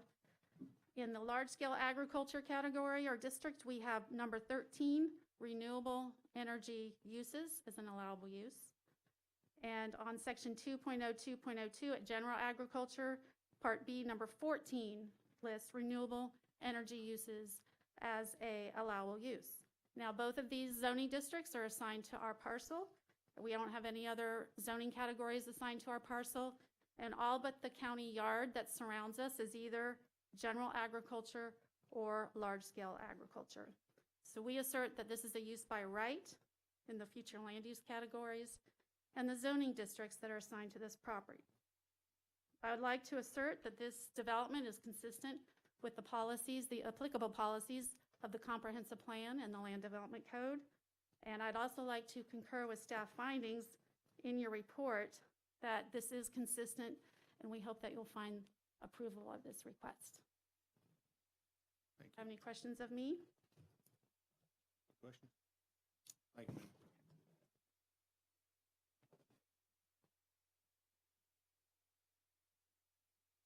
Housekeeping matter, Mr. Chairman. I think got passed around a little bit ago, a notebook that has exhibits A through H, and I would move those into evidence now. Okay. As well as the staff report. I don't remember if Mr. Carpenter said that, but I'd like to move the staff report in. Also, the videos, we'll figure out how to do it with staff, but the videos and the presentations that tonight would move those into evidence as well. Okay. Thank you. Prepared to answer questions after the public comment. Bring you back up. Thank you, sir. Anybody got any other questions before we open public comments? Do you have any questions for Mr. Proctor or Shane on the phone? They're the environmental specialists and the stormwater engineer. If you have any questions for them, they're on Zoom right now. Okay. Y'all got any questions? Okay, thank you. Maybe some after the public comments. All right, we'll open this up to public comments. I got Bruce Ward.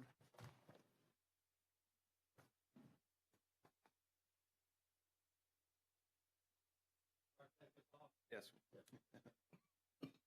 I live 9 miles north of Uniac Springs on US 331. I'm about 2 miles by the way the crow flies from this project and about maybe 4 miles if you drive it. I've lived there since 1974. I probably have a little different opinion from many people, but I was educated at Auburn University in the 60s. I got a BS in Ag Business and an MS in Agricultural Economics.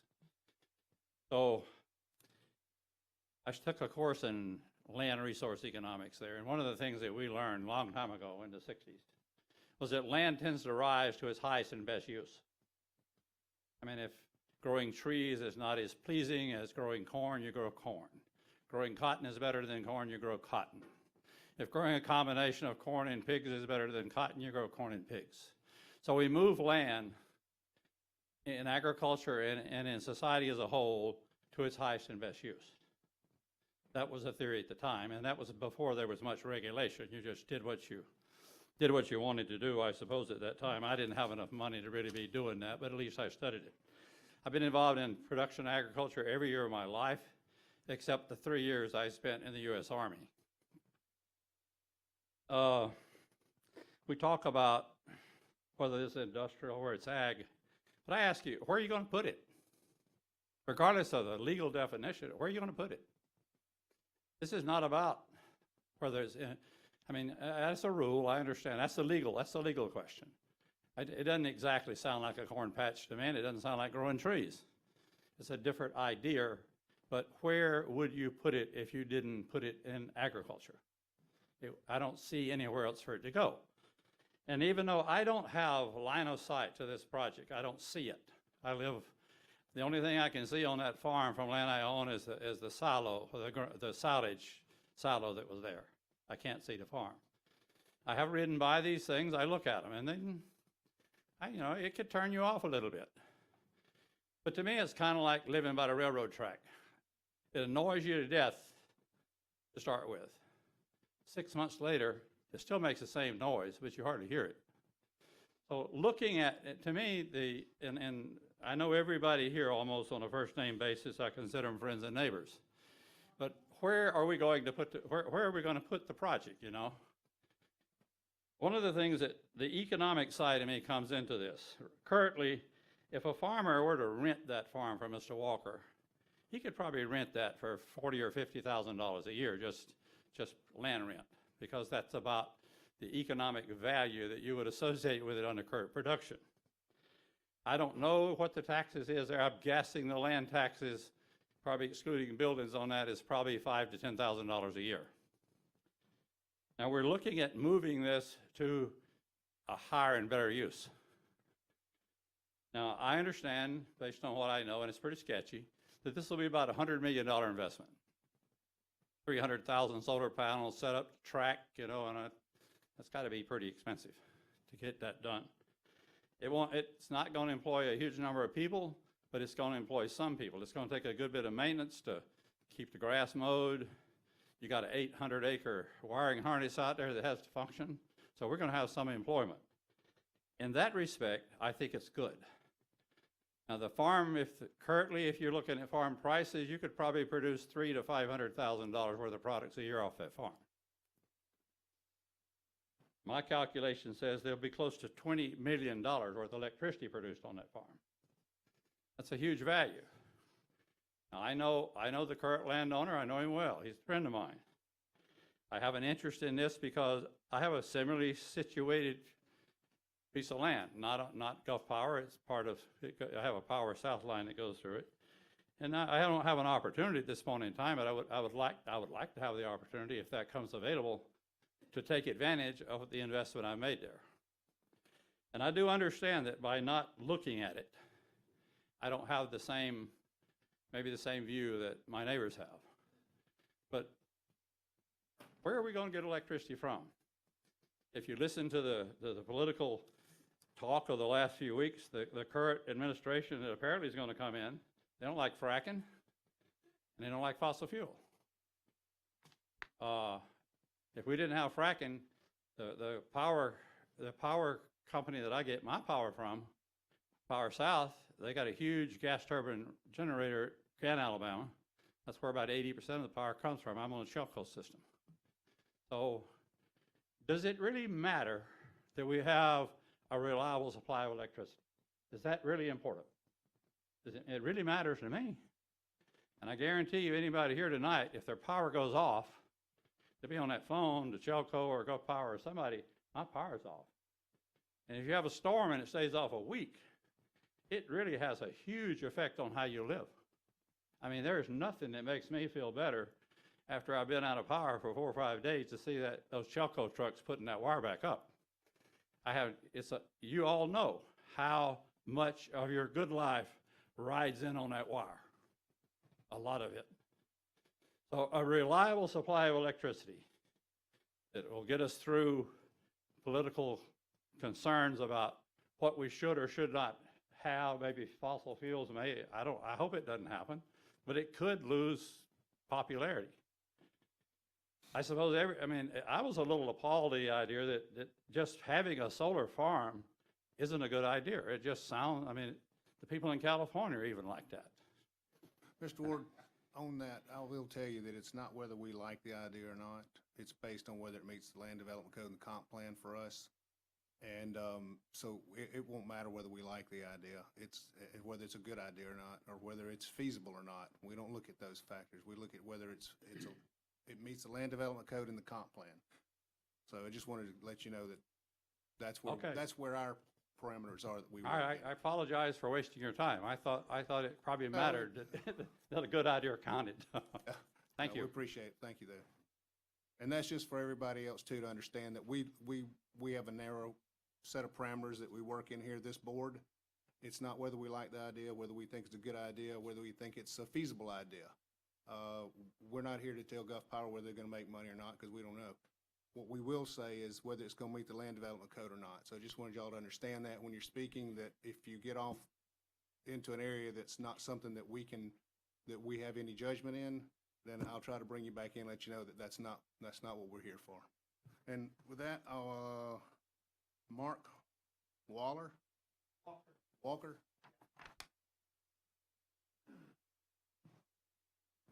How are you? I'm Mark Walker. I bought a piece of property on Harrison Road, directly across from where they are proposing a 150-foot buffer. I bought this property in February 29th of this year, so I'm new to all this, but I wanted to give you a little bit history on the land and the folks that built there originally. In 1946, Stuart Henry and Alma Harrison built a house on 80 acres, and in recent years, the land's been subdivided between family members due to their passing. Each parcel is an existing or future home site, and currently there are 5 parcels there. In my review of the Gulf Power site plan,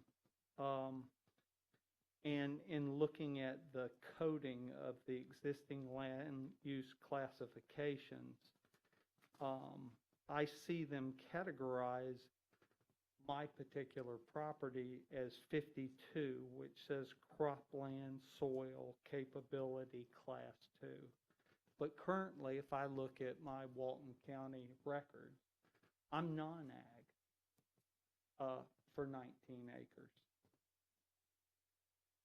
Having discussed this issue with many of my neighbors,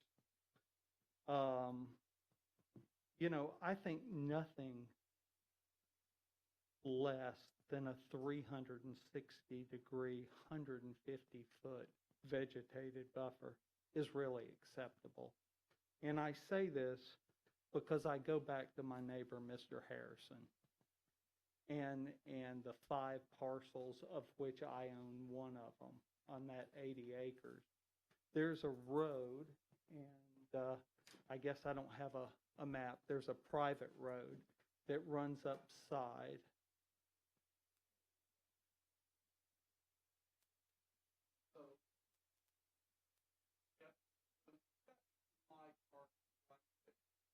And the red proposed line where the solar panels go in, there's a private road right there. And all I'm saying is, this would break this man's heart if all he did is come there every week to look and see those solar panels, and there's no proposed buffer there. Let me talk about compatibility, or the way I view it, incompatibility. Something that hadn't been mentioned is increased heat put off by the facility. It's called photovoltaic heat island effect, PVHI. It raises the surrounding temperatures 5.4 to 7.2 degrees Fahrenheit. Some of these panels, depending on which ones they use, can cause glare. Some PV modules can use non-reflective glare glass, and are designed to absorb rather than reflect the light. And we would just like a guarantee that that's what would be used. Noise, the inverters, we understand they cause a buzzing noise when they're taking DC power from the panels and converting it to AC to put on the grid. Environmental issues, the solar panels, when they're manufactured, they use hazardous materials and chemicals in them. They're not suitable for recycling at the current time. And landfills, quite frankly, will not accept them unless they're protected against contamination. So they have to go to separate holding facility. Can Gulf Power assure us that these effective PV modules will not be stored at this facility? When it comes to watershed and erosion, my particular piece of property has one of the lowest elevations. It goes from a high point right next to them, but has the lowest elevation towards the middle. Just after Hurricane Sally, I probably had about 4 feet of standing water across the 600-foot width of my property. So I'm here to tell you, I can't take additional watershed. I mean, I could not get to the back of my property because of the depth of the water. This week, I visited the Gulf Power Blue Indigo Solar Energy Center, where I was able to get on site. And what I witnessed was considerable amount of erosion. It was at the drip line of the panels.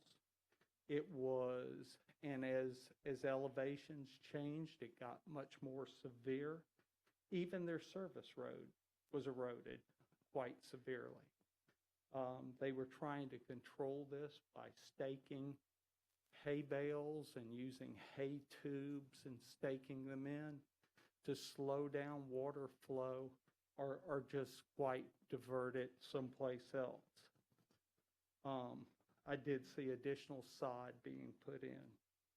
You know, I feel Gulf Power should be held responsible for any negative effects that it has on our community. I also feel it'd be prudent for them to carry some type of property damage liability insurance and reclamation bond.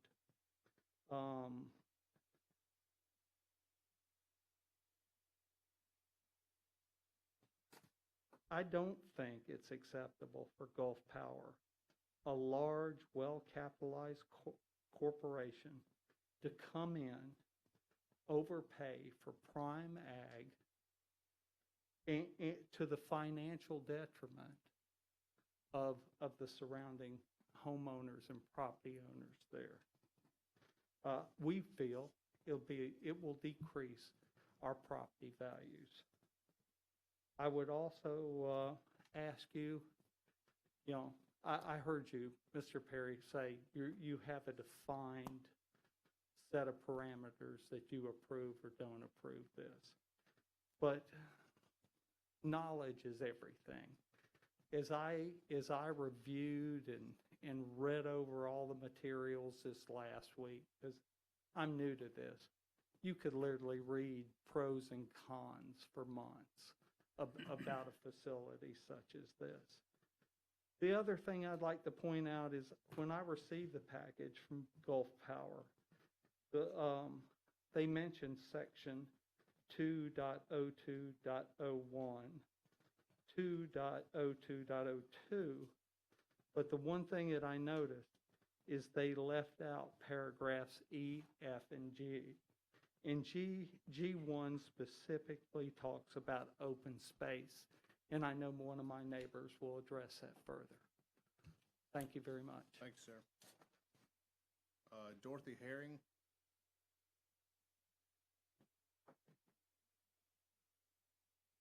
Yeah, we will.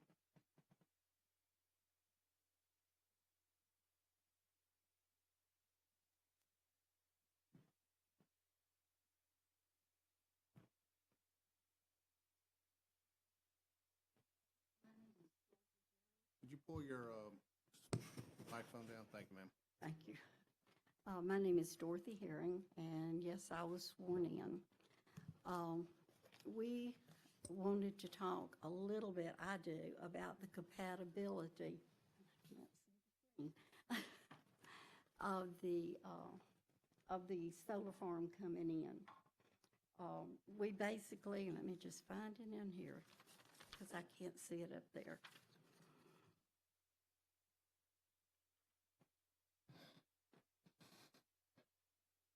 Oh, you got it where I can see it? Yeah. I can't read it still from there. So, and I had my other packet. Okay, can I just step over there? Sure. Yeah, because it's on. In the compatible landscape,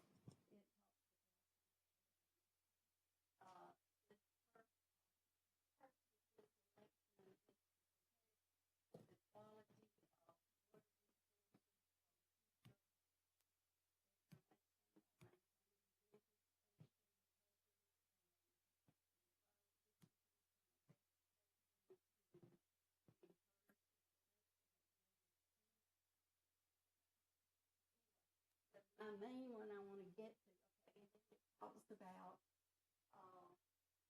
that the native plant specific to this location to reduce the impact of urban and suburban development on the remaining or natural vegetation to reduce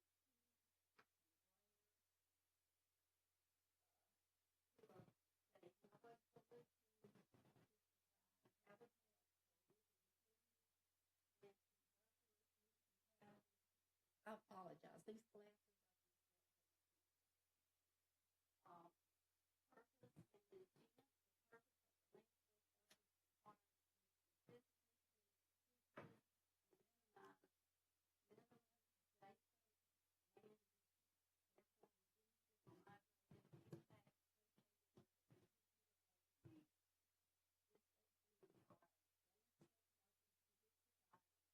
This section requires landscape office to district items and to reduce the impact noise, glare, crash, vibration, odor, landscaping buffers are also required to conserve the value of the land in Hilton and to provide adequate light and air. The width of the buffers and the required extension within the buffers may vary upon conjunctive intention of related or adjacent use. Ms. Herring, are you going to read this whole thing? No, I'm not. Okay. Thank you. Because we know what it says. Okay, well, I know, I hope y'all do anyway, so, well, anyway, she's already, covered the exception of the buffer. Okay, on this is the slide we took, and this has the my husband also went down and we looked at the Indigo site. The Indigo site across the street, there is some houses. There's a lot of trailers. There are natural buffers, as they call them, is old hedge bushes that most of us would be cutting down or poisoning because they are an eyesore anyway. When y'all have ever seen them, you know they're not very good to look at. Their buffers only covered about half in front of most of the houses, but the rest of it still does not have a lot of vegetation in front of it. I don't know, north, south, east, west, my husband might correct me. But best we could observe on the left side and the right side, as well as the back of the Indigo facilities, was wooded area. It was not homes. The homes were directly in front of it, not all the way around like what's happening to us. Okay, as you can see, and this is a cloudy day, there is flare coming off of their panels. So they say they're not. And this was just looking out into it from through their buffer. You can see the glare. It looks like a big lake is actually what it looks like. It looks like the picture was taken at the fence. It really is behind the fence. At the bottom, it was. And the buffer's behind it? There was no buffer right there. Okay. We'll let them answer the questions on the buffers again to get you up to speed more on the buffers. Okay. It talked about the heat. This is from Indiana, okay? And Indiana is not a hot spot like we are in the summertime. They have much cooler temperatures. They have much cooler temperatures, but as you can see, the crops that are next to the solar farm, you can see how the corn is all brown, and then you can see all out from it, you can see how much greener the crops are getting. So this is going to cause farmers to lose money if they're planting up close to where the solar farms are.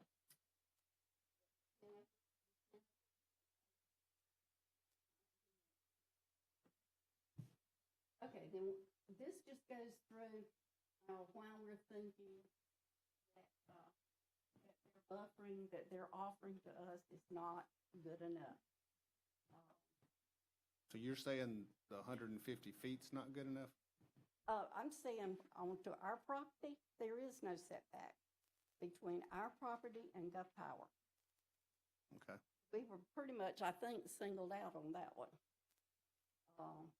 We do not have a house on that, but there's a 40 acres that we have a potential that it could be divided, subdivided, and our grandchildren, if they want to build homes there, they would be right next to it, no kind of buffering, no kind of vegetation or anything to separate them.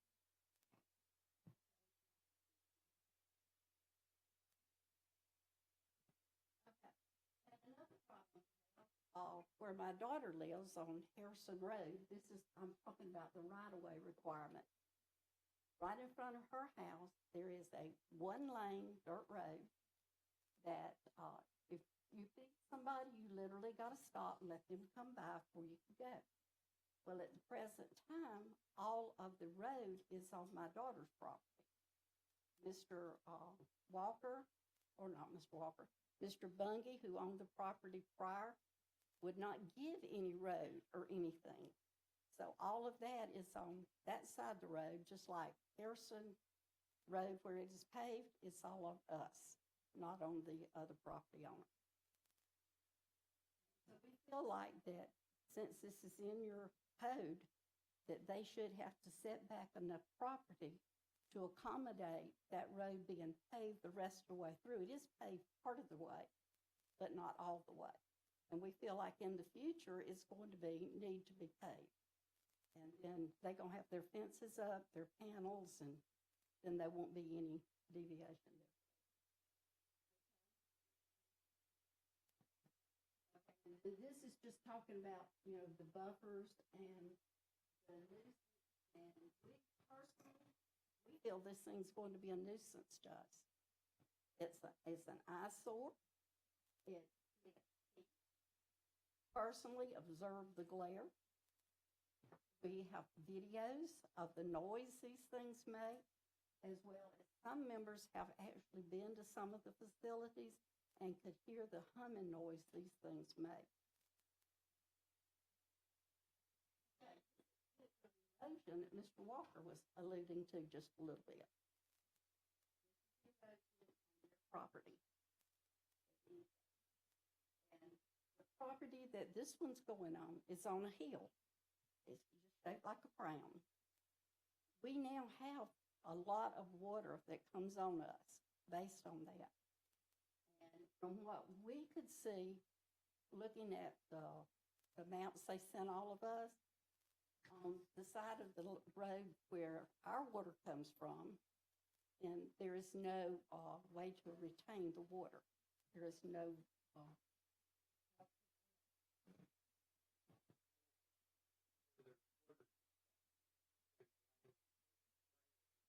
think their engineers will have designed all that. They have to, in fact, that's what they were saying, they've got it designed to the 100-year flood plan. Well, we do, but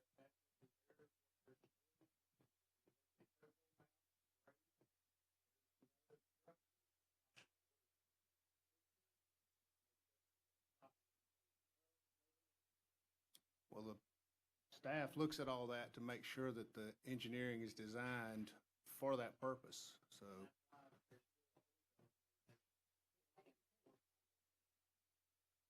Okay.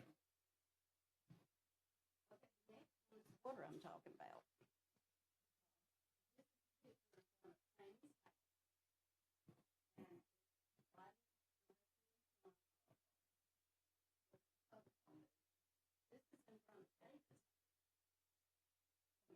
Off of that piece of property. Well, this is prior to anything being done, so this is a Yeah, problem but you're talking where about is now. this So I would assume with their development order, they will have done things to correct this. That's what the development orders are designed to do. Realize that's what it's supposed to be. So if that's what happens, then y'all are okay with that. If their development order rectifies that issue, then y'all are okay with that part of it.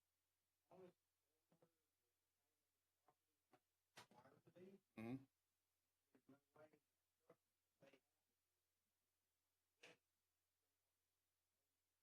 Well, there's several sets of engineers that have looked at this. Now, I am not an engineer, so I won't be able to look at it and tell you, but the staff has engineers that look at it to make sure their engineers are engineering it the right way.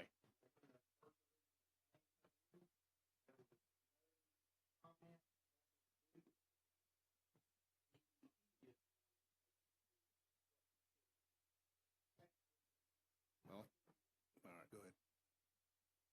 Okay, and you can see this is coming out of that field now. Mm-hmm.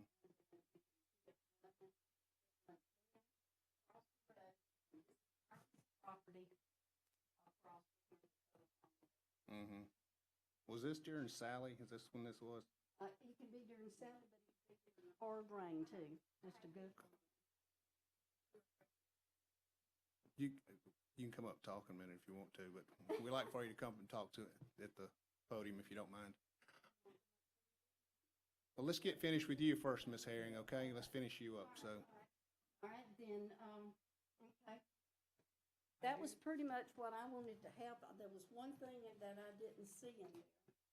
And what I want to iterate is there is a statement in here. I'm so sorry. It says, nothing in the Land Development Code shall be interpreted from precluding the county from requiring buffers larger than the minimum established within this regulation. And we're in hopes that you will see that because there's a lot of land and we're all going to lose value of our property. And I can give you a good example of that. Yeah, let me ask you a question real quick. You said at your property, there's not a buffer there, is that what you're saying? No, there's nothing. So if they proposed a 150-foot buffer in most sections around there, I believe. So if there was a 150-foot buffer next to yours, is that going to fix the issue? It's not? Not with a land. But your land's vacant, right? Our land is farmland. Right. But in the future is what you're concerned about. yeah, Okay. and if we go to sell it, All right, I get then it. they're looking right at that. An example I wanted to give you is my sister lives in Panama City Beach. She's retiring and she's wanting to move back home. So we were riding around looking at property, trying to find her a piece of property, and it's really hard to find even in North Walton County, a small piece. So I said to her, Linda, we have a corner across from, it's on McKee Road, that has some trees on it, be a nice little place for a house, and we offered to give it to her. She said, wait a minute, isn't that solar farm going to be right across the road? I said, yeah. She said, didn't you say there wasn't going to be any buffering or vegetation or anything along there? And I said, yeah. She said, I'm not building no new house across from the solar farm. So if we can't sell or give our property away, we're sure not going to be able to sell it like that. We'll let them answer that buffering question in just a minute, okay? Okay. I thank you for your I time. do Thank have you, ma'am. one question back to, you were talking about a road that is on your daughter's property, I believe it was. Mhm. And you mentioned paving the road and didn't know why it needed to be paved on her property. Why would that road need to be paved? Is Gulf Power going to use that road? I'm not asking Gulf Power to pave the road. The county- I'm just wondering, why does it have to even be paved? If they're not using it, why does that enter into this particular, Okay, because issue? it's Harrison Road. Harrison Oh. Road is paved about halfway I through. see. They stopped it because of trying to get some more right-of-way to Okay. pave the road. And my point is, Amy only has an acre and maybe a half there. And so if they start trying to take more of the road away from her, which all the road now is on her, that they're not going to have any way to expand the road later or anything. Where does that road go? It actually starts on, comes off of Brown Through Road. road? It's a through road, yes. It goes out to Highway 2. And there's lots of houses on that road. All right, thank you. Nancy Pelling.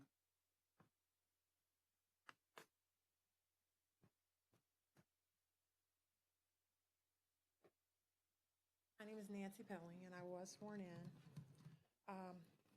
We live on Harrison Road. Our little farm of 27 years happens to be right in the middle of this proposed 867-acre monstrosity. It surrounds us to the west, to the south, to the north, and to the northeast and southeast, literally all directions.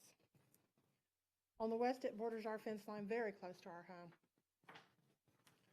I'm here to ask you to consider the negative health impacts on our community.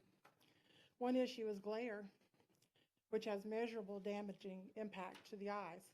This will be an ongoing exposure for us. And I've got a note here I added from listening to them. Talking about only buffering with a vegetative buffer, I understood what we would see if we stood in our front door and looked out. We live in the country, we raise livestock, our neighbors, we farm. We go outside. We don't just sit in one spot and look out. And, you know, to consider to only shield that view from one tiny area, one spot that you can stand in, that's the way I understood them. What does that do to the enjoyment of our land and the use of our land? You know, because we don't stand in one spot and look from that spot.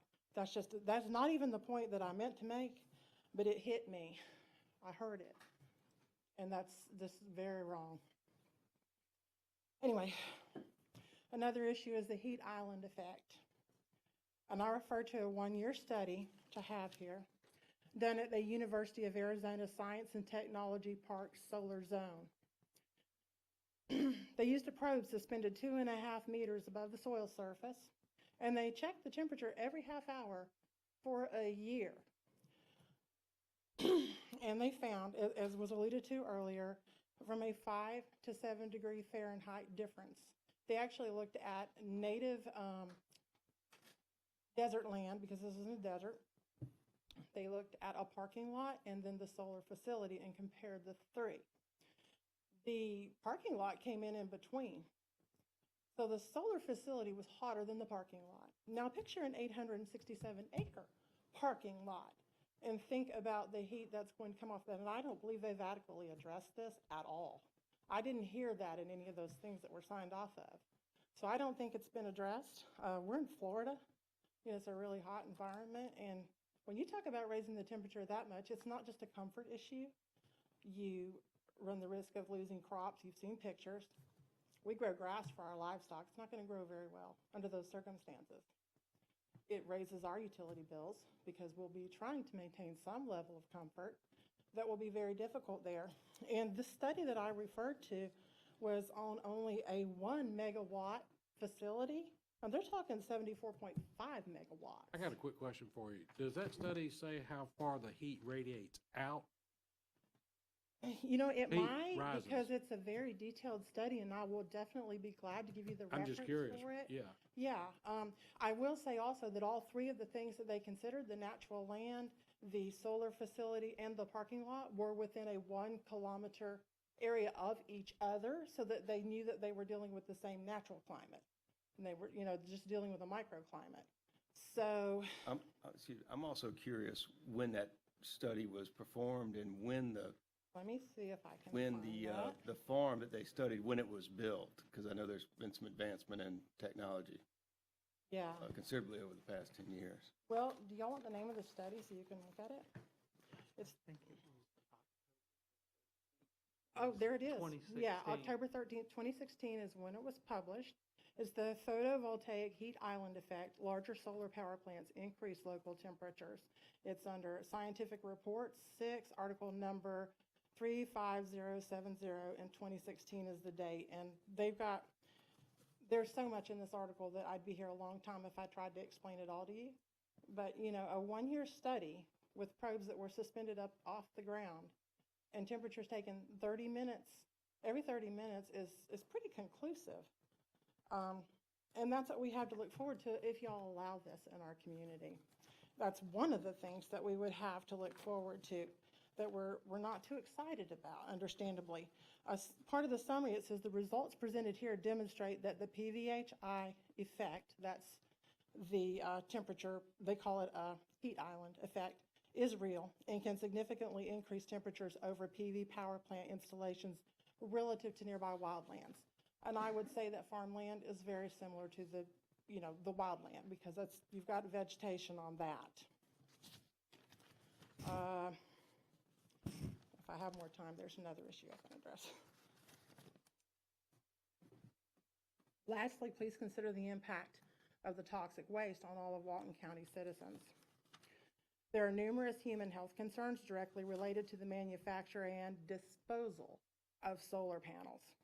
According to cancer biologist David H. Nagayan, PhD, toxic chemicals in solar panels include cadmium telluride, copper indium selenide, cadmium gallium, diselenide, copper indium gallium selenide, hexafluoroethane, lead, and polyvinyl fluoride. Silicon tetrachloride, a byproduct of producing crystalline silicon, is also highly toxic. A hazard summary of cadmium compounds produced by the EPA points out that exposure to cadmium. Hold on just a second. He's trying to write this down. Sorry, yes ma'am, I will. The exposure to cadmium can lead to serious lung irritation and long-lasting impairment. But you're talking about the pulmonary disposal of these things once their life is ended. But if they're in Walton County, disposal may very well be the problem of Walton County. Yeah, I was going to ask them to Right, address that. That's they the are- reason I'm asking. I have just a little more to add to that, yeah. I will quote Kara Libby, the Senior Technical Leader of Solar Energy at the Electric Power Research Institute, and she says, there is no lucrative amount of salvageable parts on any type of solar panel. In Europe, we've seen that when it is mandated, it gets done. Either it becomes economical or it gets mandated. But I've heard that it will have to be mandated because it won't ever be economical. We've shown you many instances of solar sites which have been abandoned for years and are yet to be cleaned up. And we do have those in the articles that Ms. Dorothy has that we've tried to get into everybody's hands. So what kind of liability will you be putting on all Walton County citizens if you allow this industrial solar facility to be built here? So in closing, you asked us to bring you facts. Some of you did. And we have done so. Now the responsibility rests with you to make an educated and just decision for the citizens of Walton County. I guess that's all. Anybody got any questions? Thank you, ma'am. Thank you. Woodrow Braswell?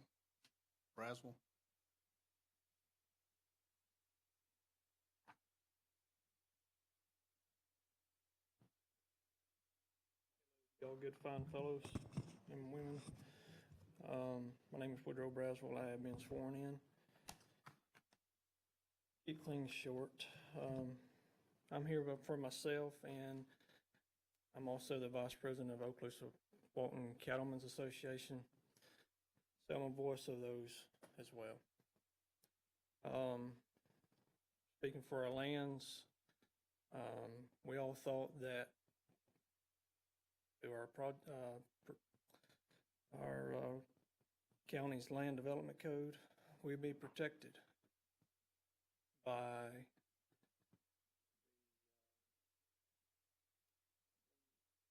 Walker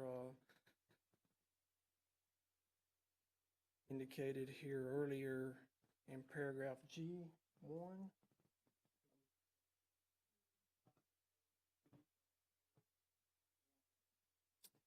About close enough, right? Right, right there, yeah. Yeah, we'll give you that one. Yeah. Y'all know. You had it, he just sped it up for you. Yeah. Yeah. So, with that in mind, my calculation, they're only allowed to cover upland 260 acres of this 867 acres. Am I wrong? How did you figure that? Okay. So, like I said, just keep things short. That's what I'm here to, for one spiel. We talked about jobs, which I know that's not in this view, but I would like to point on that. Okay. Jobs that come in here, most likely are very few that's going to be from residents from Walton County. It's going to be drawn in from outside sources, right? Most likely. Which I don't blame them. I mean, they're trained anyway. So the jobs, and again, we touched on, I believe, in this conversation, far as what's the cleanup plan? We'll ask them that when they Okay. speak at the end. You know, from storm damage, gets on neighbors' properties. I'm not even a neighbor, but I am a resident of Walton County. Okay. And been here for 40 years. So cleanup plan is one of my concerns, not only from storm damage, but say if this thing flops, got all this infrastructure put in here, and for some odd reason y'all pull sheets and y'all head out, who's to clean up all this stuff? Where does it go? We'll ask them that question at the end. Okay.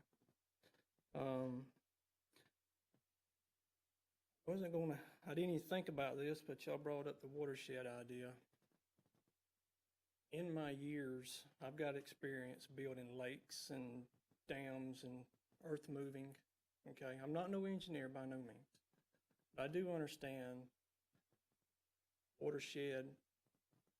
We're talking about this gratitude of land, this large, okay? Like I said, I'm not no engineer, but I would just about say you would need about 75 to 100 acres worth of retentions. So where is this in this plan to hold that water at any given time? And you're talking about 100-year, 24-hour rain. You don't have enough space. I yield back. Thank you, sir. Thank you. Marita Wilkerson. Sure. Michael Burns. Oh, Michelle, I'm sorry. Hi. I'm Michelle Burns, and I'm actually the executive director. I was sworn in, I'm sorry. Executive director of Career Source Okaloosa Walton, and I know now I don't fall within the parameters, but I think that it's important that you know the workforce board will be behind something like this. I would hope that there would be local jobs created out of this, even if it's for a temporary amount of time, because they're learning skills. It's sometimes harder when we're in rural areas to get people those skills. The construction industry is in dire needs for people with good skills, so it would be 6 to 9 months of some good skill training. Right now, our county is at 4.3% unemployment. Last year at this time, we were at 2.5. So we do have quite a few people that are unemployed now that have been working before. And I did do I took the jobs that I think that they'll be created, and I looked at the average of what the people in Walton County make in those particular jobs. And they're anywhere from $1 to $4 more an hour that the people will be making while they're working in these temporary jobs. So I just, as a local workforce board, we're going to support anything that will create jobs and help people get skills. Thank you. Thank you. Wendy Crozier.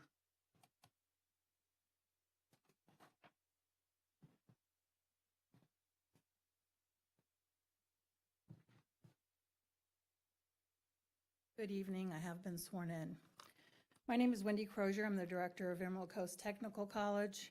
I also oversee the school health in Walton County Schools, as well as the director of SPICE, which is our after-school care. We have 8 centers. I'm speaking both professionally and personally. Just so you know, I am a 7th generation Floridian.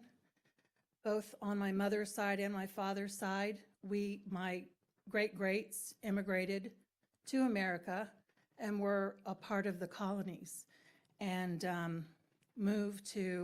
one group moved to Walton County, the other group moved to Tampa, where my great-grandmother was a person who rolled cigars. So I say that because I want you to understand I have a vested interest. I do live in the north of Walton County. I do live off of Highway 2. I don't have 800 acres, but I do have, I think, a larger piece of property. My son is a planner in Tallahassee, and someone in his firm, Kimley Horn, is actually working on this project. He is an energy expert. So instead of garnering my information from Gulf Power or NextEra, because I have a vested interest for my area, I asked them what they thought. And another person in my son's firm, Allie Walker, is actually the planner for Walton County for this solar farm. So in talking to them, some of the things that I heard, I always say as a teacher or a director or whatever capacity I'm at, would I let this happen to me? I'm not going to support something that I wouldn't let happen to me. And I would be happy to have a solar farm on any of my 36 acres. My son, who lives and dies environment, he is really, really a supporter of the environment, supports this. And, I know how passionate he is for the environment. Brady Walker, who is the energy expert in Florida, told me, and who graduated from Harvard, told me that with the solar farms, and this one in particular, there will be essentially no emissions. There will be no waste products, no noise, the same noise as a corn farm. There will be grass field underneath. There will be good groundwater percolation and wildlife use. The only need for water will be if there is a lack of rain and the panels need to be washed off. No combustible fuel, no lights, no concrete, and the area could be changed as needed in the future if it is needed. So what I'm saying is, in essence, not only will the 74.5 megawatt of solar power generated at this Chautauqua Solar Farms help mitigate a changing climate that we have right now by affordability and efficiently meeting a Walton County Clean Energy Initiative and need. It also places Waltonians to work at the rate of 200 local workers and will provide cleaner air during a pandemic characterized by respiratory distress. I recommend moving forward with this farm initiative, the environmental stewardship through proactive collaboration with communities and organizations like the NextEra partnership with Florida Power or Gulf Power with NextEra, working to preserve Florida's unique habitat and natural resources is what is best for our workforce, our environment, and our county. Thank you, Mr. Chairman. Thank you, ma'am. Michelle Terry. Okay, thank you. Amy Honish.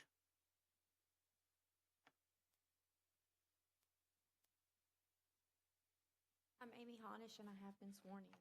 Most of what I had to say has been addressed. I am one of the very few houses, I have a little over an acre, as my mom said, that is surrounded by three sides of this. And like they said, look out my front door. Yes, they have a buffer, which undoubtedly is going to take 5 or so years before I won't be able to see the solar panels. But if you go out my side door, my back door, and like our neighbor said, we live on a farm, we live outside, we don't stay in our homes. I stay in the office all day. When I'm at home, I want to be outside. I go out my back door. There is nothing for where it's going down beside my house. There is a wet weather pond, but between the wet weather pond and the other side, there's an open space that you'll be able to see them behind the house. I don't want to see that at my house.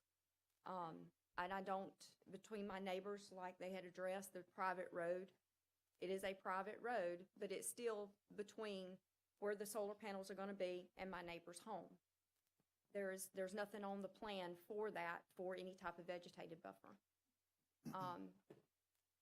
My parents, the Herrings, that is property that I will eventually inherit. They have already got a lot of that set up. My daughter, my son, would like to come back there and build. As they said, around my parents' property, they're not putting a vegetated buffer. I've already asked the question to Gulf Power. They will not come back and put a vegetated buffer if there is another home built. They're only doing it what is there now. My daughter don't want to build a house there no more. My son don't want to move back no more. You know, I mean, that's messing with my children's inheritance. The property value, if we decided to sell the property. You know, I mean, that's things that I would really like to be considered. Thank you. Okay, thank you, ma'am. Ronald Herring.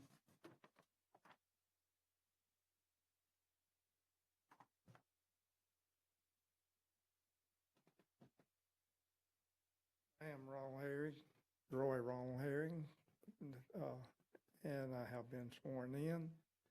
And I have lived there my entire life, 73 years. And as the lawyer said, this is a cattle farm. Yes, it has been for about the last 10 years.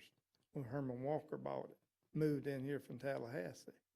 He's not originally from this area. And I have helped the man that owned it, Dwayne Bungie, numerous and years with his farming. He grew, the land is land that will grow the best crops in Walden County because it is the top quality land in Walden County because of the type of minerals and the molecules and stuff that's in the soil.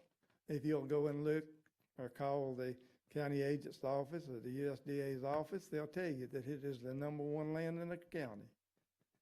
And he's saying it's a cattle farm. Well, what do you eat beef? Any of y'all eat beef? You got to have good ground, good soil to grow cattle, to grow the foliage that they eat.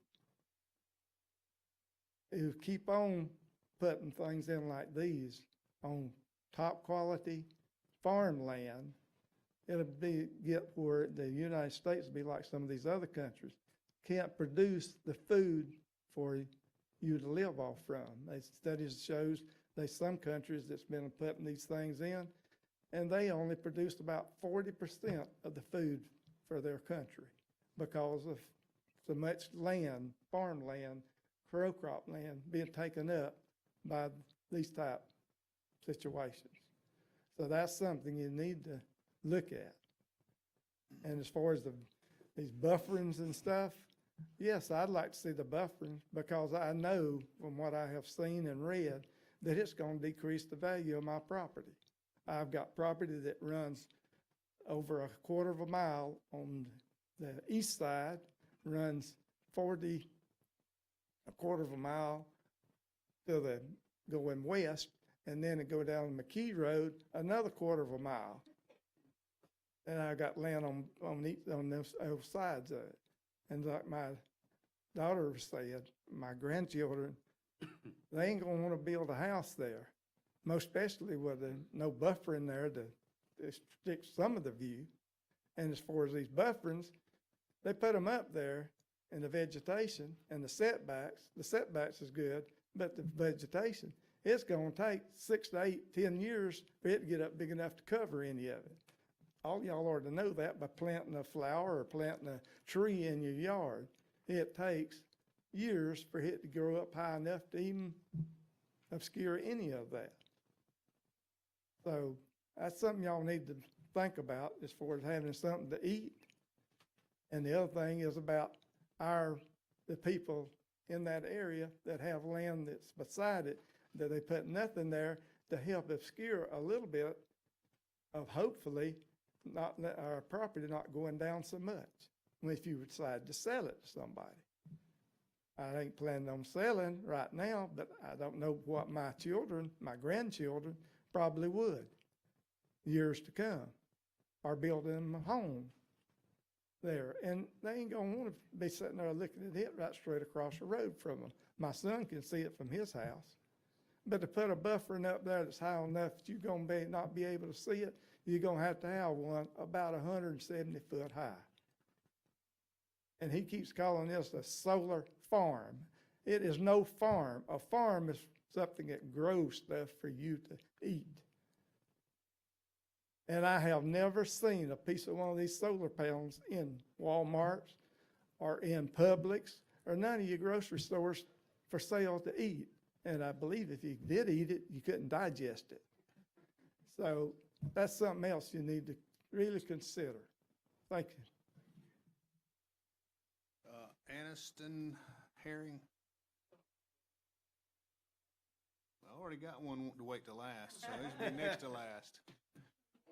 All right, I got David Herring.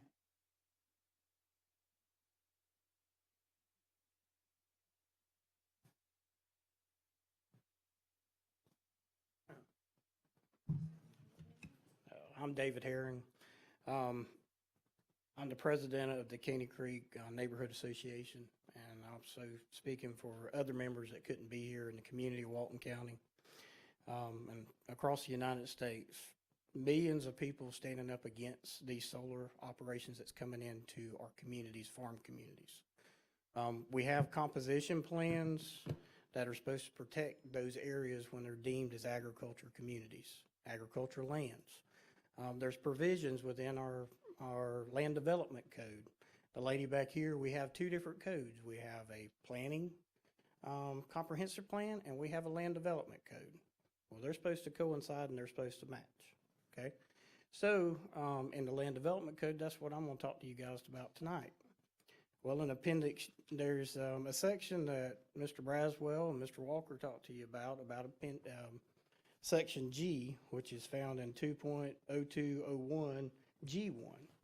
Well, when Gulf Power sent out these letters to members that they say are residents that are affected members, I live about 500 feet, my property line is 500 feet from this solar farm. I guess I'm not an affected member because I didn't get a letter from them with the plan or anything like that to see anything. I had to get it from my mother and had to get it from my sister. I think the rule's 300 feet. I understand that, but when my house sits and I can see this structure, I don't see how I'm not an affected member. My mother and father, their property line goes to it, is I'll be inheriting that 40 acres. So that's where my concern is. I am an affected member by it, okay? We're getting back to the land development code. The land development code talks about a special development standard. Well, when they sent out these letters to everybody, they left out E, F, and G for some reason for the people to view when they sent out these packets to everybody.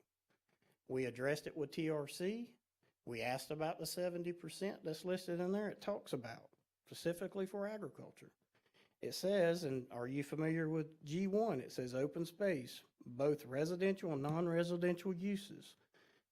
Within this district, 70% of the development site must retain open space.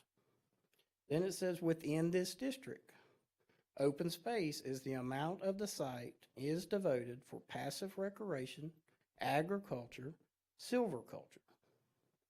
Where's our agriculture? Where's our 70% of saving our agricultural land.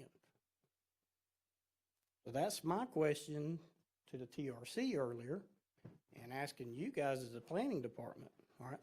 Farming, they cannot farm or do agriculture operation. Mr. Matthews read the definition of agriculture. Well, nowhere in there does it say renewable energy. Nowhere in silviculture, under the definitions found in 03 of 203, does it say anything in silviculture about renewable energy. Did they answer that question at TRC? No, sir, they did not. They did not even address it when it was brought to their attention. Okay? So our thing is if they come back and they say, well, we're setting aside that amount of acreage. Well, when you do the numbers and the math, just like Mr. Braswell said, 260 acres, if they were to do clustering and you was to allow clustering, which it refers to that in Appendix G too, because it refers to doing a cluster of residents, homes, etc. It talks about that as well, of you can cluster a site. So you can take the land and you can put the land, like if we were farming. When this come in, we thought that's what it meant, is if I'm a farmer and I wanted to put in a solar operation on my farm to help my agriculture, which it says 70% shall remain in agriculture, then I thought that's what the comprehensive plan was for, or the land development code was for, is to say it's going to promote my agriculture if I wanted to do that. So I could put up to 260 acres of it in that. I wouldn't do anything like that for agriculture settings because they'd be in the way of trying to promote, run cattle, row crop, anything like that. Well, like Mr. Matthews said, talking to Mr. Walker's bought that piece of property about 20 years ago, 18, 20 years ago. Well, up until about 10 years ago, yes, it was row crop. Mr. Walker leased it out to peanut producers, cotton producers, and still portions of that piece of property to this day, peanuts were just gathered off from it and cotton was gathered off from it. So cattle operation is, in the state of Florida, is the number 3 in the whole United States. So when we start taking all these bits and pieces and we start taking our agriculture out, how are we going to be able to eat? Just like my father said, Ronald, one of the studies that they're talking about, everybody's talking about green energy, how great it is, how it's all this stuff. Well, there's studies that show that it's not what it says it is. They're destroying natural resources. They're taking over farmland by millions and millions of acres. I mean, if y'all are not familiar with how many millions of acres, they probably can tell you, if it's not hit 1 million yet, it's hundreds of thousands of the United States that they're going to.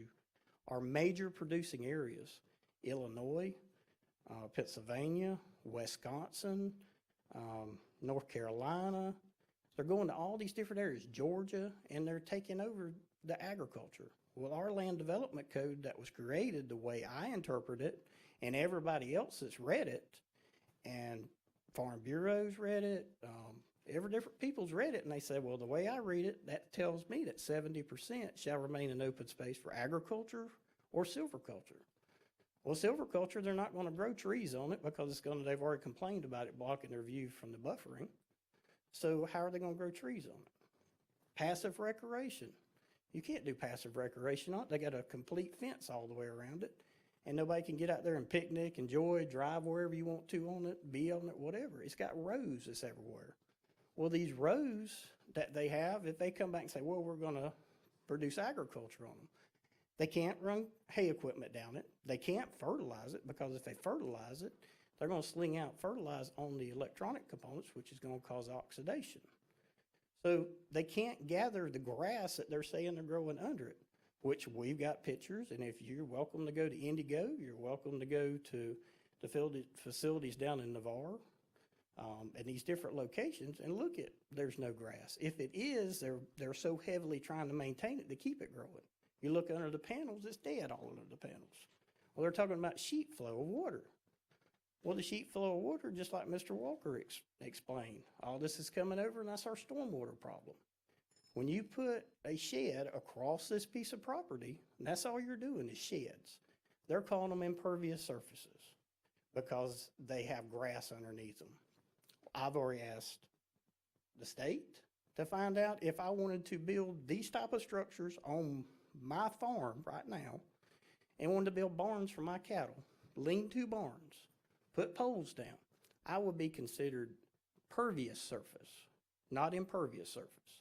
It's still got light transparency to come under it and everything else, but I'm being told that now I'm pervious. I can't run my cattle and put shade up for my cattle because now that falls into pervious surface. So the definitions found here is what we're looking at. We're not looking at definitions you're pulling out from somewhere else. We're looking in our land development code.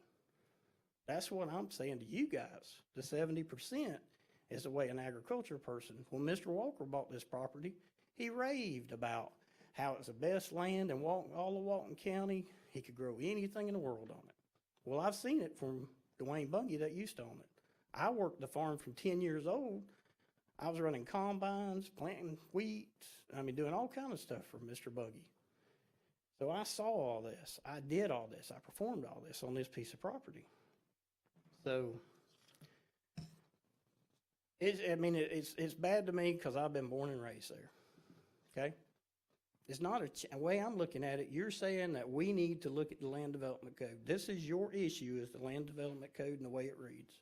I'm saying the way the land development code reads, and everybody else I've sent it to and shared it with, saying that 70% shall remain or must remain in this district as agriculture, silviculture, or passive recreation. Get that question answered from staff. Okay. The one of the studies with the UK. Well, the UK is big about solar right now.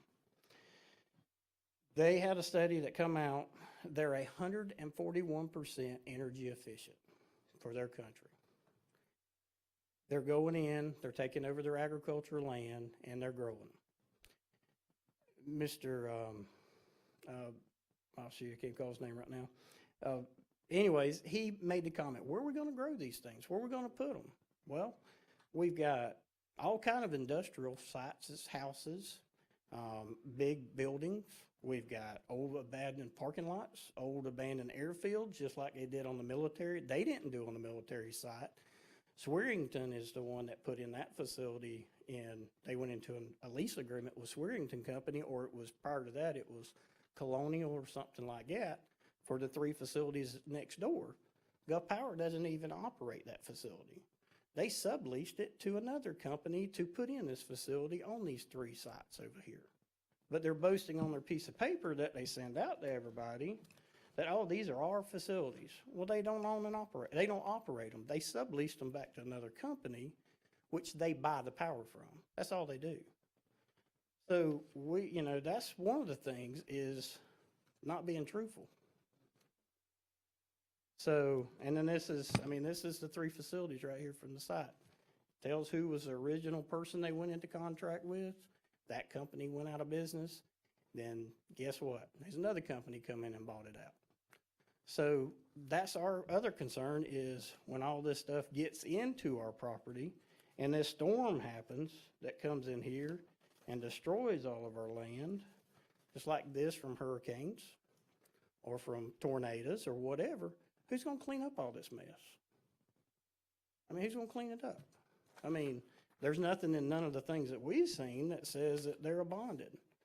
But our whole point is the land development code says, or my point is the 70%. And they're going to talk about their impervious surface and everything else. Nowhere does it talk about that for the open space requirement that I can see. Another thing is, being dishonest. The way I look at it, it's just trying to slip something by you. All right? With the buffering, they sit there and talk about the miles of buffering. The miles of buffering they got. All right, 150 feet wide, right? They're talking about all these miles, what was it? A mile and some odd change. I've got it wrote down somewhere. 1.5 miles, okay? There's how many feet is in 1/4 mile? How many feet's in a mile? They don't take long to get to that 1/2 mile and just the perimeter around it. You see what I'm saying with that 150 feet? It don't take long at all. So they're trying to throw numbers at you and being deceitful. The other thing is with the batteries. Well, It's talking about linear feet. no, way I understood it, they were talking about average feet. 52 acres or whatever is what I think, or 55 acres is what they come up with. But that's not a 360-degree, 150-foot buffer that we said that they needed to do. They don't want to do it because it's going to cost them too much money because they're paying an astronomical amount, 3 times the value of the property. They should go all the way around everything. Well, why not? The land development. I'm asking if that's what you're saying. That's what I'm saying, 360 degrees. But the other thing we talk about the land development code. The land development code says on a 40-acre parcel or general ag, which is 10 acres. I can build a home on it, I can give it to my child or give another piece to my child, and that can be 2 homes on 10 acres a piece of property. So how many homes could be built on it? How many children or whatever could go to our school systems? How many people could come into that community or whatever and build the community to make our community better? For agriculture use, there's most people that buy 10 acres or more property. They usually have a horse on it. They have cattle on it. They have something on that piece of property that deals with agriculture. But they're not doing nothing to do with ag. They're governed by the Department of Energy by the state of Florida. They're not governed by the agriculture side of it. When you call down there and you ask them, is it considered a farm by state statute? And they will tell you in a minute at Tallahassee, they are not. They don't get any. I'll have to get you to wrap this up. 'Cause Okay. We're running late. Now, I understand. All right, well, the last thing is just on the batteries. They have a proposal that they sent out to DEP. This is the way I found out about it, that they saying that they asked for DEP permitting for battery storage for the facility. In your application that you have in front of you, nowhere does it say battery storage.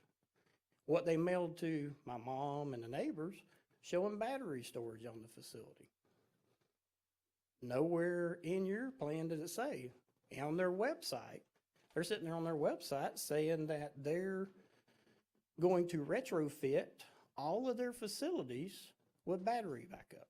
That's what on their website they're saying. They're going back.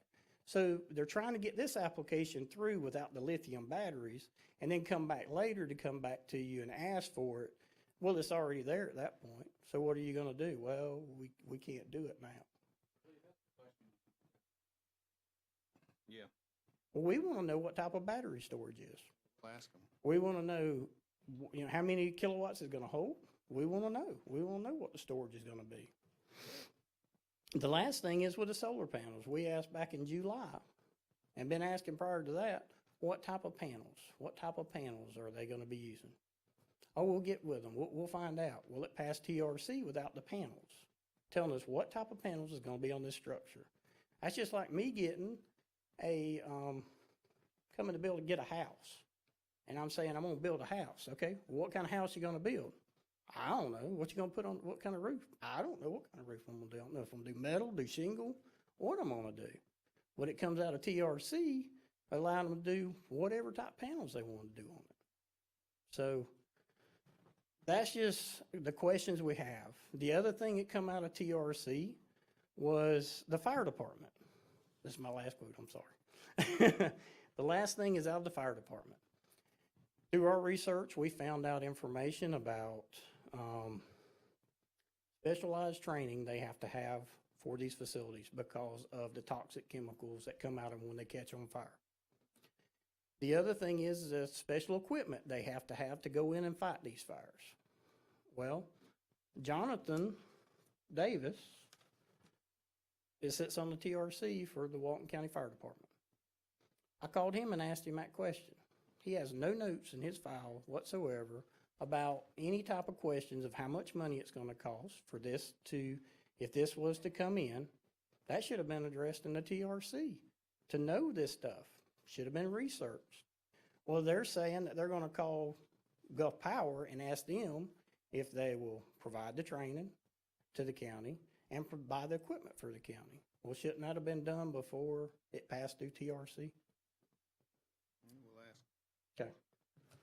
So that's my comments. I mean, we hope that and pray that you'll look at the land development code, and 70% on our figures, their application does not fit within that 70% requirement. We'll ask the staff. Okay. Thank you, sir. Thank you. Okay, Aniston Herring.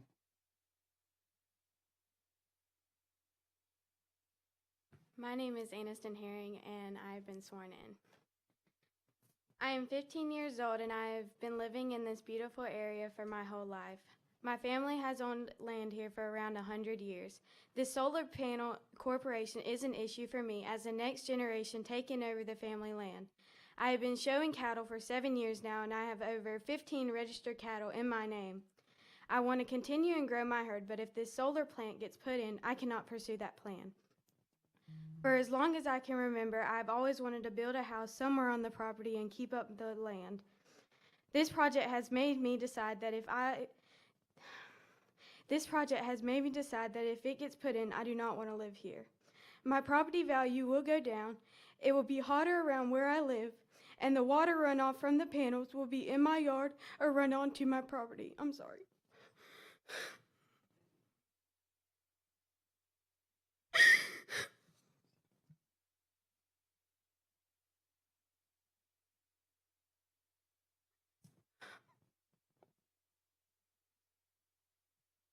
The buffer that they want to put in will not make things better, and I know that the panels are not a pretty sight to see. This land is one of the prettiest sites in Walton County, and it shouldn't be ruined. My mother in Navarre, Florida, lives on a 366-acre solar plant. There is no grass growing under the panels. Everything there is lifeless. We do not want that in Walton County. The land that is near our property will never be the same, and it will never go back to agricultural land. From research, it states that the solar panels will explode with full force in 2 to 3 decades, and it will wreck the environment because it has massive amounts of waste and they are not easily recyclable. I speak for many people in our community that we do not want that here. The panels are not as recyclable as they say they are. 90% of the PV molecules are made up of glass. This glass cannot be recycled. It is so toxic that it cannot be disposed in regular landfills. Hurricanes are quite common in our area. With that, if this solar plant gets put in, solar panels could be spread throughout my family's property carrying the toxic materials. Flooding also occurs with the hurricanes and seasonal rains, so the runoff from the solar farm will be in our property containing lead. This problem is affecting the Cluster Springs community and a lot of northern Walton County. It affects me as the next generation to the property, and we do not want that here or anywhere else.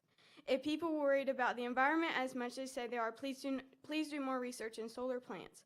The toxicants from the panels are one reason our environment has gone bad. Please do not push me off from my dreams of living on my beautiful farm and causing me to have to leave my property my family has worked so hard to maintain throughout these years. Thank you. Marita Wilkerson.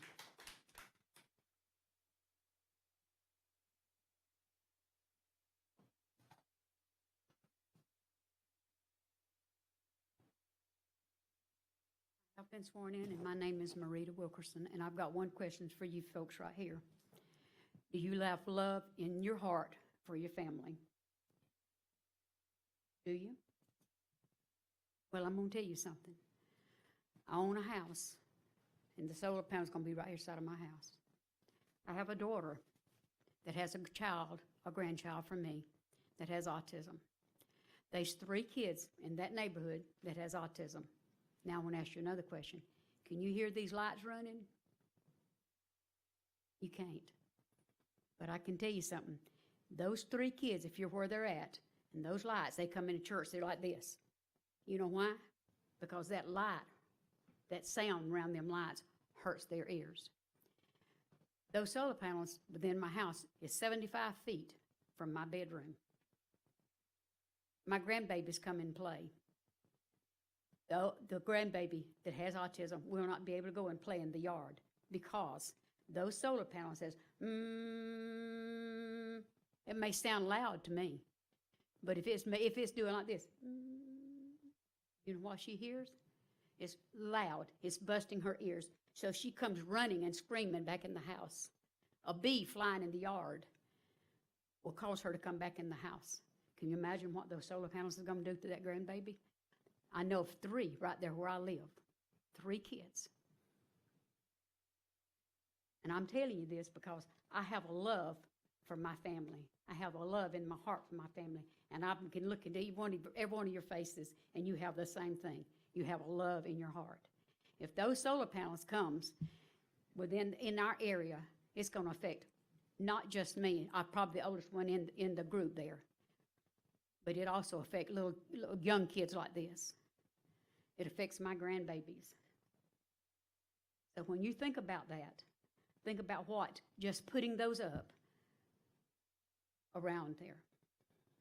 Think about what it's going to do to everybody around there. Thank you, ma'am. That's all we had that signed up to speak here. We have everybody on Zoom.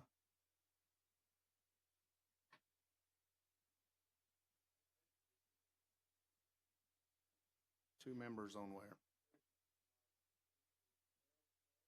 You talking about on Zoom? Well, we're pulling them up now. Okay. Mr. Goodchild, you there? Yeah, can you hear me? Yeah, go ahead. Yeah, for the record, I'm Mike Goodchild. I'm the Walton County Extension Director. You know, I've been working with farmers and ranchers the past 20 years. I'm mainly looking at this as a land use deal, in strictly agricultural perspective. As you know, only about 10% of our land in Walton County is suitable for agriculture and row cropping. When we're going to be giving up almost 1,000 acres and potentially more land in the area in the future, we really need to look at this carefully. And like Mr. Herring said, this is some of the most high-quality land we have, and the landowner would agree with this. And we also have 100,000 acres in the county that is unsuitable for agriculture. So to me, that would be a land way more suitable for solar farms that can't be used for agriculture. And also down the road, there's going to be more environmental issues about pesticide use. And taking that away from us, we'll need more land to produce crops. And we've already lost a lot of this large-scale agriculture. For example, Walton Plantation in northwest Walton County used to be large-scale agriculture, and they turned that into a small subdivision, and those that work with the county knows that that's been a disaster.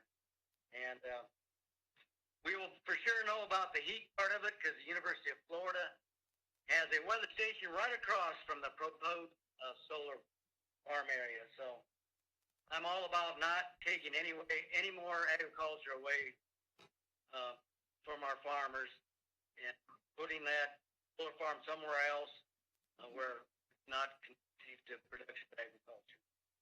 That's all I have to say, and I appreciate it. Okay, thank you, sir. We got somebody else on there?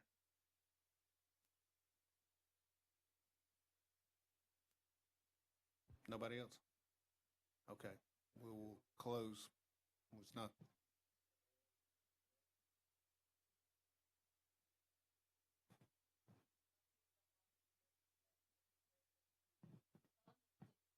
If there's anybody on Zoom that wants to speak, hit star, is that what you said? Star 69 to speak.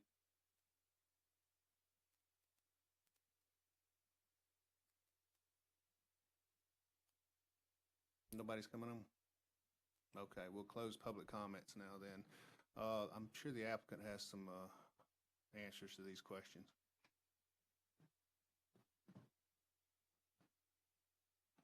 And Mac, there was one for the staff on the TRC issue too. Okay. Yes, sir. Hello, Chair. Thank you for allowing me to respond to those comments. Do you want to ask, have any questions to start that I could answer? Or no, you can answer their questions my comments they had for you. So we do have Shane Buffington. He is on the call. He is our stormwater expert. And so I'd like to open the line to him and let him respond to some of the concerns with runoff and our stormwater design and approach. Okay. Mr. Buffington, you there?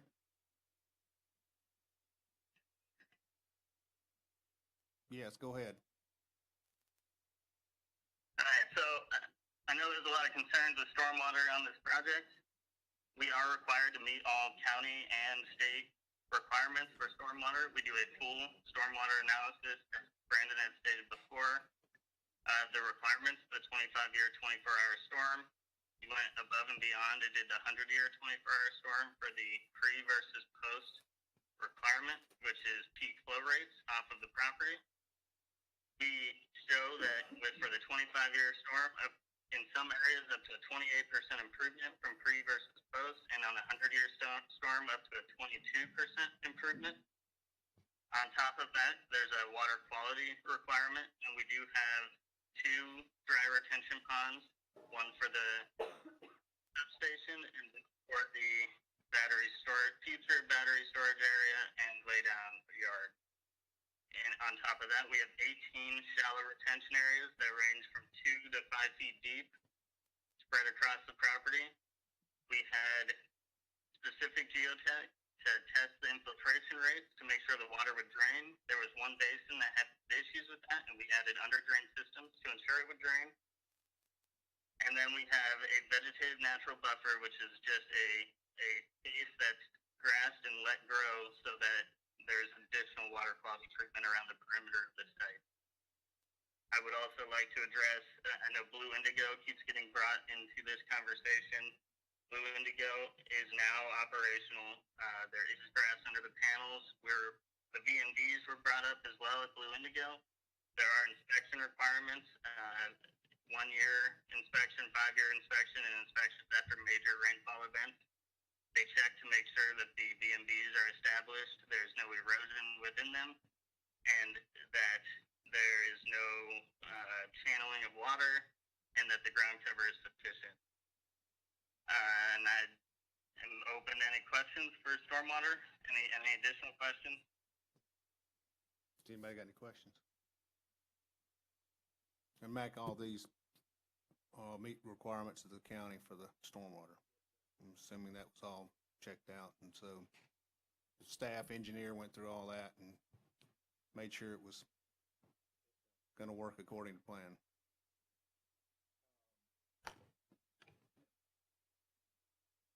With regard to the open space comment, 30% is the maximum amount that can be developed in that area. In other words, covered with impervious surfaces. The other 70% has to be pervious. And in this particular case, the amount of impervious area is less than 3% of the entire site. Is that because the panels are above ground and there's grass under it? Right.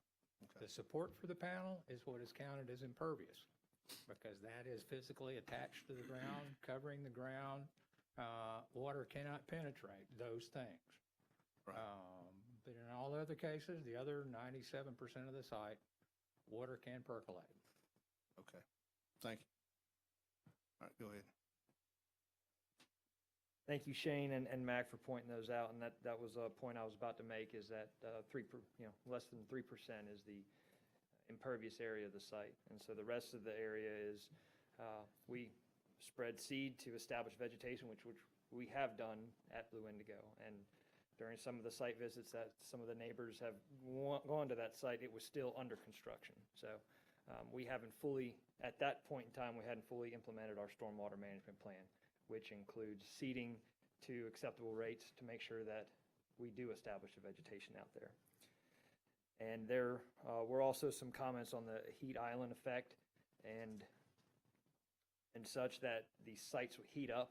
I've been out to the site in the summertime when it's hot out and walked up to the panel, and you can actually touch them. I brought one, I have it in the hallway. I'd be more than happy to bring it in, Chair, if you want to see it or the board feels it would be a benefit. So I do have them. They are panels that are encapsulated. They're manufactured by Tier 1 manufacturers. We don't know what panels we have. They said we haven't told them. To be honest, we've reached out to most of the people here, other ones we don't have contact information to meet with them. Juliet, our area manager, she's been doing that personally, and I know that she's made several phone calls, several text messages to follow up with with these individuals personally, so we can explain to them our landscape approach and our landscape design to try to do what MAC tasked us to do to bridge that gap and come up with a best design for Walton County, because that's something that we want to do. As an investor-owned utility, we take stake in providing practical designs that make sense. And so when we go and put landscape buffers around an entire perimeter of a site, it makes the site very impractical to build from a business standpoint. So we are regulated by the state to make good business decisions. And the reason we're choosing to build this solar site is because it is a good decision to help keep bills low, because we found that that's what customers want. And we have picked this property because it is it is land that is high and dry. We're not impacting any wetlands, and it's near our existing infrastructure. So that's what brings us to this point, and we have a landowner who's willing to sell. And so we've come to the table, and that's why we're here. We're not picking a direct area and going into that, but I just want to also talk about the real estate questions. There's been a lot of conversation of that over the months, and even times we've first talked with some of the neighbors. And we can have an opinion, and they can have an opinion, but the hard part is to find facts in this. So we paid a company to go out and interview brokers and look at 5 states. So went to Florida, North Carolina, Virginia, New York, and Minnesota, and looked at 10 solar sites in those states. And so they looked at 33 adjoining properties, and then had 219 comparable sales in the study. So this is to get a holistic view of what is actually happening out there with real estate sales, if it's before the site is built or after the site is built. And so this is, the report was huge. And so the end result was that the properties analyzed were not adversely affected by their proximity to the solar farms. And so this is information. It's not our opinion. You know, at a point you have to step back from it and look at data, right? It's the only thing we can do, because opinions are biased. So that was one thing I wanted to bring up. Another thing was we also, to help provide relevant information, we had a noise study conducted at 3 of Florida Power and Light solar plants in the state of Florida. And we found that the noise, and Dana mentioned this earlier in his opening comments, that the noise is, at the perimeter, it's as a normal conversation here and there. And so people referring to humming of the inverters, and even if you're located somewhere in an underground subdivision, I'm sure you have a pad mount transformer that's next to your house. And when the summertime comes and the load builds, that transformer has a hum. And that's a natural thing that a transformer is going to do, because it's transforming the voltage. So and we've studied those of sites that we have. And so it addresses those. As far as our panels, so we did provide 3 data sheets to staff on October 9th of Build Your Dreams and panels, and then also photo panels. So they are typical panels that we install. They're encapsulated, and they have warranties attached to them. So they're reputable companies, and we get the latest with technology out there. So there was also questions about battery installs. So we, as a company, are always looking at best options, and we know that technology takes time to move forward, and that we may not have all the necessary information to build batteries. And so we've planned a pad. That's all we're planning. It's labeled proposed battery storage area, and it says such on the plans. And that's what everyone's referring to. So at this time, we're not proposing to put any batteries out there. So I can't answer any questions to what we're putting out there, because the answer is we're not putting anything out there. And just to clear that. And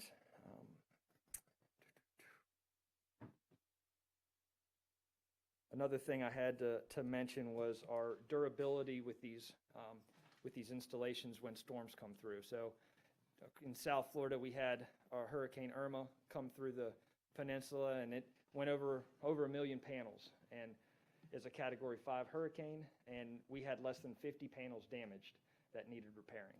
And so when we do have panels damaged, recycling was one topic that the board said they would like some answers on. And so we have three options when we have a panel that we can no longer use and operate. So one is to repair it and put it back into operation.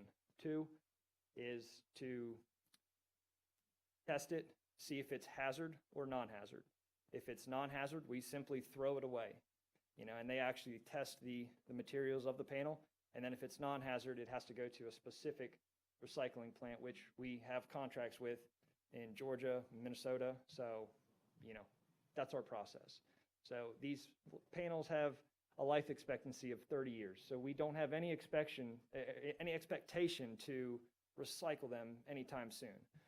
And the warranties on them are typically in the 20-year range sometimes. So all that varies per manufacturer. So.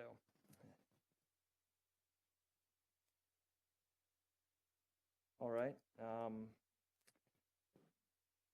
And one more thing I would like to mention is the landscape buffers. So it was mentioned that we were going to be planting some small trees, and they even made a reference to flowers. So I stand here to say we are not going to be planting flowers. The Land Development Code is very clear on the expectation to what plants will be installed. There's three requirements: a shrub requirement, which has to be at least a 3-gallon plant, a under canopy tree, and a canopy tree that both are in the 6 to 8 foot range. And so those are trees we're going to be installing with a caliper that's at least 1.5 inches. So these are trees that are going to provide a screen in the visual area of 6 to 8 foot. And those shrubs are going to naturally grow, and they're going to grow up faster than the canopy trees and understory trees, just because that's the type of plants they are, and that's how they grow. So I just want to clear the air and just let you know that we are planning to install that 10-foot wide vegetative buffer as the code requires. Maybe you addressed this when I had to step out for a minute, but they did raise the issue about not having the buffers and the setbacks around the whole property. Is that correct? That you do not have it all? Yeah, that's correct. So some of the areas Yeah. sounded like they were near people's homes. I could see where if it was a lake or woods or something, but if they're near Right. people's homes, is that true that they're not being buffered and not having setbacks? No, that's not correct. So staff asked us to make several edits to our single-page site plan, which is what I have here laid out on this board. If you look through the plan, which it depicts on the package you have, red dots throughout. And so the area that they're referring to is down here to the south end of the property. And so you can see that there are some dots down here. I agree with that. This home, this resident, for Mr. Ronald Herring, is 2,000 feet away from this corner right here, 2,000 feet. That's almost a half a mile, and it has a wetlands area right here in the middle. And then this is Mr. Herring, also his son, and he's roughly 1,000 feet. But there are no homes in that direct area close to the site. And in areas where we don't have our 150-foot setback, which is shown by the orange banner, we do meet the requirement of the Land Development Code, which is 25 foot for the front, 20 foot for the rear, and then 10 for the side. Did I answer your question? I'm not sure I understand the 25 feet front, 20 foot rear, and 10 foot sides. I mean, because I don't know. Yeah. Yeah, that's the whole property, isn't it? Yeah, you're right. I mean, I asked the same question when I looked at it. I said, well, what are we doing? Because I have to understand what we're doing. I don't know how you consider the sides and the fronts on this thing. So what we did is anything that is facing a road is considered 25 feet. So we actually have two fronts of this, and this is two fronts here. So we considered anything that would be approached by a land, anybody driving by, and that as a front side of the property. And then anything back here would be considered back. So the road would essentially tell you what setback we would have. And in this area, if we weren't already planning a 150-foot setback in addition to the 10-foot vegetative buffer, we would have a 10-foot setback right there. And what's the closest house you have to it?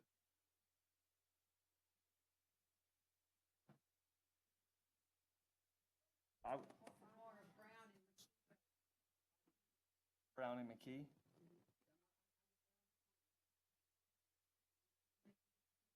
Okay, so we have this house right here, to answer your question. How close is that one? It is their lot, it's the acre lot that Ms. Honish was talked about. I'm sorry, guys, we can't have the audience speaking, the court reporter. It's okay. Just want to give everybody a reminder to make sure we have a clear record for the court reporter. Well, what I'm asking about is the buffers there. So what kind of buffers do you have around that So, residency? I mean, yeah, thank you, appreciate it. Because it looks purple there on your buffer, but it's kind of hard to see from here, so. Yeah. Right, and so that's why we did the blow up of the landscape buffer, so this is the property. Oh, okay, sorry about that. You're all right, fine. It's been a long night, I get it. Can everyone see that? Yeah. Okay. You got it? So, just the house we were talking about, the closest one, it is right here. So originally, we proposed a buffer that was the width of the lot, which is the green. The original buffer. Mm-hmm. And then right here, we have the additional buffer which we added, which is 300 feet on the north, and then an additional 200 feet on the south, in addition to the 220 feet that we were already originally proposing. So altogether, that puts an additional 500 linear feet of screening on either side of what we were already. And what's the depth on that? 10 foot. So the planting density is 4 canopy trees, 5 understory trees. So this is actually, that's a great question. So we have this is the property line of our boundary. So we have 7 acres here, and then you can see the transmission line cut across the property. Mm-hmm. So this is 2 transmission lines that have been there for a very long time. We have easements to be there. We maintain the vegetation in those easements where we have rights to be there. And there is roughly about 8 acres here north. We are not planning to build anything up there. It's a small space. Typically, we look at open space. We need wide open space to install things. Mm-hmm. But so we're not planning to impact any area right there. And we are proposing to build in this distance, just to help you visualize what that looks like. It's about 500 feet south. But to the rear, it's 1,000 feet from here, which is very similar from. Wait, show me 1,000 feet from where to where? From here Okay. to here is 1,000. Okay. So you're saying there won't be any panels within that area? Yeah, but I'm trying to figure out, is 500 feet to the south what he's saying? I'm hearing you correctly, right? Yes. And 1,000 feet to the east? Okay. And that area will be protected in there? Yes. Yeah, okay. We're not planning or proposing to do anything. It's directly behind.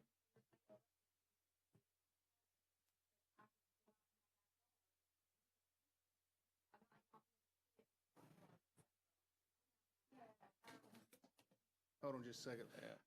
Where, are they gonna put, vegetative screening back there? I just want to take a moment to inform you that we're totally open to working and having conversations, but we tried to talk and meet with even Amy. Mm-hmm. I mean, Our schedules just hadn't coincided. and that's perfectly understandable. There's a hurricane in the Gulf. I get it. So, but there's, we're all about working with neighbors and open lines of communication. That's part of our success, why we've been so successful to build these 28 solar sites across the state of Florida. But you're not opposed to putting some landscape buffers around that side, because you're not doing anything in that area anyway. So if she had some buffers back over in there, some landscaping there, to take care of visibility in the area, that would help. Miss Wait a minute. Harnish, we've closed it to public comment, so, I'm sorry, go ahead. Yeah, and I'll answer your question. I'm perfectly fine with that. You know, her question was, where's the fence going to be located? And the answer is it's going to be located at the back of 150-foot setback. All that area is going to be natural vegetation that we maintain. And then the fence is behind that. Okay. So, No, go ahead. what I'm hearing is, you've heard the concerns about, I think every single person that came up here that's from the public has said. Is it possible that you will agree to at least screen off the remainder of that property so that we can do away with that as an idea? This property? Yeah, because what I heard, and I don't want to belabor the point, because I know you've heard it the same way I have, is she's saying that she lives down here and she can't be using this property because she's going to have to look at it. Is it that cost ineffective to have that buffer put around? And I know you can't answer that question. No, You may have to. I can. I can answer that Oh, you can question. answer. Yes. Oh, well, I didn't want to put you on the spot, but here you are. No, that's fine. I mean, we're here to get this project through and answer questions and have conversations. And I'd have been open to have this conversation yesterday, but, you know, that's perfectly fine. The answer is yes. I mean, if you would like, you know, buffers in this area, around the spot. Well, what I've heard is they're going to hold you to it. If you commit to it, they're absolutely going to hold you to it. That's fine. Okay. Yeah. Well, he's got the buffers. I think it's the vegetative The screening. vegetative, yeah, the screening. Asking about. Yeah. That's at least one of the things. If you're willing to commit to it, they're listening right now. So, I mean, that's one of the things I want here too. You got a lot of people out here who are going to be your neighbors that want you to do things they consider to be the right way. I understand there's the code and what we're talking about, but if you're willing to Congress with them on that, then I think that's a good step forward. To add a buffer to the south where we were coming within 500 feet, you know, it's a stretch, but, you know, 1,000 feet to buffer, you know, that's. No, I think it's just around that house right there. It looks like that house is right down in that bottom acre down there. So I'm just saying around that house. So I'm not saying that whole 1,000 feet right there because I don't see anybody living up in that other area, so.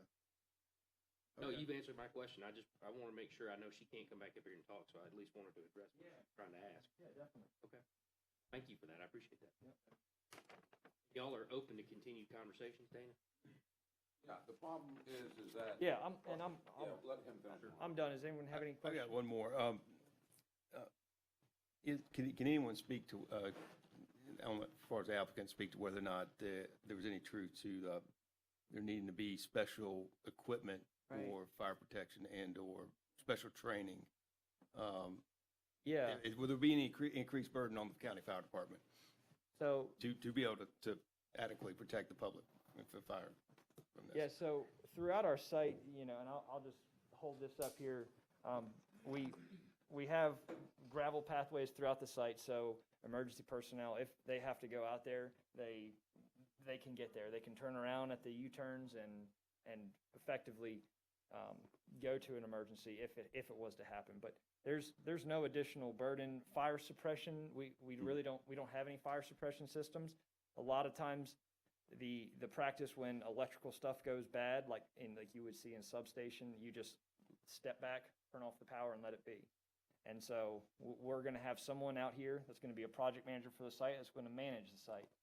And any emergencies that happen, they'll be on call to address those. Well, someone in the audience had made the comment that there was special equipment and training needed for the fire department. Do you know if that's true or not? No, I'm not aware of any specific training that's required or they're asked for. I actually have talked with a neighbor who is a volunteer firefighter for the Liberty firehouse, and he asked if, you know, because he would probably be the first one to get there, and he asked if we would be willing to just, you know, once we get finished with construction, to allow him on site to take a look at the collector yard that we have in the center of the property. And the answer is yes. You know, we're completely open to letting people visit our sites. We've done a site visit out there to Blue Indigo and seen what a product actually looks like. So it's open to the fire department to do any kind of inspections that they need to do. Thank But you. I'm not aware of any permits, so, Okay, thank for you, sir. training, yeah. Anybody else got any questions? I got a Okay. question. A couple of folks made reference to the point they had grandchildren and kids. Yes, sir. If they gave him some property, would y'all be adverse in the future of helping screen that off? I mean, that could be a, big dollar mark down the road, but. I think it was a 40-acre parcel they were referring to. Well, I'm just talking about around their house. Well, I mean, and I that's mean, why. I can see that concern. I mean, not sell it and somebody else do it, but maybe That's they right. give it to a kid. Yeah, it's something that when you start buffering for what someone's going to do maybe one day down the road. I mean, there's a lot of stuff that happens between now and 30 years.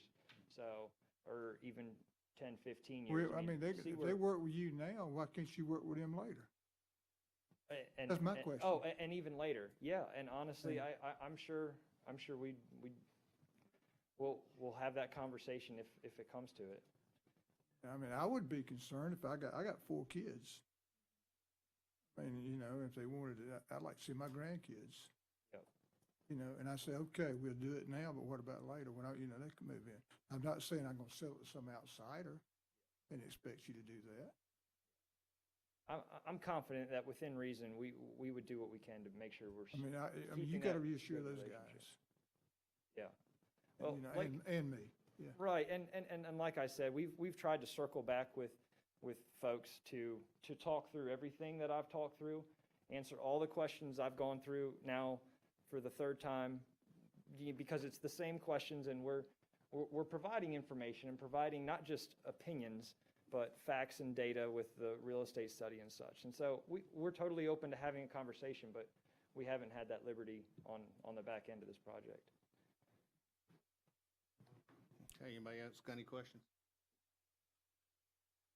All right. Okay. Mr. Matthews, you can finish it up? Yes, sir. Dana Matthews. In the notebooks you had, I just want to make sure that they mentioned this valuation study. It is Exhibit B in your notebook. It was done by an outfit out of Chicago. They hired also appraisers up in North Carolina. It's interesting read, but what they're telling you is the truth. I mean, this is what these people have said as an independent. This information was also provided to the county back in the early part of October, because when we got out of TRC, we had a transcript one, we had a court reporter, because we wanted to come back and look at what all the neighbors said, all the notes, all the comments, and we wanted to be able to address them, and they have been addressed. They've been addressed in a letter form, which is dated October 9th, 2020, sent to staff. Every single thing that came out of that TRC, and that's where these additional reports came from. We had to go hire these experts to do it. Same thing with the noise study. Unfortunately, and Brandon being polite, the efforts to try to meet with the neighbors since then have been met with resistance. And some of the comments that you heard tonight, we can't fix. I mean, and I understand that. I mean, people that talk about getting rid of agricultural land and, and farming and this, that, and the other, we can't change that. So there has been a big effort by the people on the ground to try to reach out to the neighbors since the TRC and since all this data has been gotten together, but there's been resistance. That's all I'm saying. I think all the other questions, trying to make a note real quick here. All the other things that they raised have been addressed by the last 3 witnesses. And again, I just want to make sure that it's clear that this project meets the land development code and the comprehensive plan. I mean, and we would appreciate y'all supporting it. Thank you very much. Thanks, sir. Okay. Discussion?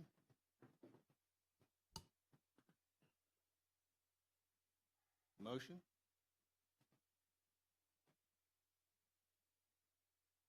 Move to approve. We have a motion to approve. Second. Second. Any discussion?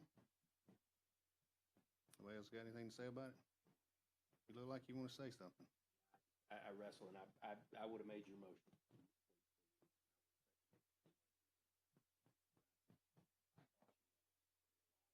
A lot of people sitting in this audience right now who want you to listen to them. Got your motion and your second, and I know you, Dana, and I know the company, but I'm telling you, there's a lot of people here that they want your attention. Neighbors for a long time. They really want your attention. I know y'all know that, but I'm underscoring it right now. So I hope you'll work with them. I know they're saying maybe they didn't get all the attention they wanted. There's a little bit of time between now and the BCC. I hope they'll get your attention. Not telling you what to do. I promise you that. I know you're smarter than I am, but Closed. I can tell by your boots you're smarter than I am. But I hope y'all will listen.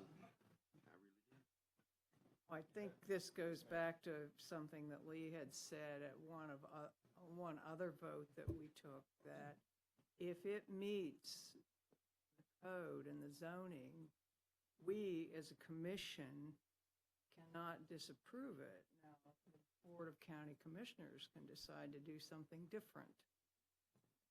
And I haven't seen anything here after they answer the questions that makes me think it doesn't meet the code.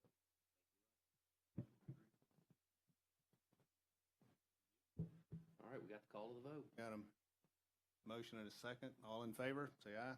Aye. Any opposed? Motion carries. Adjourn us, Lee. It's a long night. Adjourned.